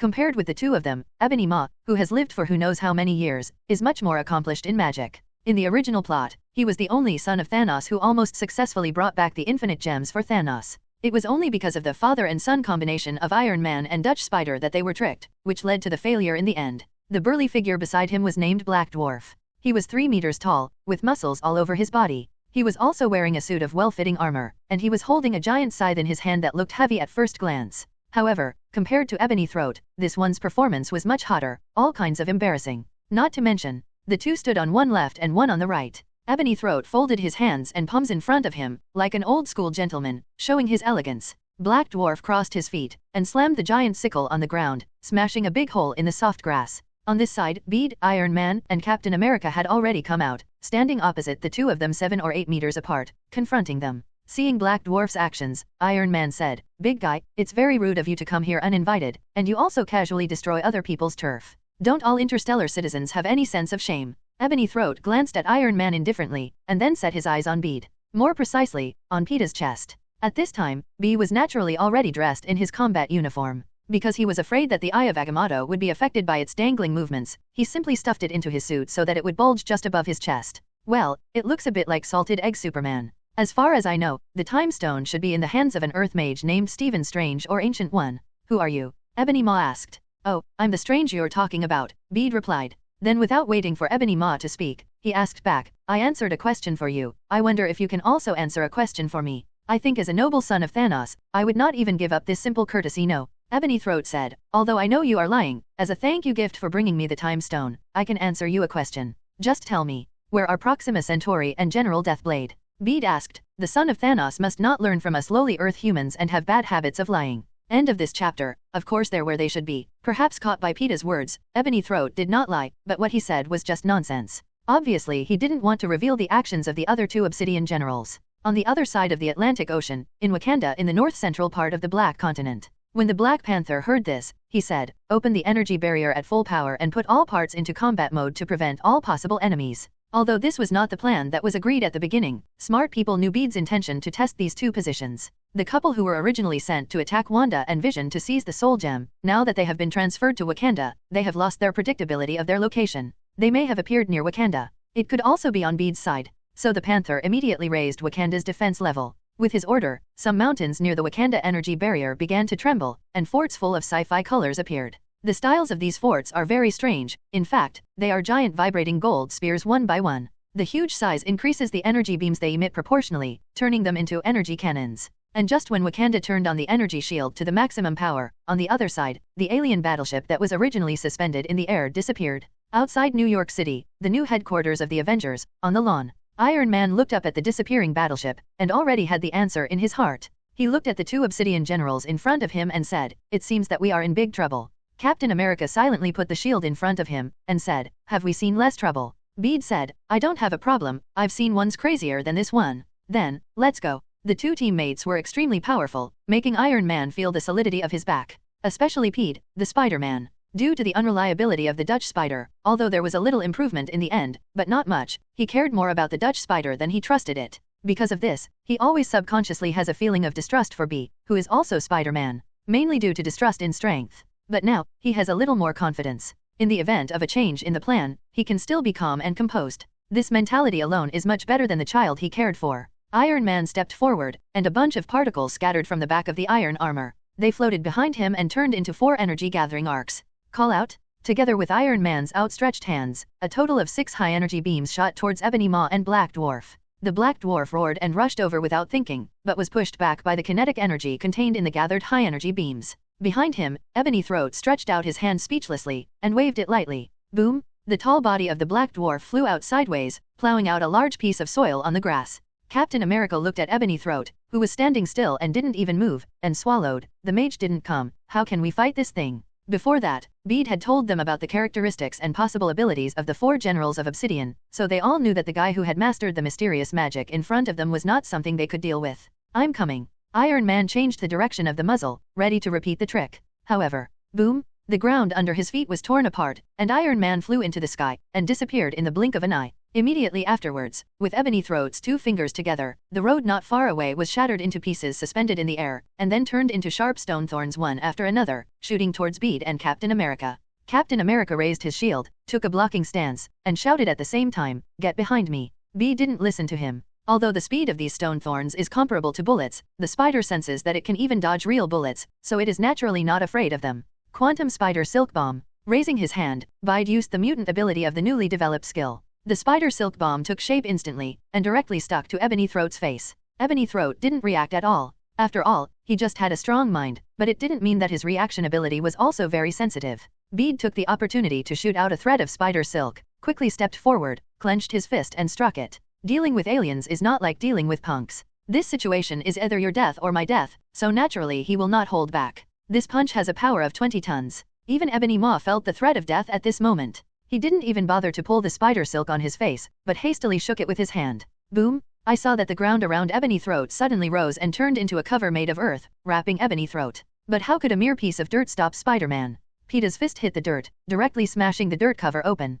However, when he entered, he found no one inside. Boom boom boom, there was a sound from the ground. Bede was startled suddenly, and pulled out without hesitation. The next moment, the ground not far away suddenly erupted. An ebony maw emerged from the ground. The cracked earth cover just now was squeezed into a ball by Ebony Throat with the power of his mind, and the squeeze was very small. If Bede hadn't pulled out in time just now, he might have been squeezed to death now. Bede's sudden attack forced him to escape from the ground in a hurry, and now he looked ashamed, which obviously made Ebony Maw very annoyed. He put his fingers together, and an invisible energy slashed towards Bede. Thought kill? Peeta hurriedly avoided it, only feeling that if he was a little bit late, he would have to be hit by it. You know, after he has been trained, his body's instinctive reaction has already been fully activated. His current dodge is an instinctive reaction of the body, and it doesn't even need to be judged by the brain. But now I almost got hit? In other words, the speed of this invisible slash was almost the same as the speed of his body's reaction nerves? The spider sensor began to jump wildly. A series of invisible slashes came from Ebony Throat. Bede didn't dare to neglect, and devoted himself wholeheartedly to dodging. On the other side, the US team who was going to help Bede got entangled with Black Dwarf. Although the US team claims to be able to split slash with anyone, it was just a joke after all, and he wasn't really cheating. Facing the infinitely powerful Black Dwarf, he could only resist it with a shield. Although the Black Dwarf has the word dwarf in its name, it is not dwarf at all, and of course there is no relationship between it and a certain celestial body in the universe called a White Dwarf. Condescending, coupled with the weight of the weapon, it hit Captain America's shield one after another. If it weren't for Jinjin's ability to absorb kinetic energy, I'm afraid the US team would have to explain it here now. End of this chapter. Boom boom boom. Several missiles fell from the sky and exploded on the Black Dwarf one after another. The Black Dwarf has rough skin and thick flesh. To him, the explosion of these missiles is like setting off a few fireworks, which is insignificant. Only the huge kinetic energy carried in it caused his body to shake a few times. The US team was not affected at all. He and Iron Man can be regarded as old partners, and there is still some tacit understanding. He completely shrank his body behind the shield, and all the aftermath of the explosion that leaked from the Black Dwarf was absorbed and dissolved by the vibrating gold shield. Afterwards, he bent his arm slightly, and with the strength of his shoulder and arm, he pushed violently. With the help of the shaking caused by the explosion just now, the center of gravity of the Black Dwarf actually shifted. Dong dong dong. The Black Dwarf retreated again and again. At this moment, Captain America took a lunge, leaped high, raised the shield in his hand, and slammed the edge of the shield into Black Dwarf's face. Black Dwarf's face was shaken by the punch, but it didn't actually do any harm. Pfft. Black Dwarf tilted his head and cursed in an alien language, his eyes showing his disdain for Captain America. With a grin, he raised the giant scythe in his hand, and was about to slash at Captain America. However, before he could cut it down, he saw a stream of light descending from the sky. Boom! It turned out that Iron Man went and returned. He was brought to an altitude of several hundred meters by the Ebony Maw, and it was only when he got rid of that strange force that he flew back. He suddenly landed on Black Dwarf's body, pointed his hand at his face, and then slightly bounced his right fist. Doin doin doin. A series of hammering sounds sounded. The iron fist seemed to be equipped with a spring, and it was driven by a small electric motor, which made the Black Dwarf dizzy. However, his physical fitness is different from ordinary people. Apart from being stunned by a series of actions at first, he actually recovered not long after. I saw his hand jerk upwards, grabbing Iron Man's body by the waist. Iron Man immediately withdrew his punches, put his hands on Black Dwarf's hands, and tried to break free. But the power of the Black Dwarf was surprisingly great. Even if it used the reverse jet engine built into the suit, it was just a tug of war for a while. Nourishes. If one plan fails, Iron Man can make another plan. A highly concentrated laser beam emerged from his hands and shot at the hands of the Black Dwarf. Black Dwarf let go of Iron Man with a howl of pain. At this time, the US team attacked again. He jumped on the Black Dwarf's back, put his feet around his neck, and hit the Black Dwarf hard with his shield one after another. Roar. Black Dwarf felt like his head was about to be smashed into two pieces. Why don't these two things talk about martial arts at all, and greet people's heads every time they get a chance? Obviously other places are bigger and easier to hit. Black Dwarf felt wronged. And the other side. Bede also got into a fight with Ebony Maw. The invisible thought slash made Bede exhausted at first. But he soon got used to this attacking rhythm and became comfortable again. So, he began to try to counterattack in some evasive gaps. Every time you raise your hand, more than one quantum spider silk is ejected. His quantum silk bomb is extremely fast and virtually silent. Even Ebony Throat can only be deflated one after another. In just a short time, his face was covered with several layers of spider silk. Unfortunately, these spider silks are extremely viscous. After reacting with the air and turning them into solid spider silks, only Spider-Man can use biological static electricity to remove them in advance. Ebony Throat stretched out his hand and tore it several times, but he could only tear it apart a little. He was really frustrated in this fight. A long-range mage met an assassin whose dodge attribute was almost full. The result is just empty blue bars. Finally, at a certain moment, the time Bede had been waiting for a long time finally arrived. He came to a blind spot of Ebony Maw's vision. On this side, due to a large group of spider silk covering his eyes, it was almost difficult for Ebony Maw's eyes to see what happened here. Pedro stretched out his hands and shot out 2 strands of spider silk at the same time, sticking to the buildings on both sides. Spider silk slingshot. Bede's body was as straight as a sharp arrow, flying towards the ebony throat. Bang! What? 2 screams sounded almost simultaneously. The source is none other than Bede and Ebony Throat. Bede's attack was detected by Ebony Maw at the last moment, but it was too late for him to dodge, so he prepared to trade injuries for injuries. He stretched out his left hand and pushed in front of him, and a barrier formed by thoughts enveloped his body, while the other hand stretched out 2 fingers, and swung a thought slash at Bede. The early warning from the spider sense made Bede aware of the crisis he was facing, but he didn't want to give up this hard-won opportunity. At the last moment, he shifted his body slightly to avoid the vital parts of his body, and the fist he waved hit hard on Ebony Throat's mental barrier. A powerful blow exceeding 20 tons instantly shattered the mental barrier. However, there was a faint smile on Ebony Throat's face, and there was a bit of disdain in the smile. Stupid and backward animals. In the eyes of the self-respecting Ebony Throat, these creatures who are still trapped on the indigenous planet are nothing more than some inferior animals. In his opinion, although this inferior animal is relatively strong, it is nothing more than that. The punch just now could shatter his mental shield, but judging from the feedback of strength, it has already reached the limit. But his attack left a huge transverse wound on the body of this inferior animal. He will win this battle? However, what he didn't notice was that the fist that had completely lost its power was still covered with a faint gleam. Slap! The fist gently pressed against Ebony Throat's face. It looked like it was just a little bit placed on top, with no power at all. But the next moment, Quantum Stinger? A gleam of light drilled into Ebony Maw's head. Bede placed high hopes on this skill, which was put into actual combat for the first time. Bang! A soft sound. Ebony Maw's face changed drastically, and he cut off the flesh and blood on his head near the area where Bede hit him without hesitation. Pedro and Ebony Maw were in touch, and both sides paid a huge price. Ebony Throat's entire head was missing by nearly 1/3. If he hadn't reacted in time and his thoughts were instantaneous, he might even be dead at this moment.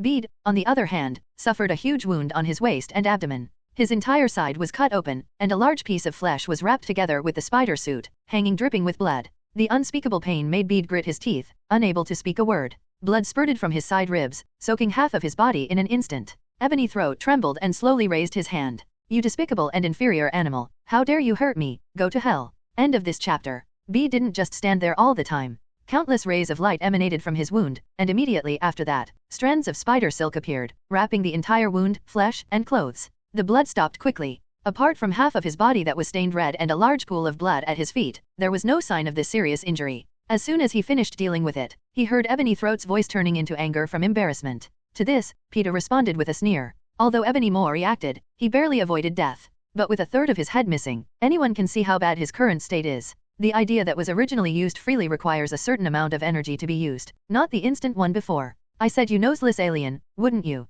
Pedro dodged and avoided Ebony Maw's attack, but was involved in the wound, which made him gasp, but his mouth still not forgiving. You are not from Kellen's hometown, are you? Ebony Throat didn't speak, and cut with another thought. B dodged again, and continued to launch verbal attacks. Oh no, you not only have no nose, but also no hair. You have no brains without hair. You're still unhappy now, aren't you? I'm not happy that the kid is like you, with a long face and an angry look. Excuse me, Kid Ebony Throat, why are you so unhappy? Bede's trash talk magic and Ebony Maw's thoughts clashed silently in the air. Bede dodged all the mind slashes, but Ebony Throat was pierced by the magic knife of trash talking. He was already delirious because he was missing 1/3 of his head, but suddenly he was so angry that he spurted blood 3 feet. However, Ebony Throat is worthy of being a strategist under Thanos. Even though part of his head was cut off, and even though Bede said that his whole body was filled with smoke, he still retained some sanity. He looked at the situation on the Black Dwarf side and found that the other party was fighting back and forth with 2 other people, so he knew that he couldn't count on this guy with a bad mind. Even if he had his head cut off, his brain area would still be enough to beat this big brainless guy.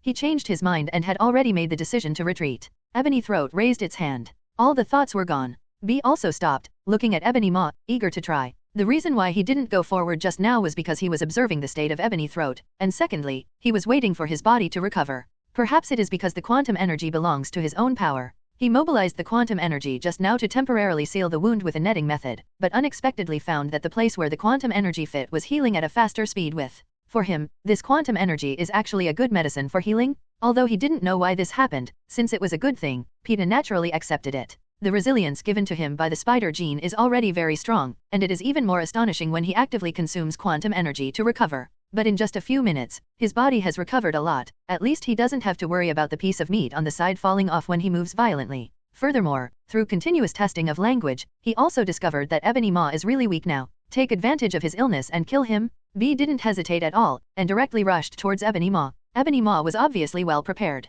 He flipped his hand over and pressed down. Boom! The majestic idea exploded in an instant. The grass under his feet was deeply pressed in, forming a pit nearly half a meter deep and 5 meters in diameter. This kind of range attack cannot be avoided by the spider sense. B was directly grabbed by the volley and pushed into the ground. The next moment, Peter gritted his teeth, endured the severe pain in his waist, supported himself with his hands, and got up. At this time, several spaceships appeared in the sky at unknown times. These spaceships are not as big as the one at the beginning, and should only be small spaceships used to transport small groups of soldiers. But they can take Ebony Maw too? At this time, a small spaceship had stopped in the air about 10 meters above the ground, and Ebony Throat stepped on a piece of dirt at its feet, flying towards it. Did I let you go? Pete growled, stretched out each hand to stick out a spider thread, stuck to the small spaceship, and pulled it violently. The spaceship shook several times. This small airship, which is not much different from the individual soldier type, is relatively light due to the use of some special aviation metal. The overall weight is only a few tons, which is no different from a small car. As for B, even though he was injured and has not recovered quickly, his strength is still amazing. The small spaceship was pulled by him and moved down bit by bit. In order to counter his power, bright flames were ejected from the bottom of the spaceship, which should have activated some kind of thruster facility. Seeing that Ebony Maw was about to enter the small spaceship, a bright yellow light suddenly lit up in the air not far from their battle. This bright yellow light turned into a circle in the air. Immediately afterwards, a support team headed by Dr. Strange ran out from inside. Sorry, something happened over there, I'm late. Dr. Strange first came to Pete's side and apologized. Bede couldn't figure out whether his apology was true or false. It stands to reason that since Dr. Strange has seen the future, he should know these things. But he looked innocent. But no matter what, the arrival of Dr. Strange and others has completely plunged Ebony Maw into despair. In his prime, it would be difficult for him to defeat Dr. Strange. Otherwise, there is no need to engage in some small actions. Facing the seriously injured Ebony Throat, Dr. Strange took it down with a few strokes. And the few small spaceships that came to support from the sky, except for the one that Bede pulled with the spider silk, all the rest fled when they saw the situation was not good. It wasn't until the small spaceship turned into a fireball and exploded with a bang that Bede was slightly relieved and fell powerlessly to the ground. A figure appeared beside him at the right time and caught him. The other side. In fact, starting a few minutes ago, with the escalation of the scale of the battle scene between Black Dwarf, Iron Man, and the US team has moved from the Avengers headquarters to the nearby forest. All the trees the three of them passed were broken, and some even burned. However, facing a powerful and tough opponent like Black Dwarf, Iron Man, and Captain America really have a headache. Captain America's attack was basically negligible. Even if he used the kinetic energy absorbed by the vibrating gold to counterattack the Black Dwarf again and again, it would only leave innocuous marks on the Black Dwarf's face. And Iron Man is ready to mobilize the anti-Hulk armor. He thinks this thing is similar to the Hulk. Although there is no anti-Hulk, the anti-Hulk should be similar, right? Chapter 79 Ebony Throat, defeated. As for his other armors, 4 or 5 of them have already been dismantled. That thing is like a large figure to Black Dwarf. Without Iron Man driving it himself, the combat power is simply a world of difference. Steve, Iron Man shouted while attacking, Pete's side is also very dangerous, I must go to support him. The US team shouted, you go, leave this place to me. Iron Man replied, hold on, reinforcements are on the way. Immediately, before the US team asked what the reinforcements were, Iron Man had already flown to the Avengers headquarters. He was too worried about Peter's side. From the fight just now, he already knew Ebony Maw's strange ability, and only a mage like Dr. Strange could deal with him. And Spider-Man, as a hero enhanced by the pure physics department, wants to fight against the magician of the mysterious department, I'm afraid. Iron Man, who already has a good impression of Bede, doesn't want anything to happen to him. He also wanted to introduce Bede to his great student Peter Parker, so that little Peter and this Bede could learn from each other. Iron Man didn't know that his behavior made Bede like the old general on the stage, with flags all over his body. Fortunately, Bede's life was hard, and he was hit by the Ebony Throat at close range, and he rescued himself abruptly. When Iron Man arrived nearby, he received a warning from Friday. Sir, a UFO is approaching rapidly. No flying objects? Is it the military? Iron Man asked. The serial number is unknown, the shape is not in the database matching, and it matches Thanos' spaceship with a high degree of matching. It is suspected to be an alien spaceship. Friday replied. Shoot them down. Iron Man understood immediately and said without hesitation. As his words fell, there were a few roars suddenly sounded in the Avengers building not far away. A round of missiles were launched from it and bombarded those small spaceships. Shields appeared on the surfaces of several spaceships, blocking the missile bombardment. But just like this, the pursuit from below also arrived. First, the war machines and Falcons, which are air units, flew over and used various means to find a small spaceship. When Iron Man saw this, he also found one. These small spacecraft did not carry any weapons. After the shield energy was destroyed by an attack, it was shot down. Iron Man used the laser knife in his hand to cut open the hull of the spacecraft and found that there was no one inside. Apparently these are all driverless. Immediately, he looked down and found that half of Bede's body was stained red with blood, and flew over immediately. Your injury looks serious, and you're bleeding a lot. Do you want me to help you sit aside? Doctor Strange added a few spell locks to the ebony throat, then turned to look at Bede and asked. When Bede fell down just now, he was caught by the Black Widow coming from the portal. Bede nodded. Thank you. He does feel a little exhausted now. It should be physical weakness caused by excessive blood loss. Although his body is strong now, his self-healing ability is also extremely strong, and he also quickly used quantum spider silk to make an emergency bandage for himself. But hematopoiesis takes time. The battle was intense just now, and the adrenaline exploded, but I still can't feel it. Now that the battle is over, as soon as he relaxes, his whole body feels weak. Doctor Strange helped Bede all the way to a place that was not damaged by the battle and sat down. Bede complained, why did you guys come so much later than scheduled? I almost told you. Doctor Strange smiled awkwardly, and explained, shortly after the battle on your side started, Wakanda was attacked. The space was blocked, so it was a step late. The space is blocked? Is it Thanos' method? Bede was slightly startled and asked. Doctor Strange nodded. Bede frowned. He didn't remember that Thanos had the ability to block space in the original work. Is it the butterfly effect caused by him as a time traveler, or is it not shown because the original work is too poorly expressive? There is a regeneration cradle in the building over there, send it there, said Iron Man, who landed beside Bede, and he explained, the regeneration cradle is a nanomedical technology that can help the injured quickly restore body tissue, suture the wound and so on. How's the battle over there? Where's the captain? Bede didn't refuse Iron Man's kindness, but he still asked about the situation on the other side. Iron Man said, I sent reinforcements to help him, there should be no problem. Besides, Rhodes and Sam have already arrived. Bede nodded. He first took out the Eye of Agamotto hanging on his chest from his suit and handed it to Doctor Strange, and then got into the portal opened by Doctor Strange.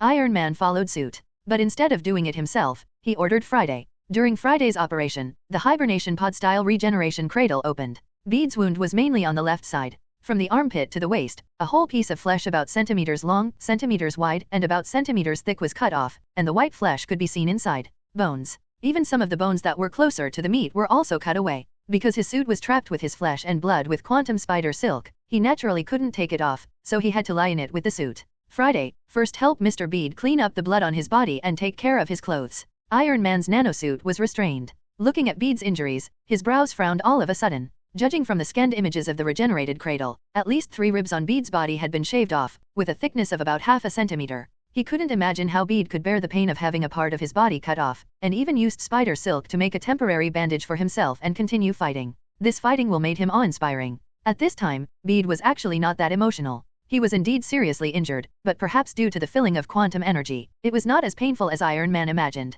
He was thinking about the broken spider suit on his body at this time, feeling very regretful. It took less than a week for this set of spider suits to be filled in his hands. It ended up being broken. After a small half was cut off by Ebony Throat's thought, the circuit inside was extremely damaged, and several layers of different materials inside and outside were also destroyed. I don't know if I can use Iron Man or Black Panther's machine to repair it. Also, the materials for repairing the suit are probably not cheap, so he has no money to fix it. Is it free? Not feeling well. Or go to the street at night and find some lucky gangsters to borrow some. If you borrow it from a gangster, you can probably get it together with tens of thousands of people, but it might be a bit difficult to use it to repair a high-tech spider suit. Then I guess I have to rob the legendary king of gangsters, Kingpin. How about grabbing Thanos' spaceship and selling it to Iron Man? Peter opened his eyes and thought wildly, letting the instruments of the regeneration cradle sweep over his body. End of this chapter. Chapter 80 Black Dwarf, Stealing My Wife? While Bede was receiving treatment, the battlefield on the other side also began to take a turn for the better. Cap learned what reinforcements were shortly after Iron Man left. It was a combination of a big brother with several little brothers. Big Brother is a tall and burly mech, with a body as high as 2 floors, and looks silly. It is the anti-Hulk armor developed by Iron Man and Dr. Banner together. Apart from being used to fight the Hulk when fighting Ultron 2 years ago, this suit of armor has been left gathering dust in the warehouse of the Avengers headquarters for most of the rest of its life. After all, this is already a large-scale war machine, and it is not used under normal circumstances. As for the few flying companions beside it, they are a pair of unmanned steel armor. Boom! The anti-Hulk armor fell from the sky and hit the Black Dwarf heavily. Now Black Dwarf is repeating his old tricks, condescending and beating the US team hard.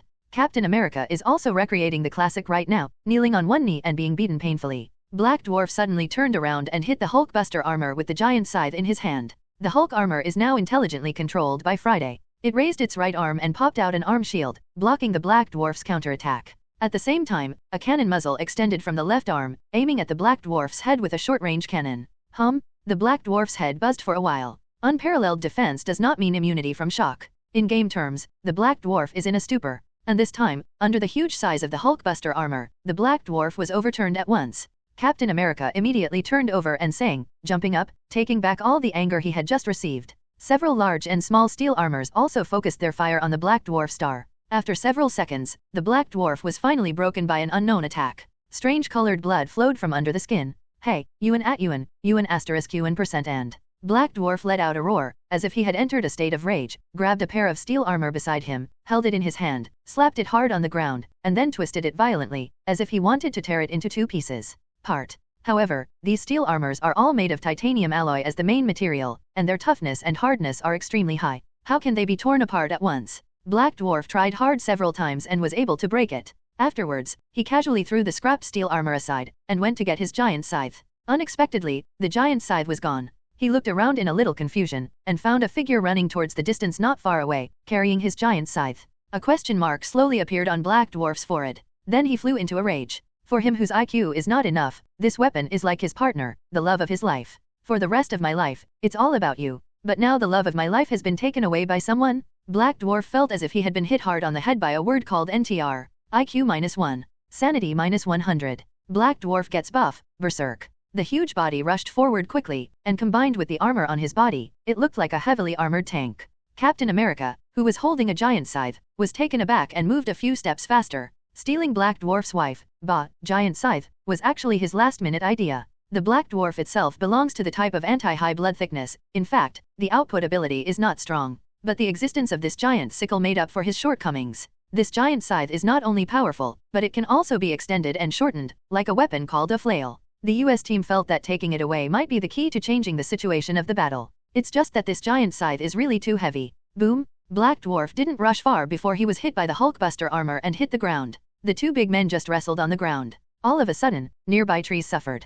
Captain America ran a long distance with Black Dwarf's wife on his shoulders. He didn't stop until he could hardly hear the sounds behind him. Then he threw Black Dwarf's wife aside and laughed. It's stable now, he thought to himself, turned his head and went back along the original road. When the American team returned to the battlefield again, they found that it was already a mess. None of the nearby trees, flowers, and plants were intact, and they were all mixed in the soil. And the Black Dwarf and the Hulk armor just stand there, and you punch each other. It's so polite. But it all ended with the intrusion of a 6th child. Originally due to arrears of IQ and loss of sanity, Black Dwarf was inexplicably taken away by the anti-Hulk armor. When he saw the return of the US team, the hatred immediately returned to the US team. He casually picked up a big tree that fell on the ground, pulled off the branches on it, and threw it at Captain America. Captain America just lost his shield in order to steal the giant scythe. Seeing the giant spear coming, he had no choice but to fall to the ground and roll. But at this moment, another stone hit him. The US team wanted to dodge, but found that it was too late. Over there, the anti-Hulk armor ran fast and knocked the Black Dwarf to the ground again, and the 2 sides fell into a fierce battle that rolled all over the ground again. And on this side, just when Captain America couldn't dodge enough and thought he was about to be hit, a figure suddenly jumped out from the side. Bang! The figure flew over, hugged Captain America, and took him to the other side. Captain America looked at the man who saved him, and saw the familiar suit. Pete? No, you are Tony's Spider-Boy. The Dutch Spider asked suspiciously. Hello, Mr. Captain, I'm Peter, and I'm also Spider-Boy. What happened here? Captain America pointed to the other side and said, there is an alien coming to steal our things, so Stark, Bede, I are stopping them. It turned out to be an alien? It's so big, the Dutch Spider said in surprise, but I just came here. The US team explained, we met a Spider-Man from the parallel universe. He is also named Pete, but he is from Hangzia. You will meet him when you have a chance. Wow, the Dutch Spider's eyes lit up, parallel universe? And my name? Also Spider-Man? This is too cool, where is he? Can I meet him? Captain America pointed helplessly, do you think it's appropriate to meet people in this situation? The Dutch Spider nodded, and said seriously, I know Mr. Captain, so let's defeat him first. As he said that, without waiting for Captain America to speak, he rushed up on his own. Hey! Captain America was about to stop him. There is no harm without comparison. After just a short time of contact, there is a sharp contrast between Beda's maturity and stability and the Dutch Spider's rashness and immaturity. The 2 may have the same sense of justice, but the Dutch Spider is obviously too young to be reassuring. End of this chapter. Although the Dutch Spider looks unreliable, the basic skills of being Spider-Man are still quite solid. This probably has something to do with his frequent helping others on the street. Although these daily activities cannot increase his experience in dealing with major events, they have exercised his ability well. Apart from his mentality, his current strength is actually no different from that of ordinary Spider-Man. After Dutch Spider joined the battlefield, Black Dwarf's condition deteriorated. The anti-Hulk armor and the Dutch Spider cooperated with each other to push the Black Dwarf to the ground with a blast hammer. Afterwards, War Machine and Falcon also arrived one after another. The four of them surrounded themselves, leaving Black Dwarf unable to fight back. However, just when they were about to completely deal with the Black Dwarf, a strong airflow suddenly came from above, and a beam of light shot from a very high altitude, shot at the Black Dwarf, and directly led him away. The Dutch Spider also shoots out spider silk and sticks to the Black Dwarf, trying to catch up. Iron Man, who already knew of the arrival of the Dutch Spider after Friday's notice, saw this scene from a distance and quickly ordered Friday to cut off his spider silk, so they could only watch the Black Dwarf disappear together with the beam of light.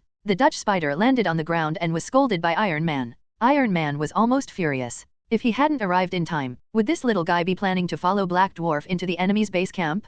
Dutch Spider lowered his head, not sure whether he accepted Iron Man's teachings humbly. War Machine, Falcon, and others all looked at this scene with amused expressions. They have already heard about the pairing of Iron Man and Dutch Spider. War Machine knows that Iron Man has actually been working hard to train Dutch Spider into a new generation of Avengers, but Dutch Spider is still too young now. Not only is his mind immature, but his personality is also a little out of touch. I heard before that he was eager to express himself, and almost caused a cruise ship to sink. It was Iron Man who stood up and took the problem on himself, so that he was not held accountable. This is just speculation. In the case of the Dutch brother, he was actually suspected of obstructing official duties. At that time, the FBI was on board. Although he really wanted to solve the problem, but if Iron Man didn't arrive, I don't know how many people would die. Man, he was not held accountable afterwards. Obviously someone took it down. And this person can only be Iron Man, so Iron Man is really good to the Dutch Spider. As for Falcon, although he usually performs underground Avengers missions with Captain America, they occasionally pay attention to things here. They had also speculated before whether Iron Man was preparing to train Spider-Man as his successor.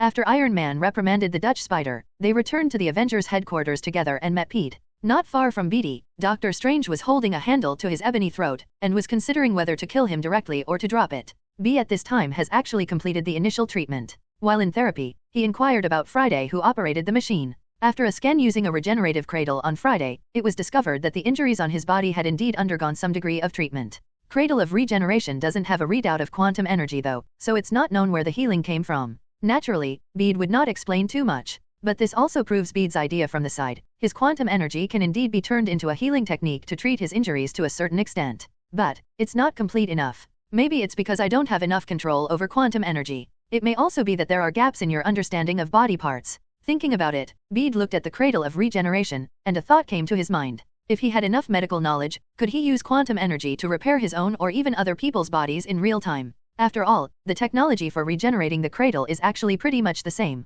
The Cradle of Regeneration is to inject bio-nano repair materials into the body, make them combine with the human body, and finally create new tissues that are basically the same as the original ones, so as to achieve the repair effect. But this biological nano repair material, to put it bluntly, is just a molecular level thing. Quantum energy may indeed be simulated. It's just that in this way, there are too many things to learn. The development of quantum energy itself requires knowledge reserves in quantum physics, and now you have to study life sciences, clinical medicine, etc. Pete suddenly felt that he should grow a few more livers to be enough. Hi, hello, your name is Pete? You are also Spider-Man? My dear senior, my name is Peter Parker, nice to meet you. Can you tell me how you became Spider-Man? And, I heard that you came from a parallel universe, so there really are parallel universes in the world. I thought the infinite world theory was just a hypothesis. If we just look at the theory of parallel universes, shouldn't we be the same person? Why are we so different? Is the hypothesis of parallel universes always wrong? Bara. When Peter was thinking about something, suddenly something rushed to his side, and it caught him with a bang.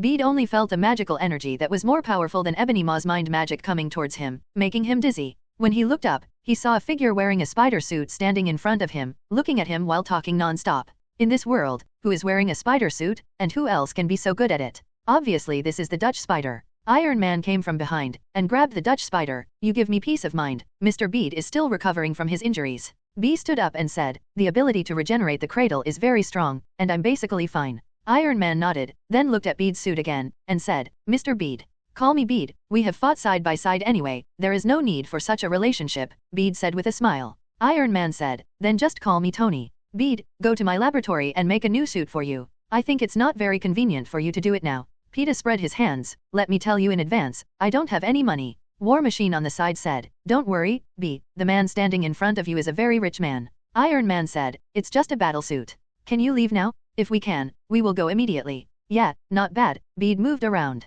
The injured left rib felt numb, and he knew that it should be the result of the continuous interaction between the bio-nano repair material and the bone, skin, and flesh. In other words, his physical injuries are recovering at an extremely fast speed. Seeing that Bede acted like nothing serious, Iron Man also heaved a sigh of relief. So he took Bede out of the medical room and came to a laboratory not far away. War Machine followed suit. While making the suit, I told them about what happened in Wakanda. Another chapter is late, don't wait. End of this chapter. About half an hour ago, the donut-shaped spaceship disappeared after sending Ebony Maw and Black Dwarf here. When it appeared again, it was already over Wakanda. At the same time, 2 more insect-shaped alien battleships broke through the atmosphere and attacked in the direction of Wakanda. The people on Bede's side who were originally prepared to immediately support Bede were stunned. So the group of people who had originally planned it split into 2 groups. One faction is the executive faction headed by Doctor Strange and Black Panther. They all advocate continuing to implement the original plan, go to New York City, and cooperate with the 3 of Bede to strangle Ebony Maw and Black Dwarf over there. Of course, Doctor Strange's purpose is probably because there is his artifact there, and there must be no room for failure. The Black Panther came out of confidence in Wakanda's technology and concern about Bede. Black Panther is an honest person, he will do what he thinks is right. Bede saved his life, so he naturally tried his best to protect Bede. The other faction is the conservative faction headed by the apes. The man-ape doesn't care about Bede or the Eye of Agamotto. He only knows that Wakanda is his home. Now that aliens have invaded their home, they naturally have to give priority to protecting their home. He even had some dissatisfaction with Black Panther. This battle should not have started on the land of Wakanda. It was only because of the Black Panther's inexplicable sense of responsibility that Wakanda became the main battlefield. But why doesn't the Black Panther know this? But he wants to found a country and make Wakanda change from what it used to be to a truly civilized country that has some exchanges with the outside world. What he needs is more than just planting the Wakanda flag in LHG. On the one hand, they need to show off their own force to deter those with ulterior motives. On the other hand, it is also necessary to show their benevolence and virtue as their capital for advancement. Of course, there is another reason for making this decision, which is their confidence in Wakanda's strength.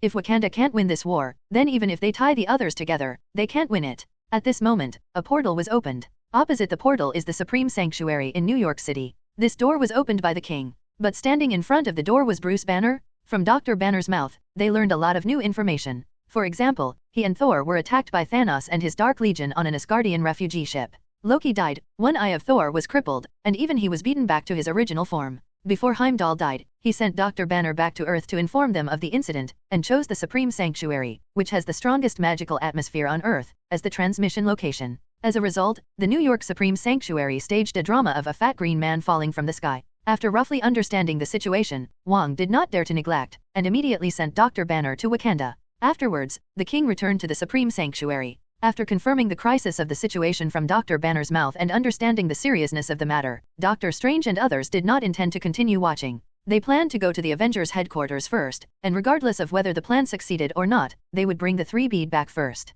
Then they will have a real fight with the enemy in Wakanda. Anyway, they have nothing to lose if the plan fails. However, when Doctor Strange prepared to open the portal, he found that it could not be opened at all. It turned out that Thanos' spaceship emitted some kind of wave, disrupting the surrounding space, which was equivalent to blocking the entire space. In this way, even if he can open the portal will be affected by space chaos and become unstable. This instability can have some serious consequences. In desperation, Doctor Strange had no choice but to leave Wakanda with a few supporters. As long as you leave the range of spatial chaos, you can open the portal normally. The border of Wakanda is still at war at this time. In the sky, the hatches of 2 insect-shaped space carriers opened wide, and countless Chitauri swarmed out. They all hold some cluster weapons and laser weapons in their hands. However, these weapons do not actually pose any threat to Wakanda's energy barrier. After attacking for a while, the Zeta Swiss returned to line up near the bug-type space carrier. Then, a light suddenly lit up at the top of the 2 insect-type space carriers. 2 4 to 5 meter thick clustered laser beams blasted towards Wakanda, hitting the energy barrier and causing ripples.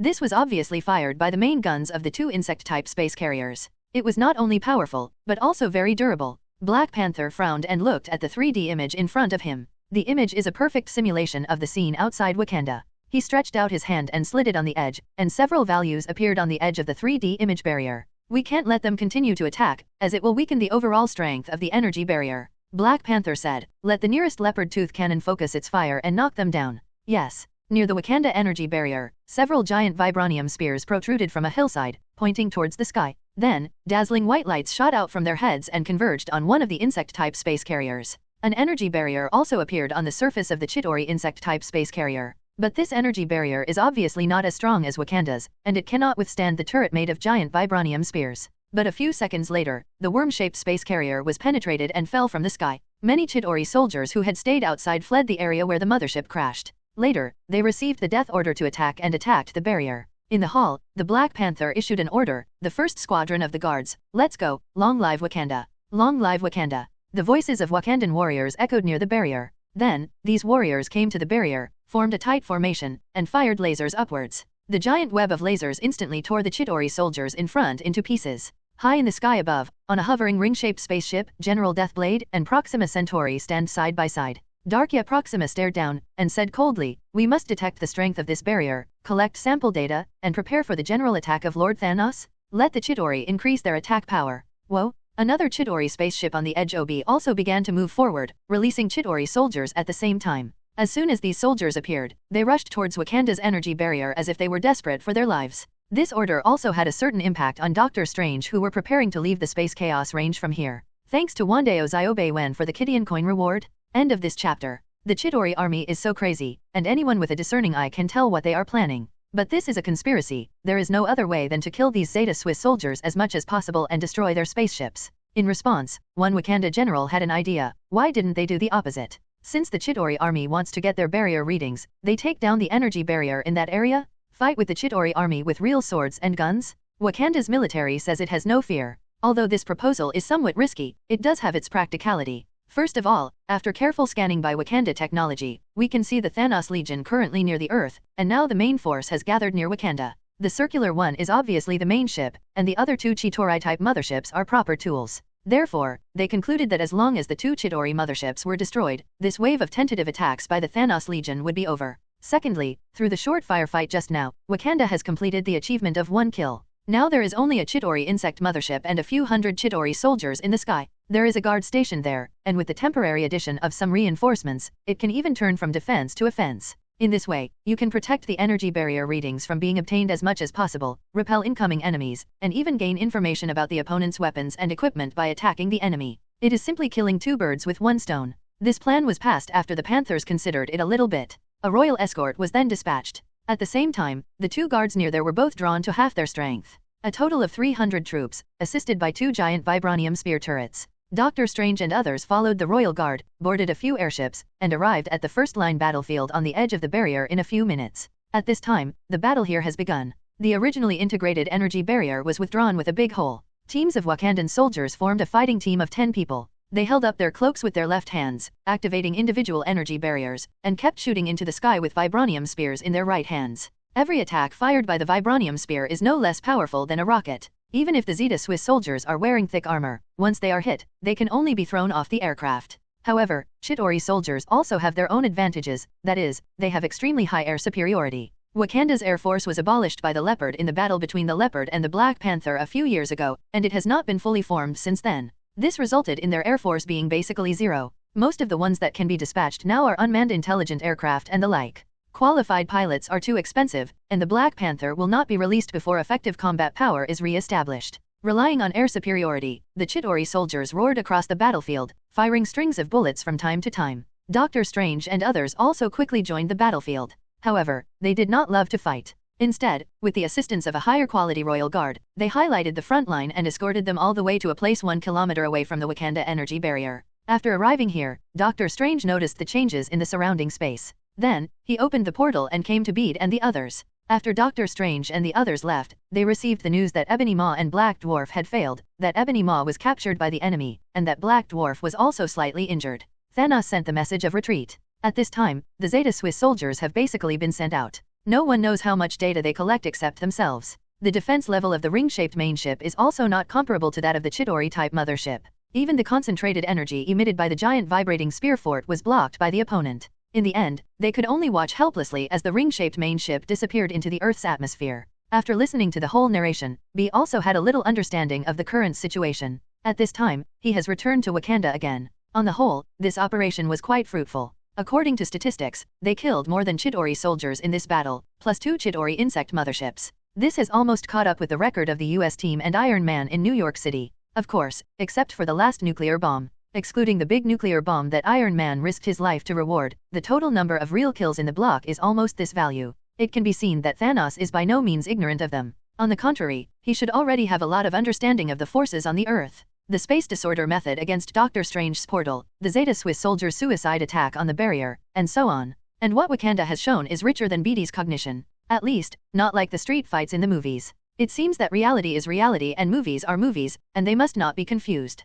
Movies may lack some expressiveness due to various reasons such as funding and the director's imagination, but in reality, they can be said to surpass several civilizations on Earth. It is absolutely impossible for Wakanda in this era to stretch its hips as much as shown in the movie. As for Thanos, the ultimate boss of Marvel at this stage, his power is by no means as simple as shown in the movie. Peter gave himself a shot in the heart. No matter what happens in the future, we can only refer to the so-called original plot as a reference and cannot directly bring it in. Otherwise, there may be unexpected situations due to some reasons. This is not just playing a game, you can also load files and start over. Of course, the biggest gain of this battle is actually Ebony Throat. As Thanos' #1 think tank and Thanos Kobold strategist, Ebony Maw has a very high status in Thanos' entire army. If we can get some information from his mouth, it will increase the chances of winning the next Infinite War. It's just that Ebony Throat is obviously a tough guy. No matter how they used various interrogation methods, they all gritted their teeth and persisted. In the end, Doctor Strange decided to try magic. There is a hypnotic magic in Karmatage. However, when he used magic to influence Ebony Mouth and just asked a few words, Ebony Mouth's head suddenly exploded with a bang.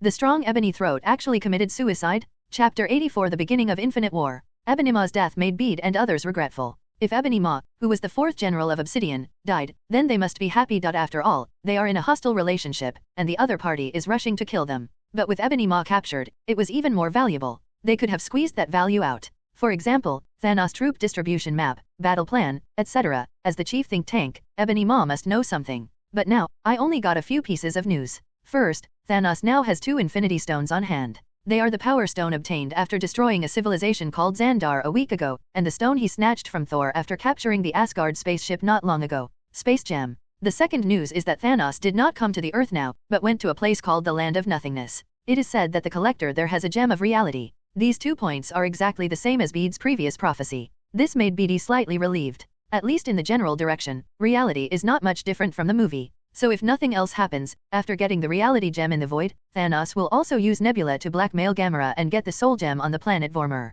As for the fact that Thanos collected the other 4 infinite gems as scheduled, it is no longer something they can stop now. Bede asked, even if it is Doctor Strange, it is impossible to open a portal from the Earth to the void or the planet Vormir. The maximum range of his portal is still only near the inner heliosphere of the solar system. And even with the technology of Iron Man or Wakanda, there is no way to get to any of these 2 places before Thanos. Not to mention, they don't even know where these 2 places are. Bede has a way. As long as you find the Guardians of the Galaxy and use their spaceships, you can naturally find and arrive relatively quickly. But if nothing else, the Guardians of the Galaxy volume should have had one by now, because Ebony Maw's information actually came from a day ago. According to the plot over there that has not been affected, that is, the original plot, the Guardians of the Galaxy should have started their own actions now. The cause of the incident was that they received a distress signal from the Asgard spacecraft, and then were hit by the dying Thor. Xingju and Thor first staged a bad match to connect their feelings. I saw Thor, a player from Party A, said, Thanos killed my brother. Party B player Xingju said, after my mother left, I was taken away by my adoptive father and went on a tragic journey.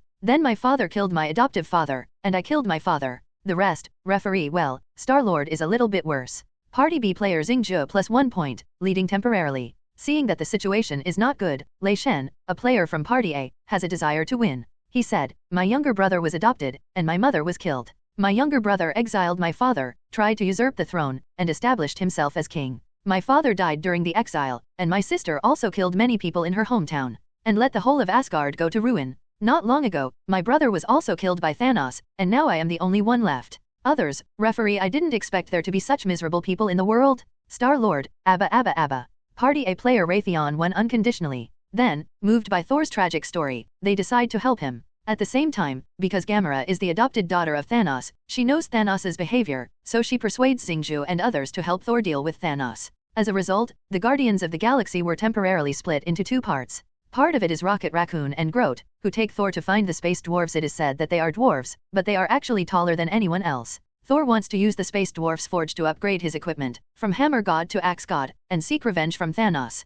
On the other side, the remaining Star-Lord, Drax, and Mantis of the Guardians of the Galaxy head to the Void to collide with Thanos. Then Gamora will be taken away, and Star-Lord will perform his bubble gun fame scene. Not to mention over there, although Bede can roughly guess the situation over there, they can't affect it. Anyway, Thor should come to Earth to participate in the final battle after upgrading his equipment, so there are not many problems. As for the Guardians of the Galaxy, without Doctor Strange, Iron Man and Spider-Man this time, they should not dare to go to Titan.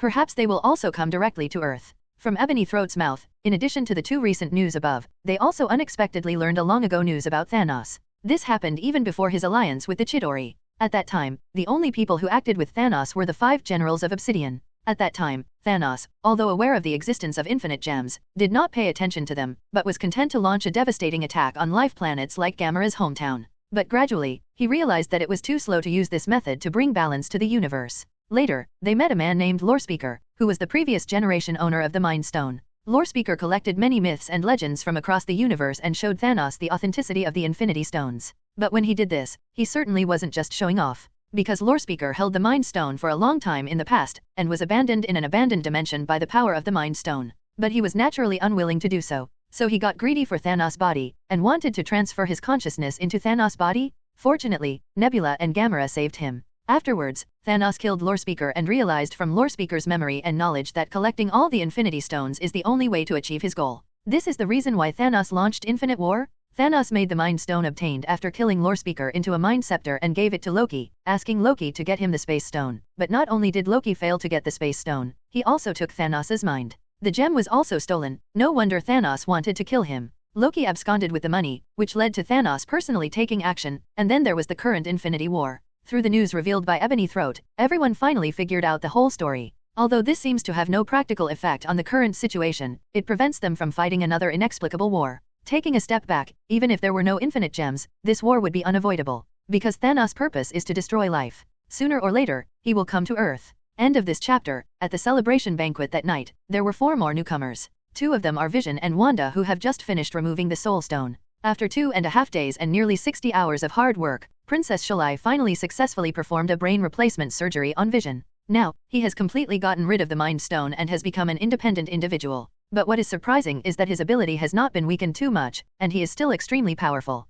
B didn't know what the reason was. But he also gained the friendship of Vision and Wanda. Another newcomer is Dr. Banner, who has returned from space. For this so-called smartest person in the Marvel Cinematic Universe, there is no Fantastic Four in this world. Pete is still quite interested. He is also a PhD in physics. But at this time, Dr. Banner was talking about his wonderful experience in space with Iron Man, the US team, Black Widow and other old friends, and expressing his concerns about Thor. Moreover, at this time, Bede was being pestered by the remaining newcomer. Dutch Spider had been chatting beside Bede since the beginning of the dinner, asking about his identity and abilities. If it was before this ambush, Bede even thought that this was the task assigned by Iron Man to the Dutch Spider. But now this situation should be that the Dutch Spider is really curious. Bede actually likes the Dutch Spider quite a bit, and although he resents his stubbornness, it's more of a deep love and regret rather than a real dislike. So in the face of his question, he also endured his temper and revealed some not particularly important things to him. The 2 of them were chatting happily for a while. Through conversation, Bede discovered that real Dutch Spiders are actually quite lovable,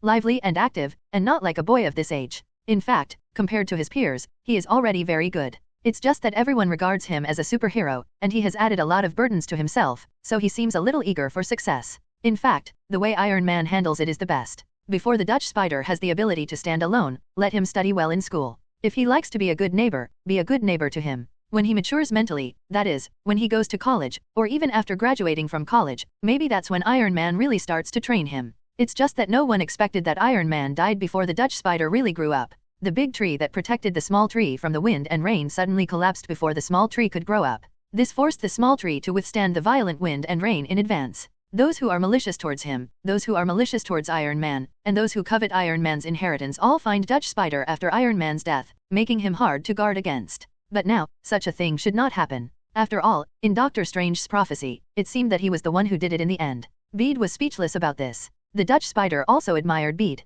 Because Bede told him that he prevented a multiverse crisis in the Ultimate Spider world. This is tantamount to a sky-high action for the Dutch Spider who has been making small troubles. Because of this, Bede gained a little fanboy. It didn't take long before Bede's status in Holland Spider's mind was already catching up with that of his Aunt May and Mr. Stark. In the end, he graciously invited Bede to visit his house if he had the opportunity. The Italian-style barbecue pie made by his Aunt May was delicious. Bede thought of the amiable Aunt May in the Ultimate Universe and nodded. I will definitely go if I have the chance. After seeing off the Dutch Spider Queen at last, 2 people were welcomed by Bede's side again. A pair of siblings. T'Challa the Black Panther and his sister, Princess Shuri. The purpose of the 2 is also obvious. It was to thank Bede for his help in T'Challa's illness. After clinking glasses with Bede, Princess Shulai said gratefully, "Thank you so much. If you hadn't said it, my brother would have kept it a secret until..." As she spoke, she gave T'Challa a hard look, looking angry. T'Challa smiled bitterly on the side, took a sip of wine, and did not dare to speak. After his sister found out about this matter, as soon as today's battle ended, he was dragged into a small room by her sister for a good meal. It's okay to just scold, she still cried while scolding. It's not the kind of heart-wrenching crying that makes you want to live or die, or the kind that almost doesn't cry and just sheds tears silently while talking. It was this kind of crying that left T'Challa completely helpless. He reflected for a moment and felt that if he had concealed his illness until his death as he had originally thought, then his sudden death might have had some chain reactions on Wakanda, and even pushed Wakanda towards a certain direction. Abyss? But he also has his own considerations. No one can say when his condition will suddenly become serious. After all, he himself has already used Wakanda's cutting-edge technology to inquire about it, but he has never found a medical treatment. Even if he told Shuli and the others in advance, in the end it would just be a few more people who were worried with him. Of course, that's all over now. While the fighting was in full swing outside during the day, the artificial intelligence Glio was still making and synthesizing special effects medicine. The final miracle drug is of course not finished, but a first version has been produced and a full data analysis has been done to prove its effectiveness. After T'Challa took it, he conducted relevant tests again. This time, the state of the disease was basically undetectable. Of course, this is not cured, but all the viruses in the blood source have been temporarily suppressed by this first version of the special medicine. This also means that, at least for a short period of time, T'Challa no longer needs to worry about his sudden death. In a small way, it saved T'Challa's life alone. In a big way, this saves the future of all Wakanda, so both T'Challa and Princess Shuli are very grateful for what Bede has done. They came this time to present him with a certificate of friendship from them. Proof of friendship.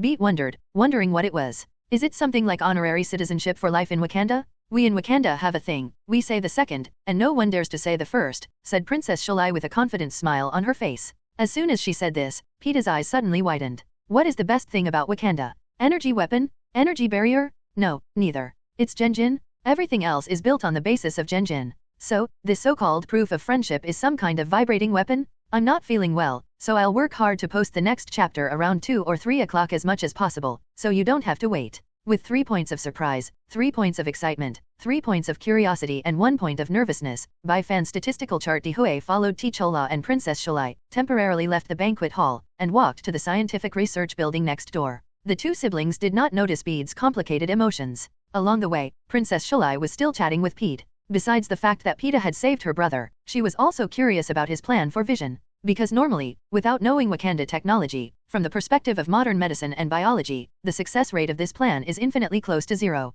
Only Wakanda, which has ultra-precise instruments that can scan out neuron endings, can do this. And this requires Bede to have a good understanding of Wakanda's technology. Mr. Bede, how did you come up with that method? To be honest, I didn't think of it at first. It was only after they told me that I had a further idea. Bede showed a little embarrassment on his face. Actually, this is your plan, Princess Shuli. I saw it in the quantum channel, so I said it in advance, so I don't understand it in essence. Relying on plagiarized knowledge, pretending to be 13 in front of the original owner, his skin is not thick enough yet. That's such a pity, Princess Shuli said with a trace of regret on her face. She originally thought she had met a like-minded person. As a precocious genius, she has shown extraordinary wisdom since she was a girl, and became the chief researcher of the Wakanda Scientific Research Center in years. Her intelligence is evident. But it is precisely because she is too smart, coupled with her noble status, that it is difficult for her to make friends of the same age. I don't know what kind of existence the quantum channel is. That is a field that our Wakanda technology has never set foot in. After a little bit lost, Princess Shuli quickly focused on another matter.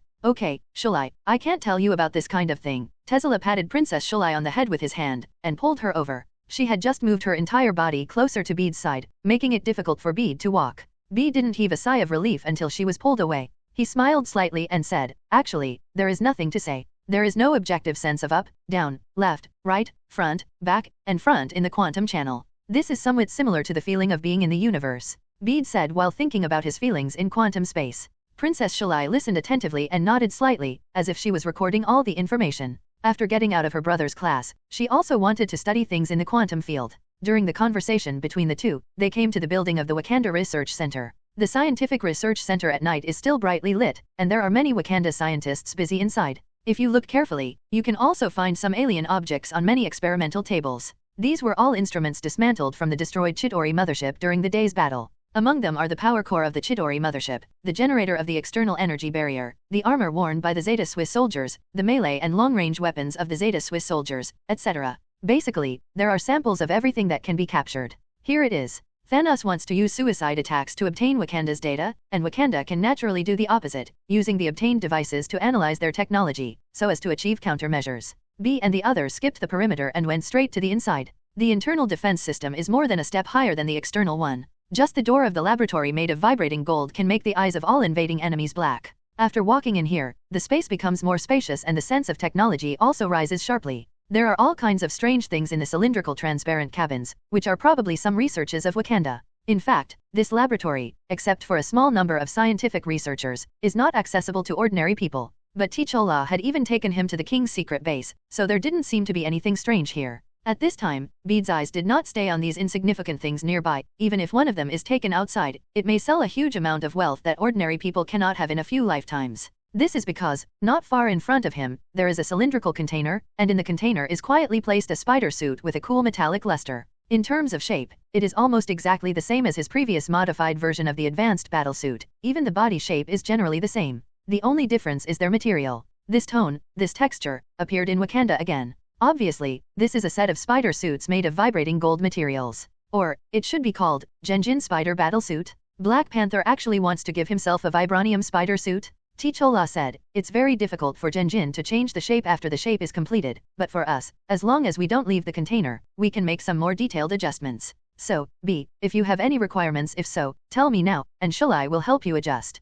Princess Shulai had already walked to the cylindrical container, pulled out an operation panel from nowhere, looked at Pete, waiting for his instructions. B was speechless for a moment. He thought that the rich and powerful Wakanda might give him some vibration gold weapons as a reward. But he never thought that the other party would directly create a Genjin battle armor for him. T'Challa saw Bede's hesitation, and persuaded, Pete, I hope you don't reject us, this is just a little thought from us to our friends. Yes, you saved T'Challa and Wakanda, it's just a little gold, so don't refuse it. Princess Shulai said aside. Just a bit of vibrating gold? B was a little speechless about this kind of local tyrant's speech. Vibration gold is extremely precious, and the market price of 1 G of vibrating gold has reached $1. According to the analysis of some data he read before traveling, the cost of the Black Panther suit is about $80 billion, except vibrating gold materials. There are many other technical bonuses. And the vibrating gold spider suit in front of him, just from the appearance, the cost will not be lower than the Black Panther suit. As for the market price, you see, if the Black Panther suit is put up for auction, can it be bought for 80 billion?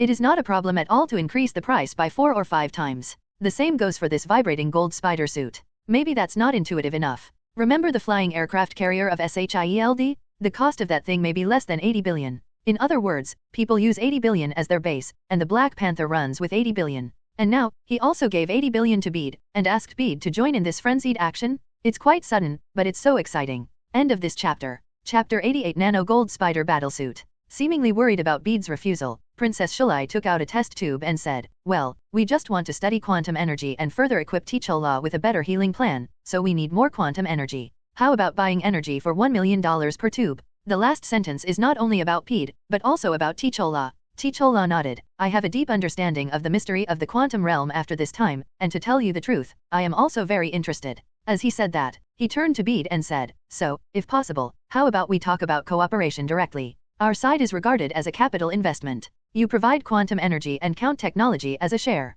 We set up a research institute to study quantum energy and explore the quantum field. The main purpose is the scientific research group.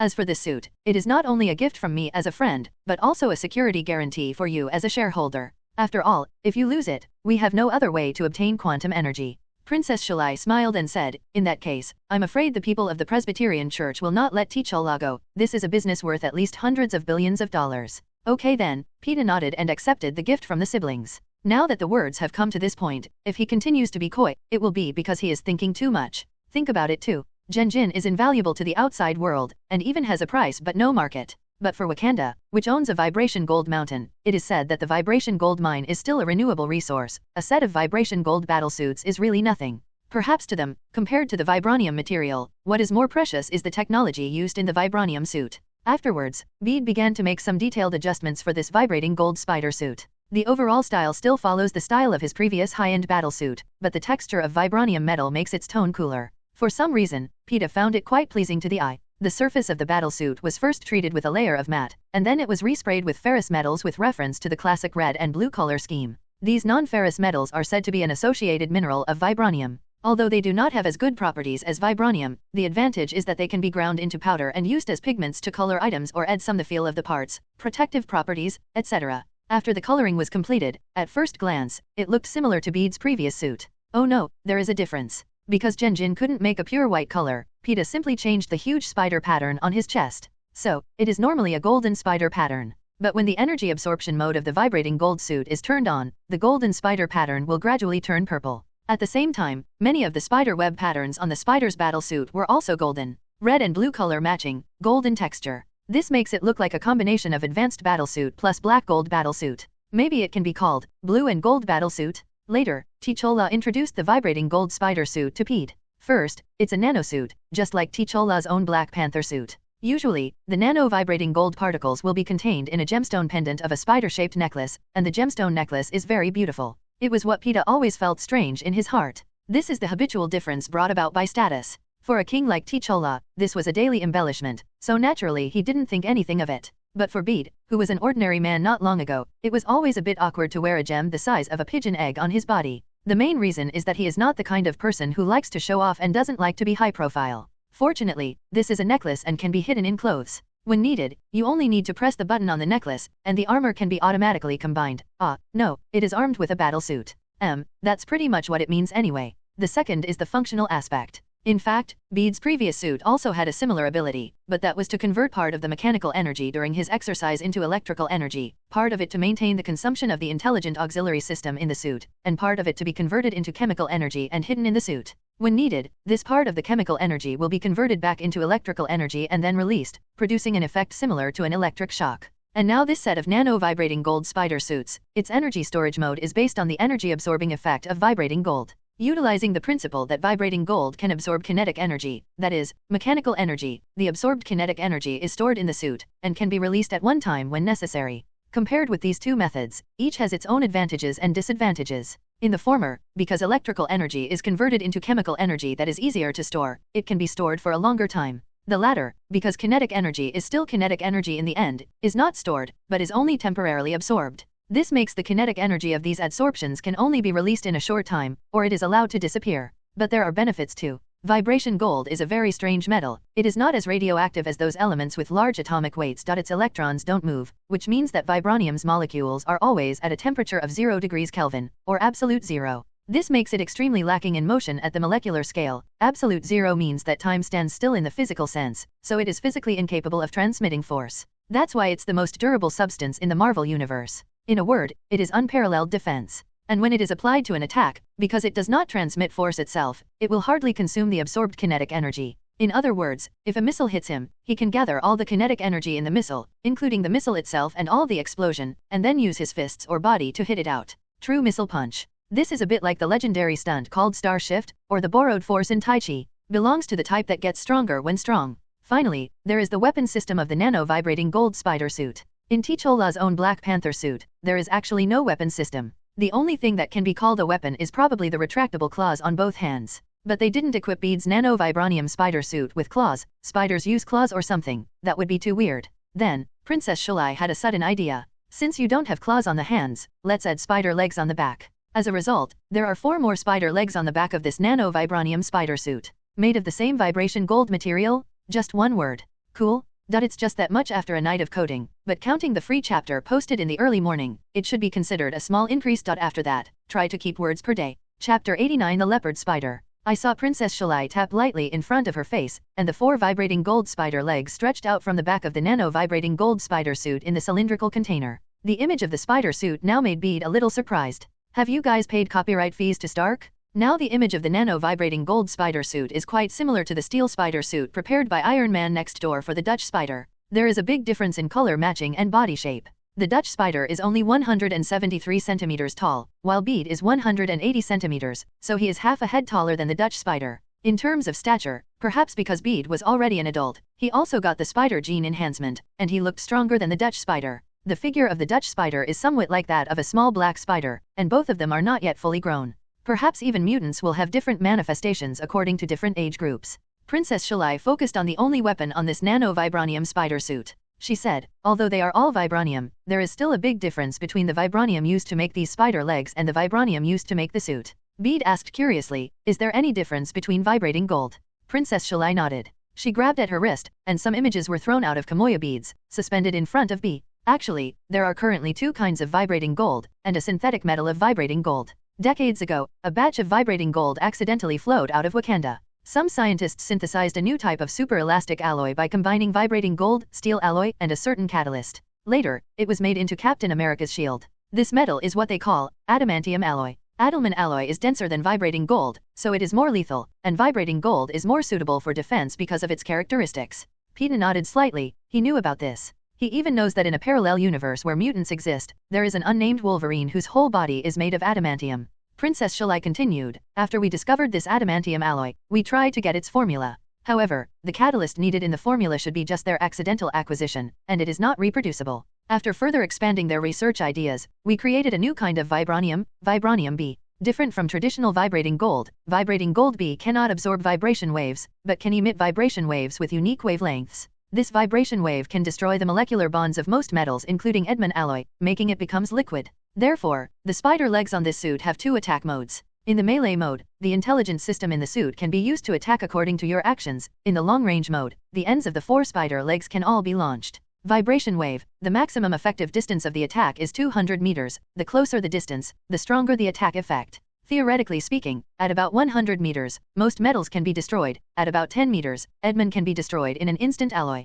But you have to pay attention. Although Genjinbi is also very strong, it does not have the ability to absorb kinetic energy like vibranium, so it is very brittle. Try not to use it as a defensive weapon. Bede nodded again and again. Anyway, he didn't understand the principles or anything like that, so he just needed to figure out how to use it. In short, the battle armor is a shield, good at defense, the spider leg is a spear, good at attack. Do not attack with a shield, nor defend with a spear. Everyone does their job. After introducing the abilities, he asked Bede about some details of the armor. After another hour, this set of battle armor finally completed the final debugging. Princess Shalai walked up to Bede holding a necklace and handed it to him. Just when Bede was about to take it, Shalai winked playfully and put the necklace back. Why don't you give it a name? Apito was stunned for a moment, and replied, then why not call it the leopard spider medal? This is the medal that witnesses the friendship between Spider-Man and Black Panther. Leopard spiders are one of the spiders of the genus wolf spider. They are quite common in Bede's hometown before crossing over. They like to eat pests such as aphids and corn borers. Neither in the ultimate spider world nor in this world,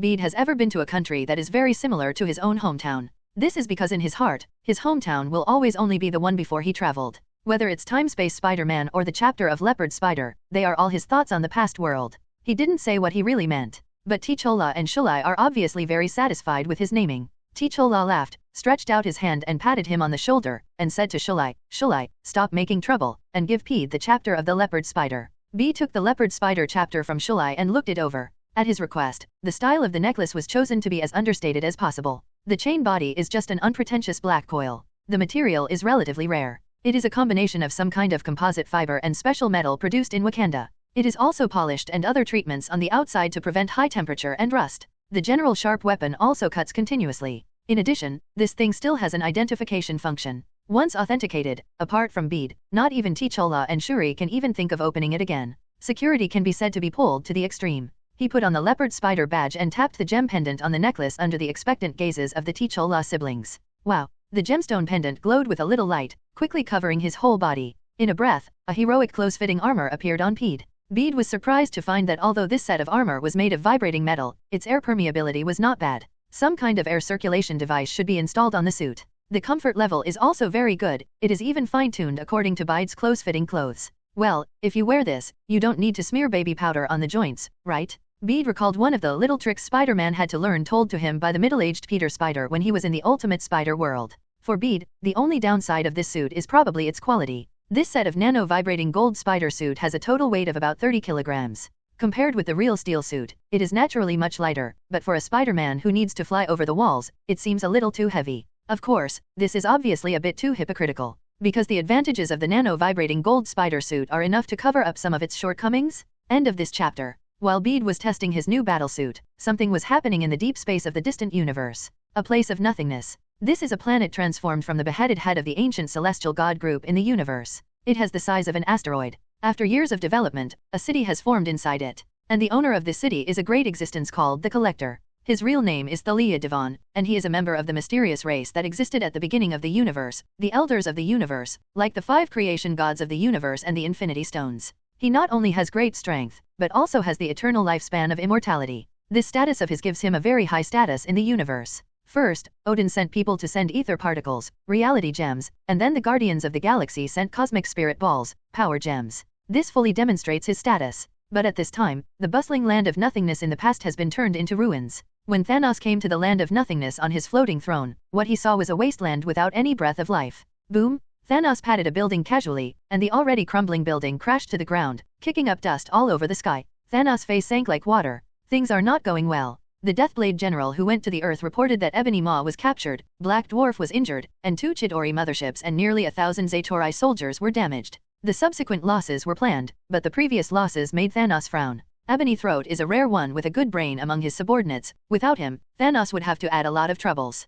In addition, he was sent to the Beta 35 galaxy to monitor a superstar report of a woman on Earth with extraordinary power, saying that the woman on Earth seemed to have given up on the Beta 35 galaxy, which was in the fiery water, and suddenly changed direction to come to the Earth. The ability of that Earth woman is a headache even for Thanos. It was just to prevent her from showing up when she was not necessary, so he secretly sent one of his 5 generals, the supergiant star, to a galaxy far away from the Earth and without a direct stargate to do things. Superstar is a superhuman with many psychic abilities such as telepathy, mind control, teleportation, and memory stealing. Her mind control ability can even control those very powerful superpowers. Facing some civilizations that are not easily conquered, Thanos will send her out to secretly manipulate some important characters in the civilization by using her mind control ability, causing them to attack each other and fall into internal friction. This time it was about the same. The Beta 35 galaxy is a civilization whose civilization level is close to the 2nd level, which is much higher than the Earth civilization. However, this civilization does not have as many superheroes as the Earth civilization, let alone many supernatural events.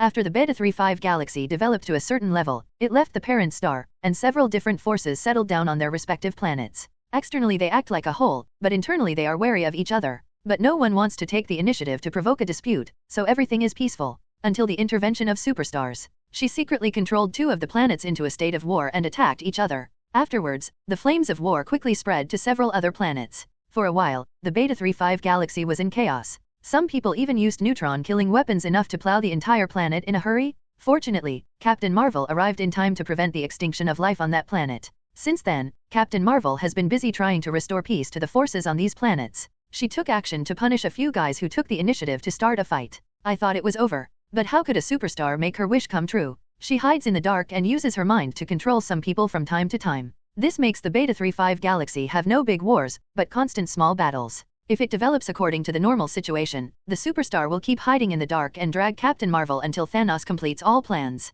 But now, Captain Marvel received a call from Nick Fury in advance. She figured out many things at once. Why can't the rebellion be completely quelled? Why are star-destroying weapons always ready to be used? Why is the relatively peaceful Beta 35 galaxy suddenly plunged into war? It turns out that Thanos was behind everything.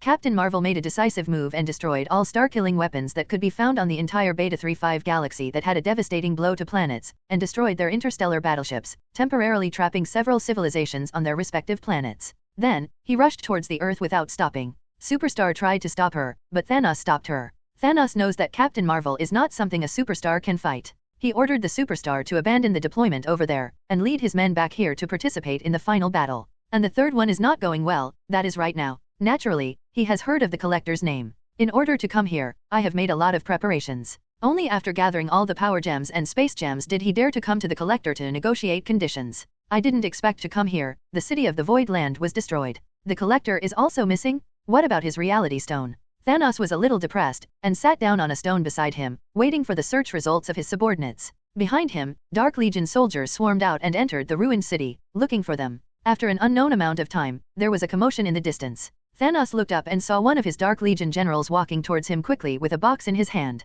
What did you find? Thanos asked. The general knelt on one knee and said with some excitement, Your Excellency Thanos, we found this in the ruins. Huh.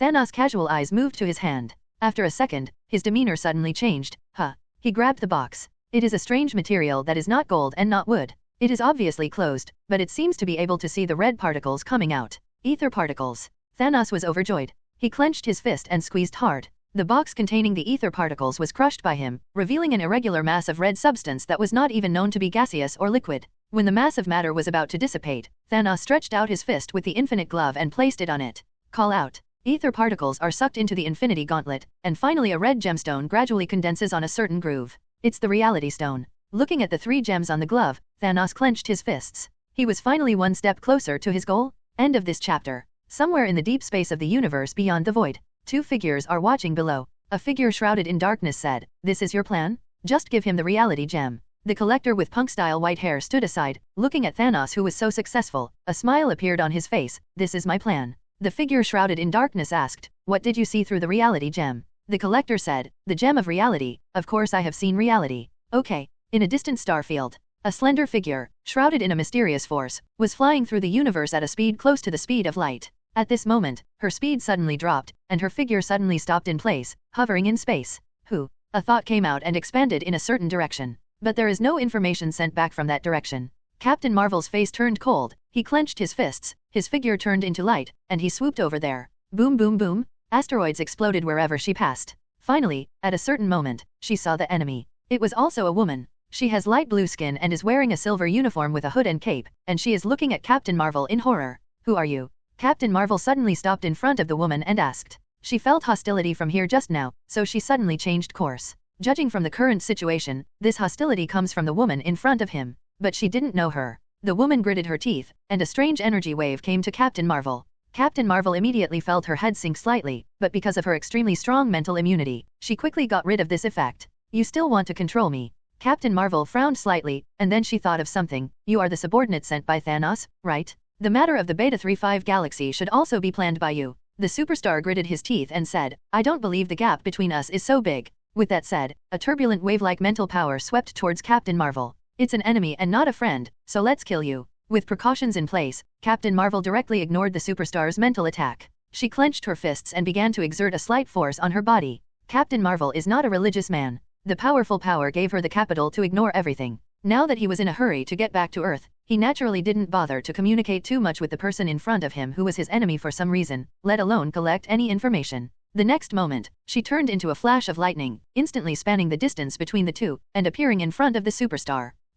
Ripples suddenly appeared in the space behind the supergiant. Immediately afterwards, a burly figure jumped out. Facing Captain Marvel's attack, which was enough to destroy a planet, he just raised his hand wearing the Infinity Gauntlet, and at the same time, the power stone on the glove lit up. Bang! The 2 fists collided violently. A huge shock wave raged out. With the place where the 2 fists collided as the center, the surrounding gravel, meteorites, and even asteroids shattered.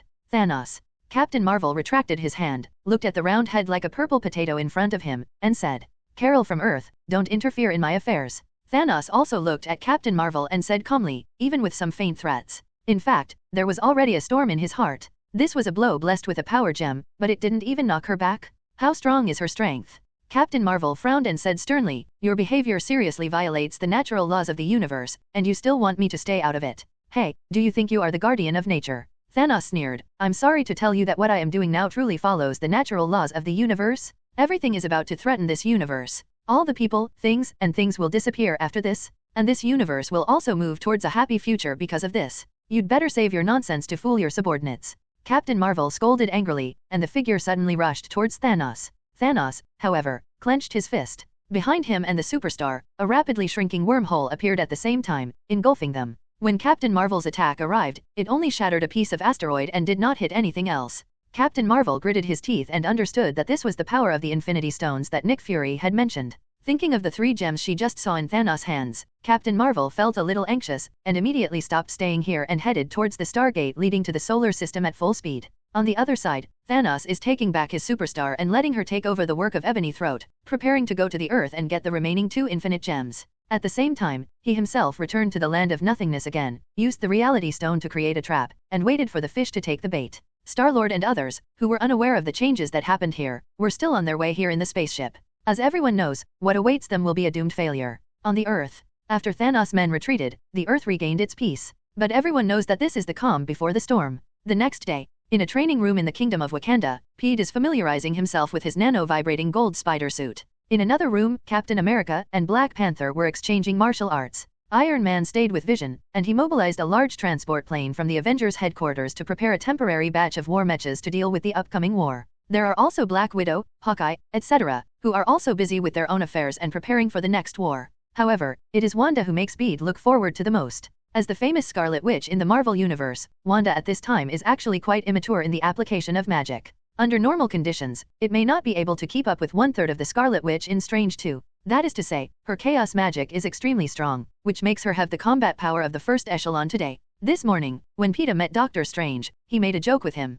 Although Captain Marvel can't come back in time, there is actually another way for them to win this infinite war, and that is to teach Daegu Wanda how to use chaos magic effectively. After losing Ebony Maw, the man with magic, the combination of Doctor Strange plus Scarlet Witch can be put directly on the high-end battlefield and become the main force against Thanos. End of this chapter. Time passed by minute. When the detection satellite discovered the first UFO that appeared near the Earth, everyone had finished their morning exercises and gathered again in the War Command Hall in Wakanda. Looking at the light spots appearing on the 3D projection, everyone's faces became ugly. Every point of light is a bug-type mothership-level spacecraft. Captain America asked. T'Challa nodded, his brows knitted together. The light spots that appeared on the screen were far beyond their expectations. At a glance, there are at least 30 ships. According to the situation of the US team fighting against the Chitauri army in New York City a few years ago, the full number of people on a Chitauri mothership is at least 1,000. Like the scale of only 100 people who came to Wakanda yesterday, it is an obvious death tactic. With an aggressive look like today, that is the real outburst. So there is no doubt about the number of people, it must be full.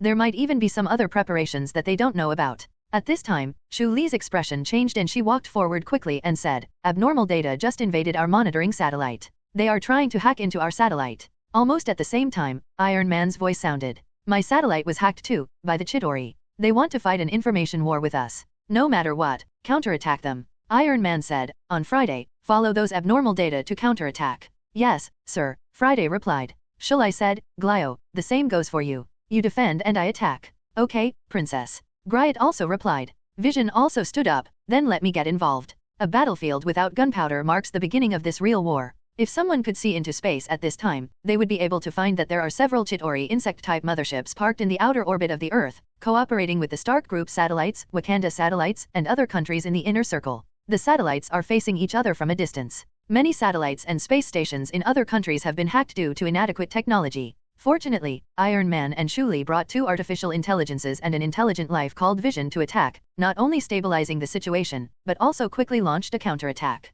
Boom boom boom. Seeing that the information war was unsuccessful, the Chitauri decided to flip the table. They first manipulated several armed satellites, turned on the fire control system in them, and launched the missiles in one brain. The targets were the Stark Group satellites and the Wakanda satellites. However, the two are not compatible. The Stark Group has a total of 3 satellites, one of which is mainly responsible for information transmission and usually provides big data support for Iron Man at this time. It opened up its huge computing power and constructed a data shield to resist Chitauri hacking. At the same time, it also attacked the Chitauri insect mothership under the separate control of Friday and Vision. And the other 2 are armed satellites? One of them is equipped with countless armed drones. Once the command is given, it can be launched at the fastest speed and enter the interior of the Earth to assist in combat. The other one is equipped with some long-range missiles and has an extremely high combat radius. On the other side, Wakanda's configuration is even more luxurious than that of the Stark Group. After all, Iron Man can only launch satellites in the name of individuals or groups, and he has to give others an account. As a country with independent sovereignty, Wakanda can theoretically launch as many satellites as it wants.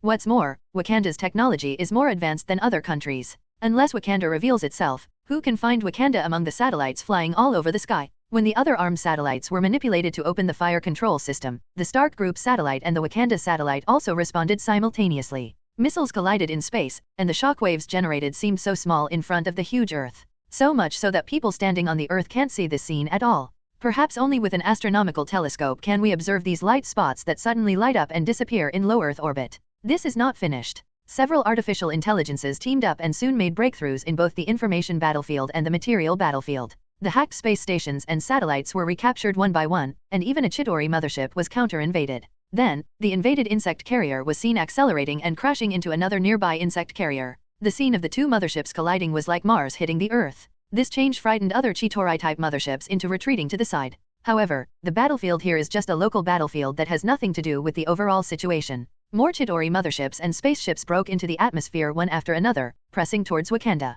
They have entered the atmosphere and are expected to arrive above us in 7 minutes. Shu Li reported. The outermost circle of Wakanda, near the energy barrier. Bede and T'Challa stood side by side under a building. Above their heads is a spear-shaped weapon nearly 100 meters long. A giant vibranium spear turret made of vibranium B material. Prepare to take on the enemy. T'Challa shouted loudly after hearing the message coming from the headset. Roar. There were neat shouts from all directions. Giant vibrating gold spear forts are ready to go. Bede pressed the leopard spider seal on his chest, and nano-vibranium particles poured out of it like water, quickly flowing throughout his body and completely covering him. After a few minutes, call out. Suddenly there was a piercing cry in the distance. The tip of a giant vibranium spear turret lit up, and an energy beam shot into the sky. Boom! There was a loud bang in the sky, and then a Chitauri mothership fell sideways and crashed into the energy barrier over Wakanda. This barrier was like a substance, causing the wreckage of the crashed Chitauri mothership to slide downwards. This scene seems to be a prologue, kicking off an interstellar war that affects half of all life in the universe. Then, the sound of giant vibranium spear turrets being fired came from all directions.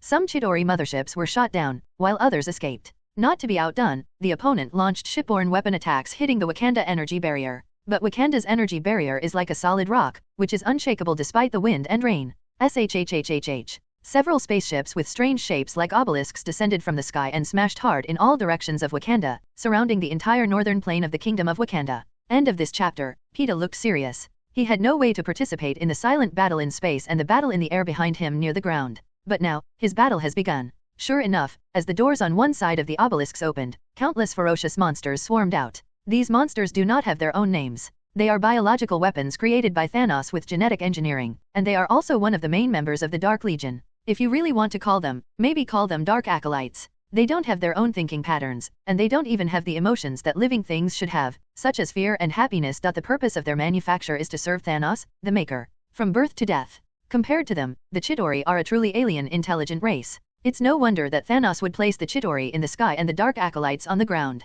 3 different battlefields have been formed: outer space, near ground, air, and ground. The outer space battlefield is handled by Iron Man's artificial intelligence assistant Friday, and Wakanda's artificial intelligence Cryo. The place was now calm as the Chitauri mothership retreated. But both sides are still probing and attacking each other with information. If they can find the weak point of the other party's defense, I believe they will definitely invade the other party's system in the shortest possible time. So here, although it is calm, it is full of murderous intentions. Surrounded by Iron Man's battle mechs, Iron Man and War Machine joined the second battlefield. As one of the few superheroes with high-altitude combat capabilities, they took the initiative to take this task. Of course, they are not alone. On the ground, 70% of Wakanda's air defense facilities have been activated, aiming at the sky and firing continuously. However, it is precisely because of this that Wakanda's already insufficient troops were diverted away a lot. In the end, the number of troops available on the ground may be less than 3,000. Fortunately, there are many heroes on the ground. Basically, every hero can fight 1 against 100. If you round up, there are nearly troops.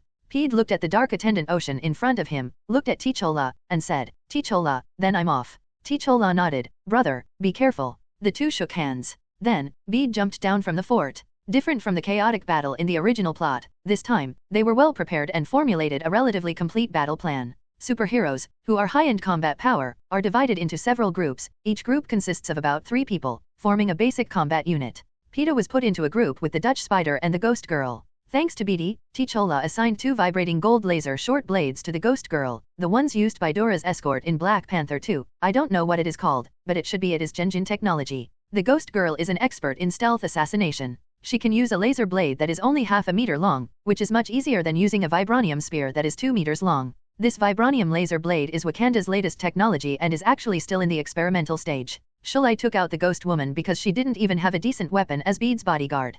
Combined with the Ghost Girl's ability to appear and disappear, this weapon may become a nightmare for some people. As for the Dutch Spider, it's purely Iron Man's request to Pete. Dutch Spider wasn't very familiar with the others, and Iron Man himself wasn't around, so of course he didn't trust him. After all, this is a real battlefield, not a small fight. You could really die if you're not careful. Iron Man has personally experienced Bede's fighting power. A one-on-one fight killed one of Thanos' generals, and the Black Dwarf over there, he and Captain America couldn't get it done in such a short period of time. Although he himself was seriously injured, he was only healed by the regeneration cradle, and after a night, he was alive and kicking again. Friday also told Iron Man that even without the need for a regenerative cradle, Bede's injury recovery speed would probably only take a few days to fully heal. This shocked Iron Man. That is to say, he is not a biological scientist, otherwise he would really like to get some samples of Bede and take a closer look at his life structure. Considering various reasons, Iron Man entrusted the Dutch Spider to Pete. Peter readily accepted. Although the Dutch Spider is unreliable in the eyes of most people, his fighting ability is beyond doubt.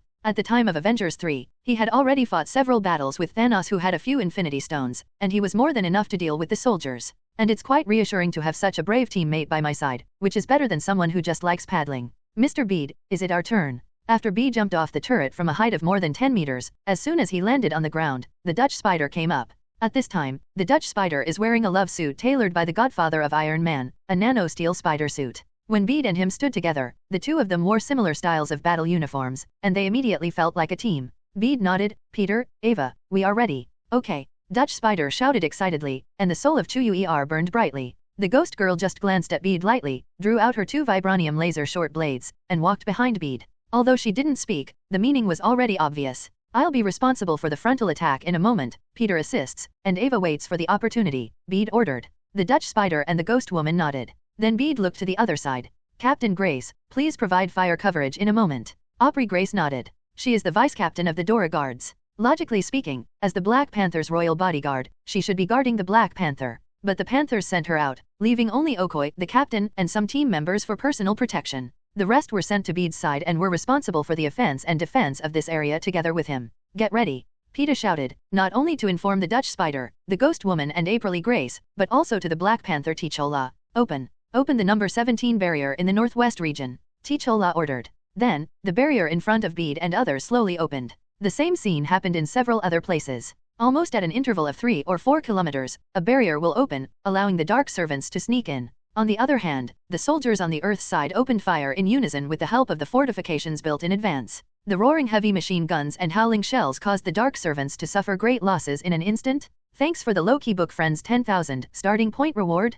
P.S. Tell me about the latest update. Because I have been typing in the middle of the night before, and I have some physical problems after a long time. I have been adjusting my work and rest time recently, but it has not been fully adjusted yet. After 2 days of adjustments, the update will be upgraded to Saturday, and then some additions will be arranged. End of this chapter. Peter looked serious. He had no way to participate in the silent battle in space and the battle in the air behind him near the ground. But now, his battle has begun. Sure enough, as the doors on one side of the obelisks opened, countless ferocious monsters swarmed out. These monsters do not have their own names. They are biological weapons created by Thanos with genetic engineering, and they are also one of the main members of the Dark Legion. If you really want to call them, maybe call them Dark Acolytes. They don't have their own thinking patterns, and they don't even have the emotions that living things should have, such as fear and happiness. The purpose of their manufacture is to serve Thanos, the Maker, from birth to death. Compared to them, the Chitauri are a truly alien intelligent race. It's no wonder that Thanos would place the Chitauri in the sky and the Dark Acolytes on the ground. 3 different battlefields have been formed: outer space, near ground, air, and ground. The outer space battlefield is handled by Iron Man's artificial intelligence assistant Friday, and Wakanda's artificial intelligence Cryo. The place was now calm as the Chitauri mothership retreated. But both sides are still probing and attacking each other with information. If they can find the weak point of the other party's defense, I believe they will definitely invade the other party's system in the shortest possible time. So here, although it is calm, it is full of murderous intentions. Surrounded by Iron Man's battle mechs, Iron Man and War Machine joined the second battlefield. As one of the few superheroes with high-altitude combat capabilities, they took the initiative to take this task. Of course, they are not alone. On the ground, 70% of Wakanda's air defense facilities have been activated, aiming at the sky and firing continuously. However, it is precisely because of this that Wakanda's already insufficient troops were diverted away a lot. In the end, the number of troops available on the ground may be less than 3,000. Fortunately, there are many heroes on the ground. Basically, every hero can fight 1 against 100. If you round up, there are nearly troops. Pete looked at the dark attendant ocean in front of him, looked at T'Challa, and said, T'Challa, then I'm off. T'Challa nodded. Brother, be careful. The two shook hands. Then, Bede jumped down from the fort. Different from the chaotic battle in the original plot, this time, they were well prepared and formulated a relatively complete battle plan. Superheroes, who are high-end combat power, are divided into several groups. Each group consists of about 3 people, forming a basic combat unit. Peter was put into a group with the Dutch Spider and the Ghost Girl. Thanks to Bede, T'Challa assigned 2 vibrating gold laser short blades to the Ghost Girl, the ones used by Dora's escort in Black Panther 2. I don't know what it is called, but it should be it is Genjin technology. The Ghost Girl is an expert in stealth assassination. She can use a laser blade that is only half a meter long, which is much easier than using a vibranium spear that is 2 meters long. This vibranium laser blade is Wakanda's latest technology and is actually still in the experimental stage. Shulai took out the Ghost Woman because she didn't even have a decent weapon as Bede's bodyguard. Combined with the Ghost Girl's ability to appear and disappear, this weapon may become a nightmare for some people. As for the Dutch Spider, it's purely Iron Man's request to Pete. Dutch Spider wasn't very familiar with the others, and Iron Man himself wasn't around, so of course he didn't trust him. After all, this is a real battlefield, not a small fight. You could really die if you're not careful. Iron Man has personally experienced Bede's fighting power. A one-on-one fight killed one of Thanos' generals, and the Black Dwarf over there, he and Captain America couldn't get it done in such a short period of time. Although he himself was seriously injured, he was only healed by the regeneration cradle, and after a night, he was alive and kicking again. Friday also told Iron Man that even without the need for a regenerative cradle, Bede's injury recovery speed would probably only take a few days to fully heal. This shocked Iron Man. That is to say, he is not a biological scientist, otherwise he would really like to get some samples of Bede and take a closer look at his life structure. Considering various reasons, Iron Man entrusted the Dutch spider to Pete. Peter readily accepted. Although the Dutch spider is unreliable in the eyes of most people, his fighting ability is beyond doubt. At the time of Avengers 3, he had already fought several battles with Thanos, who had a few Infinity Stones, and he was more than enough to deal with the soldiers. And it's quite reassuring to have such a brave teammate by my side, which is better than someone who just likes paddling. Mr. Bede, is it our turn? After Bede jumped off the turret from a height of more than 10 meters, as soon as he landed on the ground, the Dutch spider came up.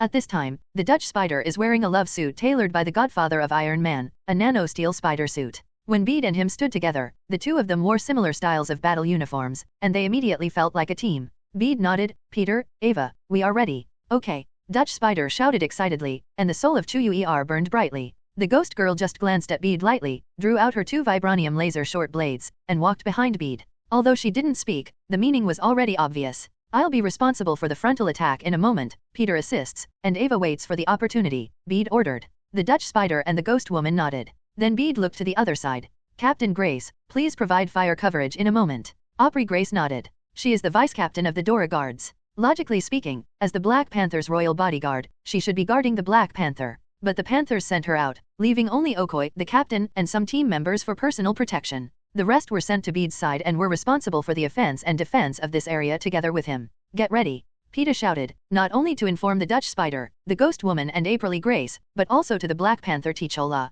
Open the number 17 barrier in the northwest region. T'Challa ordered. Then, the barrier in front of Bede and others slowly opened. The same scene happened in several other places. Almost at an interval of 3 or 4 kilometers, a barrier will open, allowing the dark servants to sneak in. On the other hand, the soldiers on the Earth's side opened fire in unison with the help of the fortifications built in advance. The roaring heavy machine guns and howling shells caused the dark servants to suffer great losses in an instant. Thanks for the Loki book friends 10,000 starting point reward.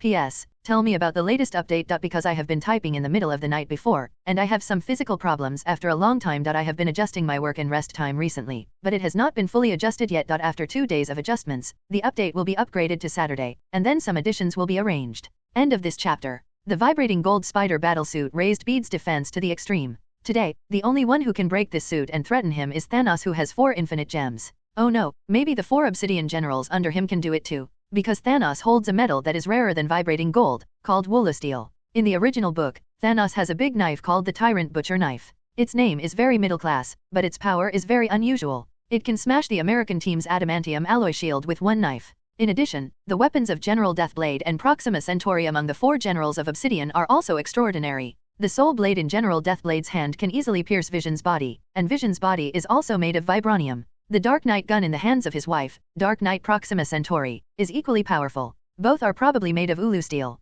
B knew that if he met them, he must be very careful. As for whether there is a dead ebony maw, and whether the giant scythe in Black Dwarf's hand is ulu steel, B doesn't know. The fact that ebony maw is dead will naturally be ignored. The giant scythe in the Black Dwarf's hand doesn't seem to be particularly expressive. That is to say, it smashed through several buildings with a casual throw. It feels like a big deal, but in Marvel, where superheroes and supervillains run around, is it like that? Whoosh whoosh. The 4 vibrating gold spider legs behind Bede turned into 4 sharp spears. Relying on his vigorous posture, he walked through many dark attendants. In the temporary training this morning, the intelligence system has already completed the initial run-in with Bede by virtue of its excellent learning ability. Later, in the short period of actual combat just now, it went deeper. This makes the cooperation between the two more tacit. Every time it passes through a place, the vibrating gold spider legs will automatically find the head and spinal cord of the dark attendant with the help of the intelligence system to attack. Bede only needs to destroy the body balance of the dark attendant, so that the vibrating gold spider legs can attack more smoothly. All that's left to do is move on. Go ahead,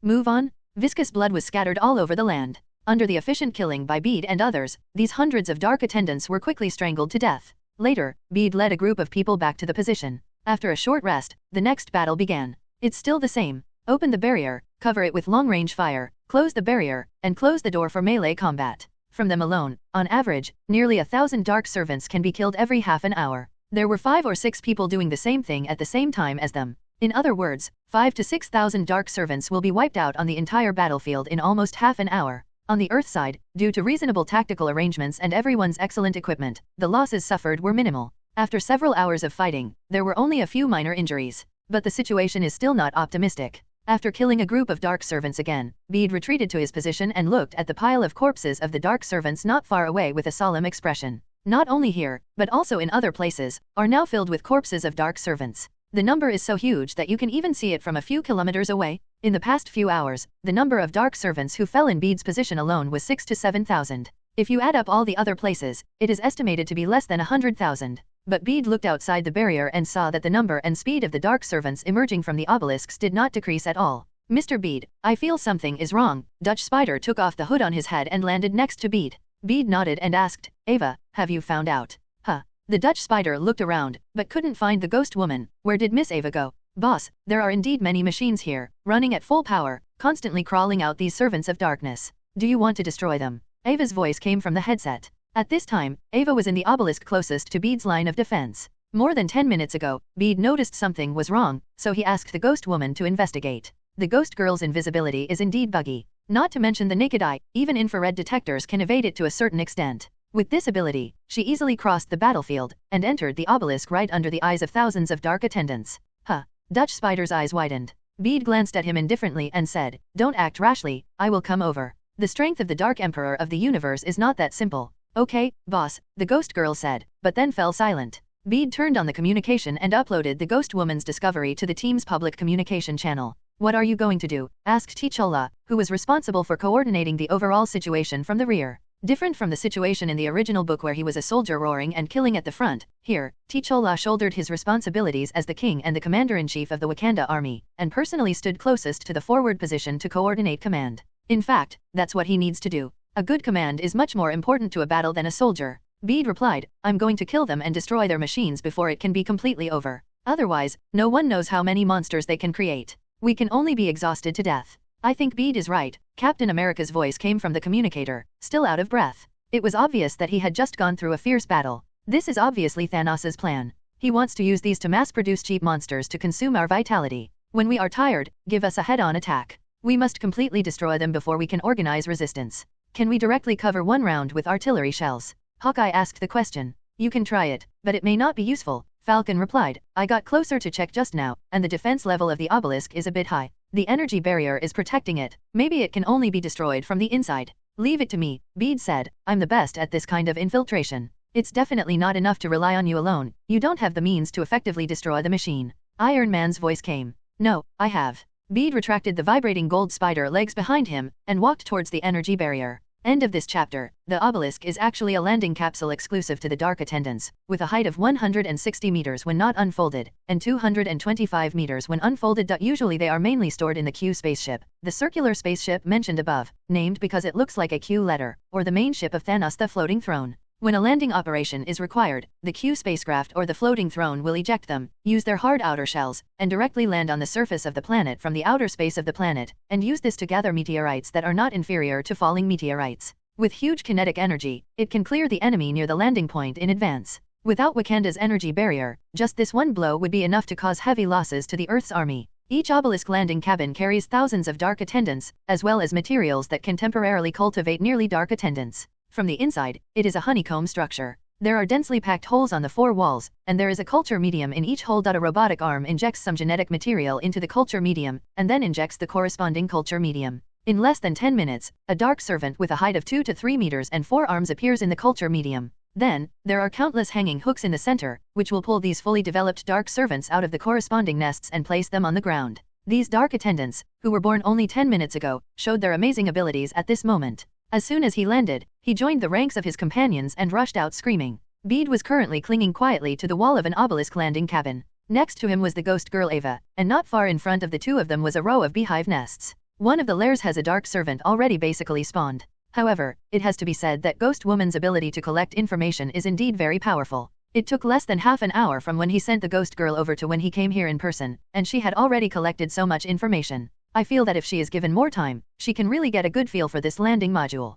And this is still in the case of a language barrier, so many things that the ghost girl found can only be guessed. If this landing module uses the language of the Earth, maybe even Thanos's underwear can be taken off by him. Bede couldn't help being thankful that he rescued the ghost girl and was followed by her. Have you found any suspected core components? Bede asked. The ghost woman nodded, and pointed to the top of her head. There is a cabin about 150 meters above the ground. I suspect that it is the main control cabin of this spaceship. But I can't get in. There is a special force field there. Shrouded, forcing a break-in may scare the snake. It's okay, leave it to me, Bede said. You leave here first, and I will leave the spaceship directly after my plan is successful, and I don't care about you. Okay, the ghost girl nodded, and then she entered the invisible state with a flash. Bede also moved slightly, and the nanoparticles flowed, covering his face. Call out. A strand of spider silk shot out and landed on the wall directly above, and Peter followed the spider thread and began to climb up quickly. A few seconds later, he arrived at the place that the ghost girl said was 150 meters above the ground. What appeared in front of him was a tightly fitted metal ceiling, which looked out of place in this spaceship filled with honeycomb-shaped breeding chambers.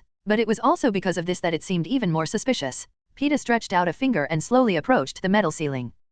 When it was about 1 centimeter away, the spider sensor suddenly jumped. Then, a hazy light suddenly appeared. It feels a bit like Wakanda's energy barrier, but that one is transparent and has a little light blue after activation, while the one in front of me is red. But there's no denying its dangers. You can't go wrong with spider sensing. Bede frowned and crawled to other places. Then, when he looked around everywhere, he found that they were all the same, and there was no flaw anywhere. Since the soft ones are not enough, let's come hard ones. Swish! 4 vibrating gold spider legs popped out. Then, their tips began to glow slightly. A dazzling laser beam shoots out of it, focusing on the same spot.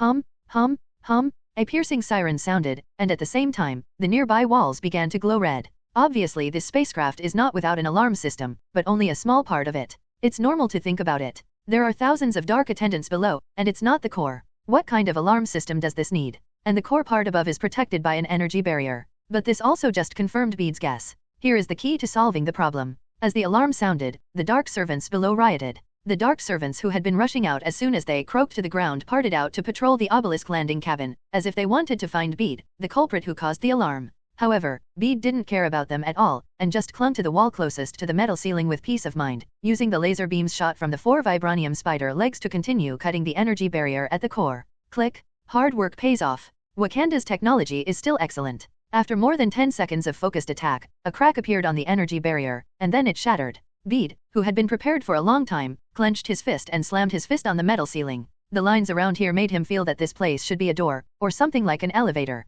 It didn't explode at first. Even if his strength reached more than 20 tons, he could not easily shake this thick metal plate. However, the force action is reciprocal. Every time he bombards, part of the power will be transmitted back from the metal ceiling and stored in the vibranium armor. When the earliest stored kinetic energy was about to reach the critical point of automatic release, Bede controlled the armor and punched directly. Boom! A thick metal plate was thrown up, Peter's figure crashed into it and landed on the ground. Unexpectedly, there was no one inside, just a host that looked like a supercomputer. It seems that this is the mastermind who controls the entire obelisk landing module. Ava, can you counter-invade this mastermind and give an order to destroy it? Looking at this mastermind, Bede had other thoughts in his mind. The voice of the ghost woman came out. Yes, give me some time. About how long? At least half an hour. I need to understand the specific information inside first. Forget it, we don't have that much time to delay. Bede stepped forward, clenched his fists, and with 2 bang-bang punches, he smashed the mastermind to pieces. Hoo. Several roars came from outside. It turned out that the dark attendants had finally discovered Bede's trail, or it might be that Bede's behavior just now had triggered the automatic protection system of the mastermind of the obelisk landing module.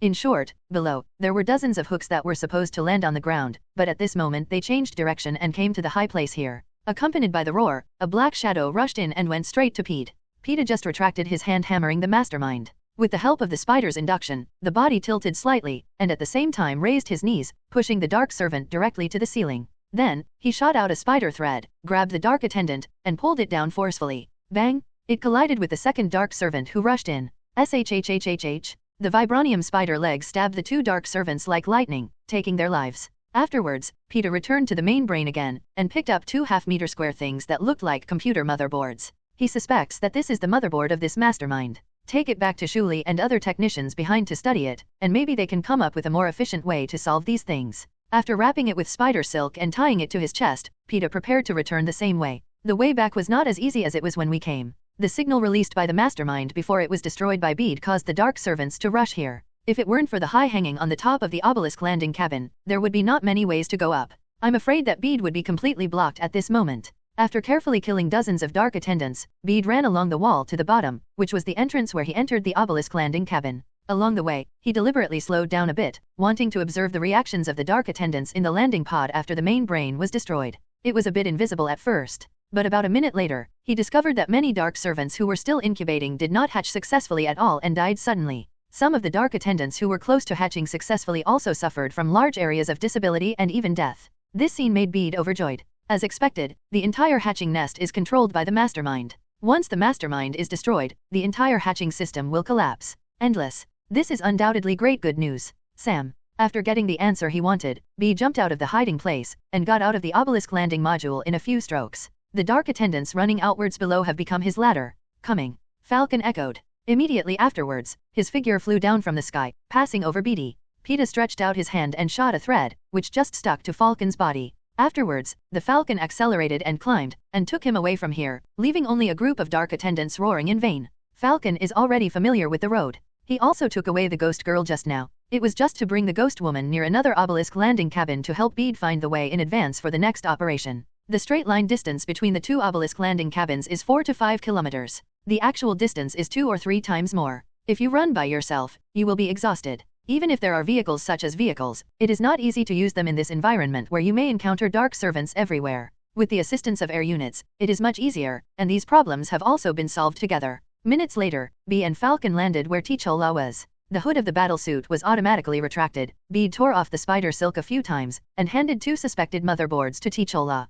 Shall I see what's the use of this thing? I removed it from the masterminds of those landing pods. Bede quickly stated his purpose. T'Challa nodded, and immediately ordered a guard to send it to the rear as quickly as possible. Bede, led by Falcon, went to the second obelisk landing module. However, the other party is obviously not a fool. Before Bede flew to the position, news came from the ghost woman. She has successfully sneaked into the obelisk landing cabin again, but now there is a large number of dark servants gathered inside. According to her observation just now, only some of the dark servants created during this period were sent out, while the rest stayed inside the landing cabin. For what? Self-evident. Do you want to continue? Falcon asked. Although Bede is very powerful, he also successfully destroyed an obelisk landing module. But that was when there was no preparedness. Now that people have preparedness, the degree of danger has greatly increased. He was not suggesting Peeta take the risk. Bede, come back and wait for Shulai's research. T'Challa also advised. He has also been paying attention to this side. Bede hesitated. For safety reasons, it is naturally best to wait for Shulai to study. He deliberately brought back 2 main boards for this reason.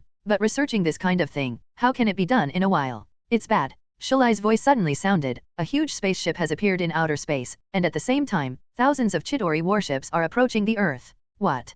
People who heard the news were shocked. So those were just vanguards before? Now is the real hard dish? For a while, as long as there were free people, they all looked up at the sky. Meanwhile, outside the Earth's atmosphere, an interstellar battleship the size of an asteroid appeared here. Its huge figure almost completely covered the sun's light, and plunged most of the planet into darkness. It even overcomes the Roche limit of a rigid body between a giant celestial body and a giant celestial body, and just quietly suspends in the outer orbit of the Earth. This is Thanos' main ship. Floating throne, terror, depression, panic, bewilderment. Countless negative emotions hang over the hearts of all people on Earth at this moment. Yes, the moment when Thanos' dark army really descends is an extremely dark moment that brings fear to the entire planet. This is definitely not a drama about fighting with someone in the wild. Every country in the world is in a certain degree of chaos at this moment. However, when they tried to contact the satellite to see what was going on, they found that there was no satellite at all. At this time, some cabins were opened on the floating throne. Bug-type motherships called Leviathans by the Chidori drilled out of it, like dark clouds, covering the sky and rushing towards the Earth. There are also new landing modules, along with the appearance of the Leviathan battleships, tearing through the Earth's atmosphere, carrying a long tail of flames, and attacking the ground at high speed. The war is escalating at this moment and has entered a new stage. Among the many Leviathan motherships, there are several Q-type spacecraft with rather peculiar shapes. These Q-shaped spaceships are something that only the respectable generals of the Dark Legion deserve to own. Based on the tip of the angle of attack, the height of the Q-type spacecraft reaches 240 meters. It uses a magnetic flywheel as the internal power system, running through the entire annular hull, and is equipped with an Alcubierre-type curvature engine, using curvature propulsion technology to achieve the purpose of traveling quickly between the stars. The biggest advantage of this Q-type spaceship is that its control system is very simple and can even be controlled by a single person. Ebony Maw was a single person in the movie, and was killed stupidly. However, it has no means of attack and does not carry any weapons. The only war use is to drop the obelisk landing module. A Q-type spaceship carries 5 of them, each with dark attendants standing in reserve and resources that can temporarily produce dark attendants. At the same time, the obelisk landing module can also be launched in a near-planetary orbit in outer space, using the gravity of the planet to cause a kinetic energy strike. In addition, tractor beams can also be used for rapid transport of personnel and materials. On the 4 Q-type spacecraft, at this moment, they correspond to the 4 generals of Supergiant, General Deathblade, Proxima Centauri, and Black Dwarf. But they weren't the only ones on the spaceship at this time. A group of Chidori are busy among them, operating the spaceship. On the floating throne, Thanos sat on the throne with a golden knife, one hand on his chin, looked at the water-blue planet in front of him, and said lightly, "Conquer all countries and force them to hand over gems, otherwise, slaughter this planet." Yes. Countless Chidori warships flew to various parts of the Earth. Wakanda. Swish. A portal opens in front of Peeta. Doctor Strange, Wanda and Vision walked out. As soon as he saw Bede, Doctor Strange said, "Thanos' dark army is approaching the Earth, and there may be some flaws in our plan." Bede's brows knitted together. He didn't understand how things would develop like this. The strength displayed by Thanos is more than 10 times higher than that seen in the movie. Where is this Infinity War? It is clearly a crushing invasion of high-dimensional civilization against low-dimensional civilization. What's your plan, Doctor? Bede looked at Doctor Strange, wondering. What he was even more curious about was why Doctor Strange came to him at this time. His current strength is indeed good. Spider-Man's superpower boosted his golden armor, which made his strength soar to the top of many superheroes. But to say that this can change the direction of an interstellar war is to think too highly of him. He can't even affect this local battlefield, etc. B suddenly remembered something. Doctor Strange came to him now. Wouldn't it be just for him to snap his fingers? Is this thing still mandatory? How about looking for the Hulk? Or Thor? Bede cast a questioning look at Doctor Strange, who nodded firmly. Then, Doctor Strange stretched out his hand and handed 2 things to Bede. One is the Eye of Agamotto. The other one is something like a bracelet. Vision said, "This is the confinement device I commissioned Princess Shalai to make. Inside is the soul gem." Doctor Strange couldn't help but stuff 2 things into Bede's arms, and then said quickly, "Time is tight, there is no time to say more. Now that you know what you want to do, let's get started." Peeta slowly made a question mark. On the other side, Doctor Strange has already started his actions on his own. I saw him quickly forming seals with his hands in front of him, and then making a tearing movement in front of him. Beside him, Wanda also made the same movement with her hands, and the red magic power was added to the magic cast by Doctor Strange. Collapse? After the 2 merged into one, the pressure on the space in front of him became greater and greater, until at a certain moment, it could no longer bear it and completely shattered. A chaotic realm appeared in front of several people. Doctor Strange maintained the Chaos Gate with both hands, and said to Bede, who was still in a confused state, "There is a time coordinate on the Eye of Agamotto. Remember, no matter how long you stay in other worlds, when you return to this world, you can use this time coordinate to return to this moment. The future of this world depends entirely on you." Wait. Peeta's eyes widened. "So, this is what you saw, huh? Otherwise?" Doctor Strange looked at Bede doubtfully, seeming very puzzled. Soon, the 2 looked at each other, and both realized that the other party seemed to have misunderstood. But now is not the time to reminisce. This time Bede understood what Doctor Strange meant. Because the Thanos of this world has been strengthened at the epic level, only with the current strength, the winning rate is too low and too low. But there is a variable among them? That's Bede. Bede can travel to other worlds at will, and according to Doctor Strange's observations, his travel is a legal act. That is to say, as long as Bede does something, no matter how much impact it has on this world, it will become the real history of this world, rather than changing history that will lead this world to destruction. This is the key to Bede's recognition by Doctor Strange. He's a legitimate time traveler. Activate your unique power, and you will be able to find the space-time tunnel. Put your strong thoughts in it, and you will be able to open the door to the corresponding world. The moment before Bede stepped into the Chaos Gate, Doctor Strange spoke. Peeta nodded. Then, he took back the nano-vibranium spider suit, hung the Eye of Agamotto around his neck, and stepped into the Gate of Chaos with the Mind Gem bracelet on his wrist.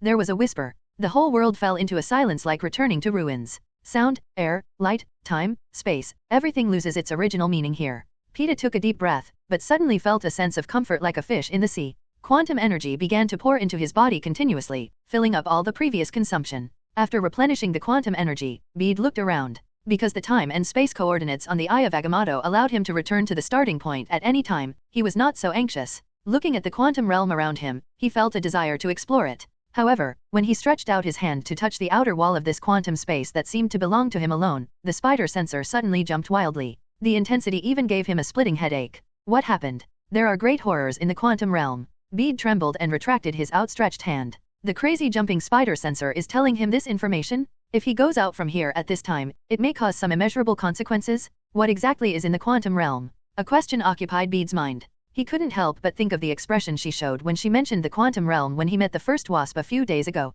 She must know something? It's a pity that he can't go back and ask now. Although I don't know how Doctor Strange turned the Eye of Agamotto into a spacetime beacon, BD knows that this must have a lot to do with the time gem inside. But this method shouldn't be done casually, otherwise time and space wouldn't be in chaos? To save that world, maybe there is only this one chance. Just like in the original plot, there is only one chance to come back from ruin and Iron Man snaps his fingers? Fortunately, his is much more peaceful now. No need for him to snap his fingers. Just need to find reinforcements. But where should we find these reinforcements? Bede's first reaction was to find the partners who had fought side by side in Ultimate Universe. Although their time together was short, they formed a very deep friendship. However, it was difficult for Bede himself to ask them to cross the world to participate in this interstellar war that might cost their lives. Got it? After thinking for a while, Bede's eyes lit up. Since the upright is hard to attack, what about the villain? Go to various worlds, collect some villains who are not doing well in this world, or are simply about to die, and form them into a cross-universe super army? As for the question of betrayal, this one is very simple. Because from the previous situation, illegal crossing will be rejected by the non-native universe, that is, quantum collapse. The longer the time, the more serious the quantum collapse phenomenon will be, and it will die in the end. And he who has quantum energy can solve this problem. It's like curing the ghost woman's quantum disease, for those people. So these people brought by him from other universes need his quantum energy to continue their lives. His life is in his hands, so why not let him decide? Of course, some villains with ideals and aspirations are not ruled out, and they are not even afraid of death. Wouldn't it be over if Bede didn't find them? After making up his mind, Bede gathered quantum energy in his hands. This is the method Doctor Strange taught him, so that he can perceive the situation of the target world in the quantum realm, and open the quantum channel corresponding to the world according to the thoughts in his heart. Everything that happened a few days ago was like a dream. In a world where no one knows me and I don't have to be spurned every day, I spent 10 wonderful days. That was probably the most uneventful and most comfortable 10 days since I acquired this ability. I enjoyed a peaceful campus life, met a group of lovely people, played and fought with them, and fought side by side with them. And he said that he would take me away from this dirty reality, go to a wider world, and see more beautiful scenery. I thought that I could wait firmly with anticipation, but now I find that it is really difficult. When you feel the warmth and then fall into the dark and cold abyss again, that kind of feeling is almost unbearable. Bear. Clang? The bright copper-colored cymbal was struck heavily, and the harsh sound broke the girl's contemplation. Gwen, you're distracted again. Gwen raised her head, and a black-haired girl with an afro appeared in front of the drum set, accusing unceremoniously. Her tone was a little aggressive, but actually there was some concern in her expression. Her name is Glory Grant, and she is the guitarist of the band. She is always cold-faced and warm-hearted. There are two girls with musical instruments in each hand. The brown-haired one is Mary Jane Watson, the lead singer of the band, and the other short-haired one is Betty Brandt. The four of them formed a rock band called Mary Jane's. Now is the time for a rehearsal. But obviously, a girl who was distracted made some mistakes in this rehearsal again, so she was about to face accusations from her teammates. Or maybe something else. Gwen, what's the matter with you? Why are you always absent-minded recently? Where did you go the other day? Mary Jane Watson asked. Yeah, Gwen, you have something, but you have to tell us what happened. In fact, it doesn't happen in the past few days. You have always been like this since a long time ago, often when we agreed late for rehearsals, sometimes even absent. Don't you love music anymore? Have you forgotten the vows we made? Betty Brandt put her hands on the cymbal on one side, looked into Gwen's eyes, and asked. Gwen bit her lip and said nothing. She also knew that she was not in the right state. She has been like this since Peter died. Because of his death, she realized the responsibility she shouldered with this ability, and it also made her take more pains to hide herself. In fact, rather than saying that she realized her responsibility, it is better to say that she is atoning for sin with a sense of guilt. She is scared. She felt that she was the one who killed her best friend, so she used this ability that killed her best friend to fight crime to make up for the loneliness in her heart. Why don't you tell us? Aren't we best friends? Glory Grant asked. Is there something wrong with your body? Mary Jane Watson also asked concerned. I don't know which sentence stimulated Gwen. She suddenly raised her head and said bluntly, I'm fine.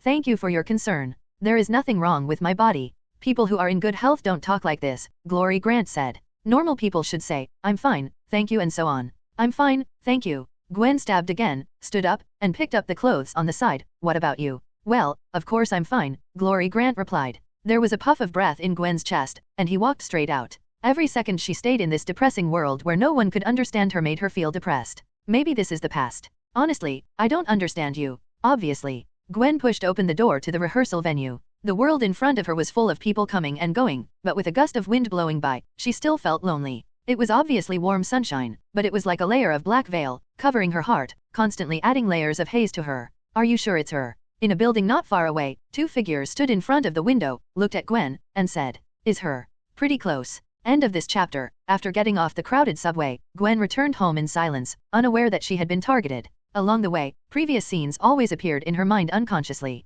Peter was placed in foster care with his parents at the age of 5, and the two became very good friends. That is childhood sweetheart. They were supposed to grow up together, and even if they went their separate ways, they would still be like family, spending Christmas together and chopping turkey together. Until that happened. Peter is dead. Wearing a spider suit, she was witnessed by her father who came after him and killed Peter, thus being charged with murder. After going upstairs along the fire escape, she saw a familiar figure through the window. Gwen's hand on the window paused for a moment. She really didn't know how to face him. This man that I love and hate at the same time. He is gentle, brave, and kind. He is the best sheriff in New York, but he is also the one who witnessed the truth of Spider-Woman killing Peter Parker. That was also the beginning of pushing her life into an abyss. Alas, after sighing softly, Gwen opened the window and got in. You're back, the man asked without looking back. How was the exam? Well, that's fine, Gwen replied casually. I quit the band. With that said, she pushed open the door and entered her bedroom. She really didn't know how to communicate with her father. George Stacy came to the bedroom door in a few steps, looked at his daughter's back, and said, there has been a breakthrough in the Spider-Woman case. Gwen paused for a moment before replying, that's good. George Stacy took a step forward and said, I think we need to have a talk. Gwen ignored him. To be precise, she didn't know how to answer. At least, on the topic of Spider-Woman, she really didn't know how to have a good talk with him. Seeing this, George Stacy continued, Gwen, I think it would be good for us to talk. Okay, but I don't think so. Gwen held back a sentence after a long time. George Stacy only thought that his daughter was still immersed in the grief of losing a good friend. He knew the relationship between his daughter and Peter, and even he regarded Peter as half a son. Since Peter was killed by Spider-Woman, his baby daughter has become increasingly depressed, and now even quits her favorite rock band. Naturally, he linked the two things together. This also made him very worried. But what he didn't know was that the two things were indeed related, but not the kind of relationship he thought. But she killed your friend. Relying on his intuition as a police chief for many years, George Stacy felt that something was wrong with his daughter, but he couldn't tell what was wrong. Gwen said without looking back, did you see that? Of course. She was there. Then she fled there, on the run. George Stacy said. Gwen tried to defend herself, maybe she had no choice but to run away. But it's my job, George Stacy replied. Okay. Gwen yelled, but it won't bring him back to life either. George Stacy opened his mouth, not knowing what to say. He felt as if he had screwed up. Good talk becomes bad talk. After a long time, he reorganized his words. I don't want to argue about this, okay, I want to say, maybe you can be like a child and let daddy. A figure crashed into his arms and hugged him tightly. After George Stacy was stunned for a moment, he realized that he held his daughter in his arms behind his back. Feeling his father's warm embrace, Gwen's heart gradually calmed down. Unconsciously, I thought of the man who said he would take her to see many world scenery. I wonder where you are now and what you are doing. Gwen thought to herself and closed her eyes. The city museum has a police report, please leave as soon as possible. At this moment, the pager in George Stacy's pocket rang, breaking the rare warm moment between father and daughter. The two let go of each other. After George Stacy comforted Gwen a few more words, he turned around, picked up his clothes and guns, left home, and headed towards the city museum. Upstairs, Gwen turned and went back to her room after watching her father drive away. Wipe away the tears that are about to well up. Pack up your mood. Now it's Spider-Gwen. Call out. A vigorous figure appeared among the buildings in New York. After a few minutes, Gwen appeared on the building not far from the city museum. The City Museum of New York City is a fairly well-known landmark. It is located at the junction of 5th Avenue and 103/104 Street, and it was born specifically to record the history of New York. It has a collection of about 300 million cultural relics from the Dutch colonial era to the present, ranging from toys to prints, from dance halls to theaters, and so on. On the 5th floor of the museum, there is also a Rockefeller exhibition room, which imitates the luxurious master bedroom and dressing room of the old Rockefeller. It is precisely because of its importance and value that the City Museum is surrounded by vehicles at this moment. Police cars, fire trucks, ambulances, and police helicopters in the sky. It can almost be said that the City Museum is completely surrounded. What happened? Who is inside? Gwen changed several angles, trying to see the scene inside through the side window of the City Museum, but saw nothing. On the street below, George Stacy had also arrived. As soon as he got out of the police car, someone came up and told him about the intelligence he had gathered. You mean, there's a weird guy dressed in the Renaissance period staying in the museum now? George Stacy looked at the capable subordinate in front of him in surprise. The other party nodded and handed over a photo. Look, this is the photo I took not long ago. George Stacy picked up the photo and looked at it, and found that it was a gray-white man with a hooked nose, but he had no hands, but a pair of wings. On the whole, it looks like a vulture? Yes, it's a vulture. It's just that the material looks weird, as if it's made of paper. George Stacy was about to say something. Sudden. Boom. A loud explosion sounded. An extremely violent shock wave surged out of the museum, almost knocking George Stacy and his subordinates to the ground. Not far in front of them, several police officers who were relatively close to the museum were directly knocked out by the shock wave, and fell to the ground without knowing their lives.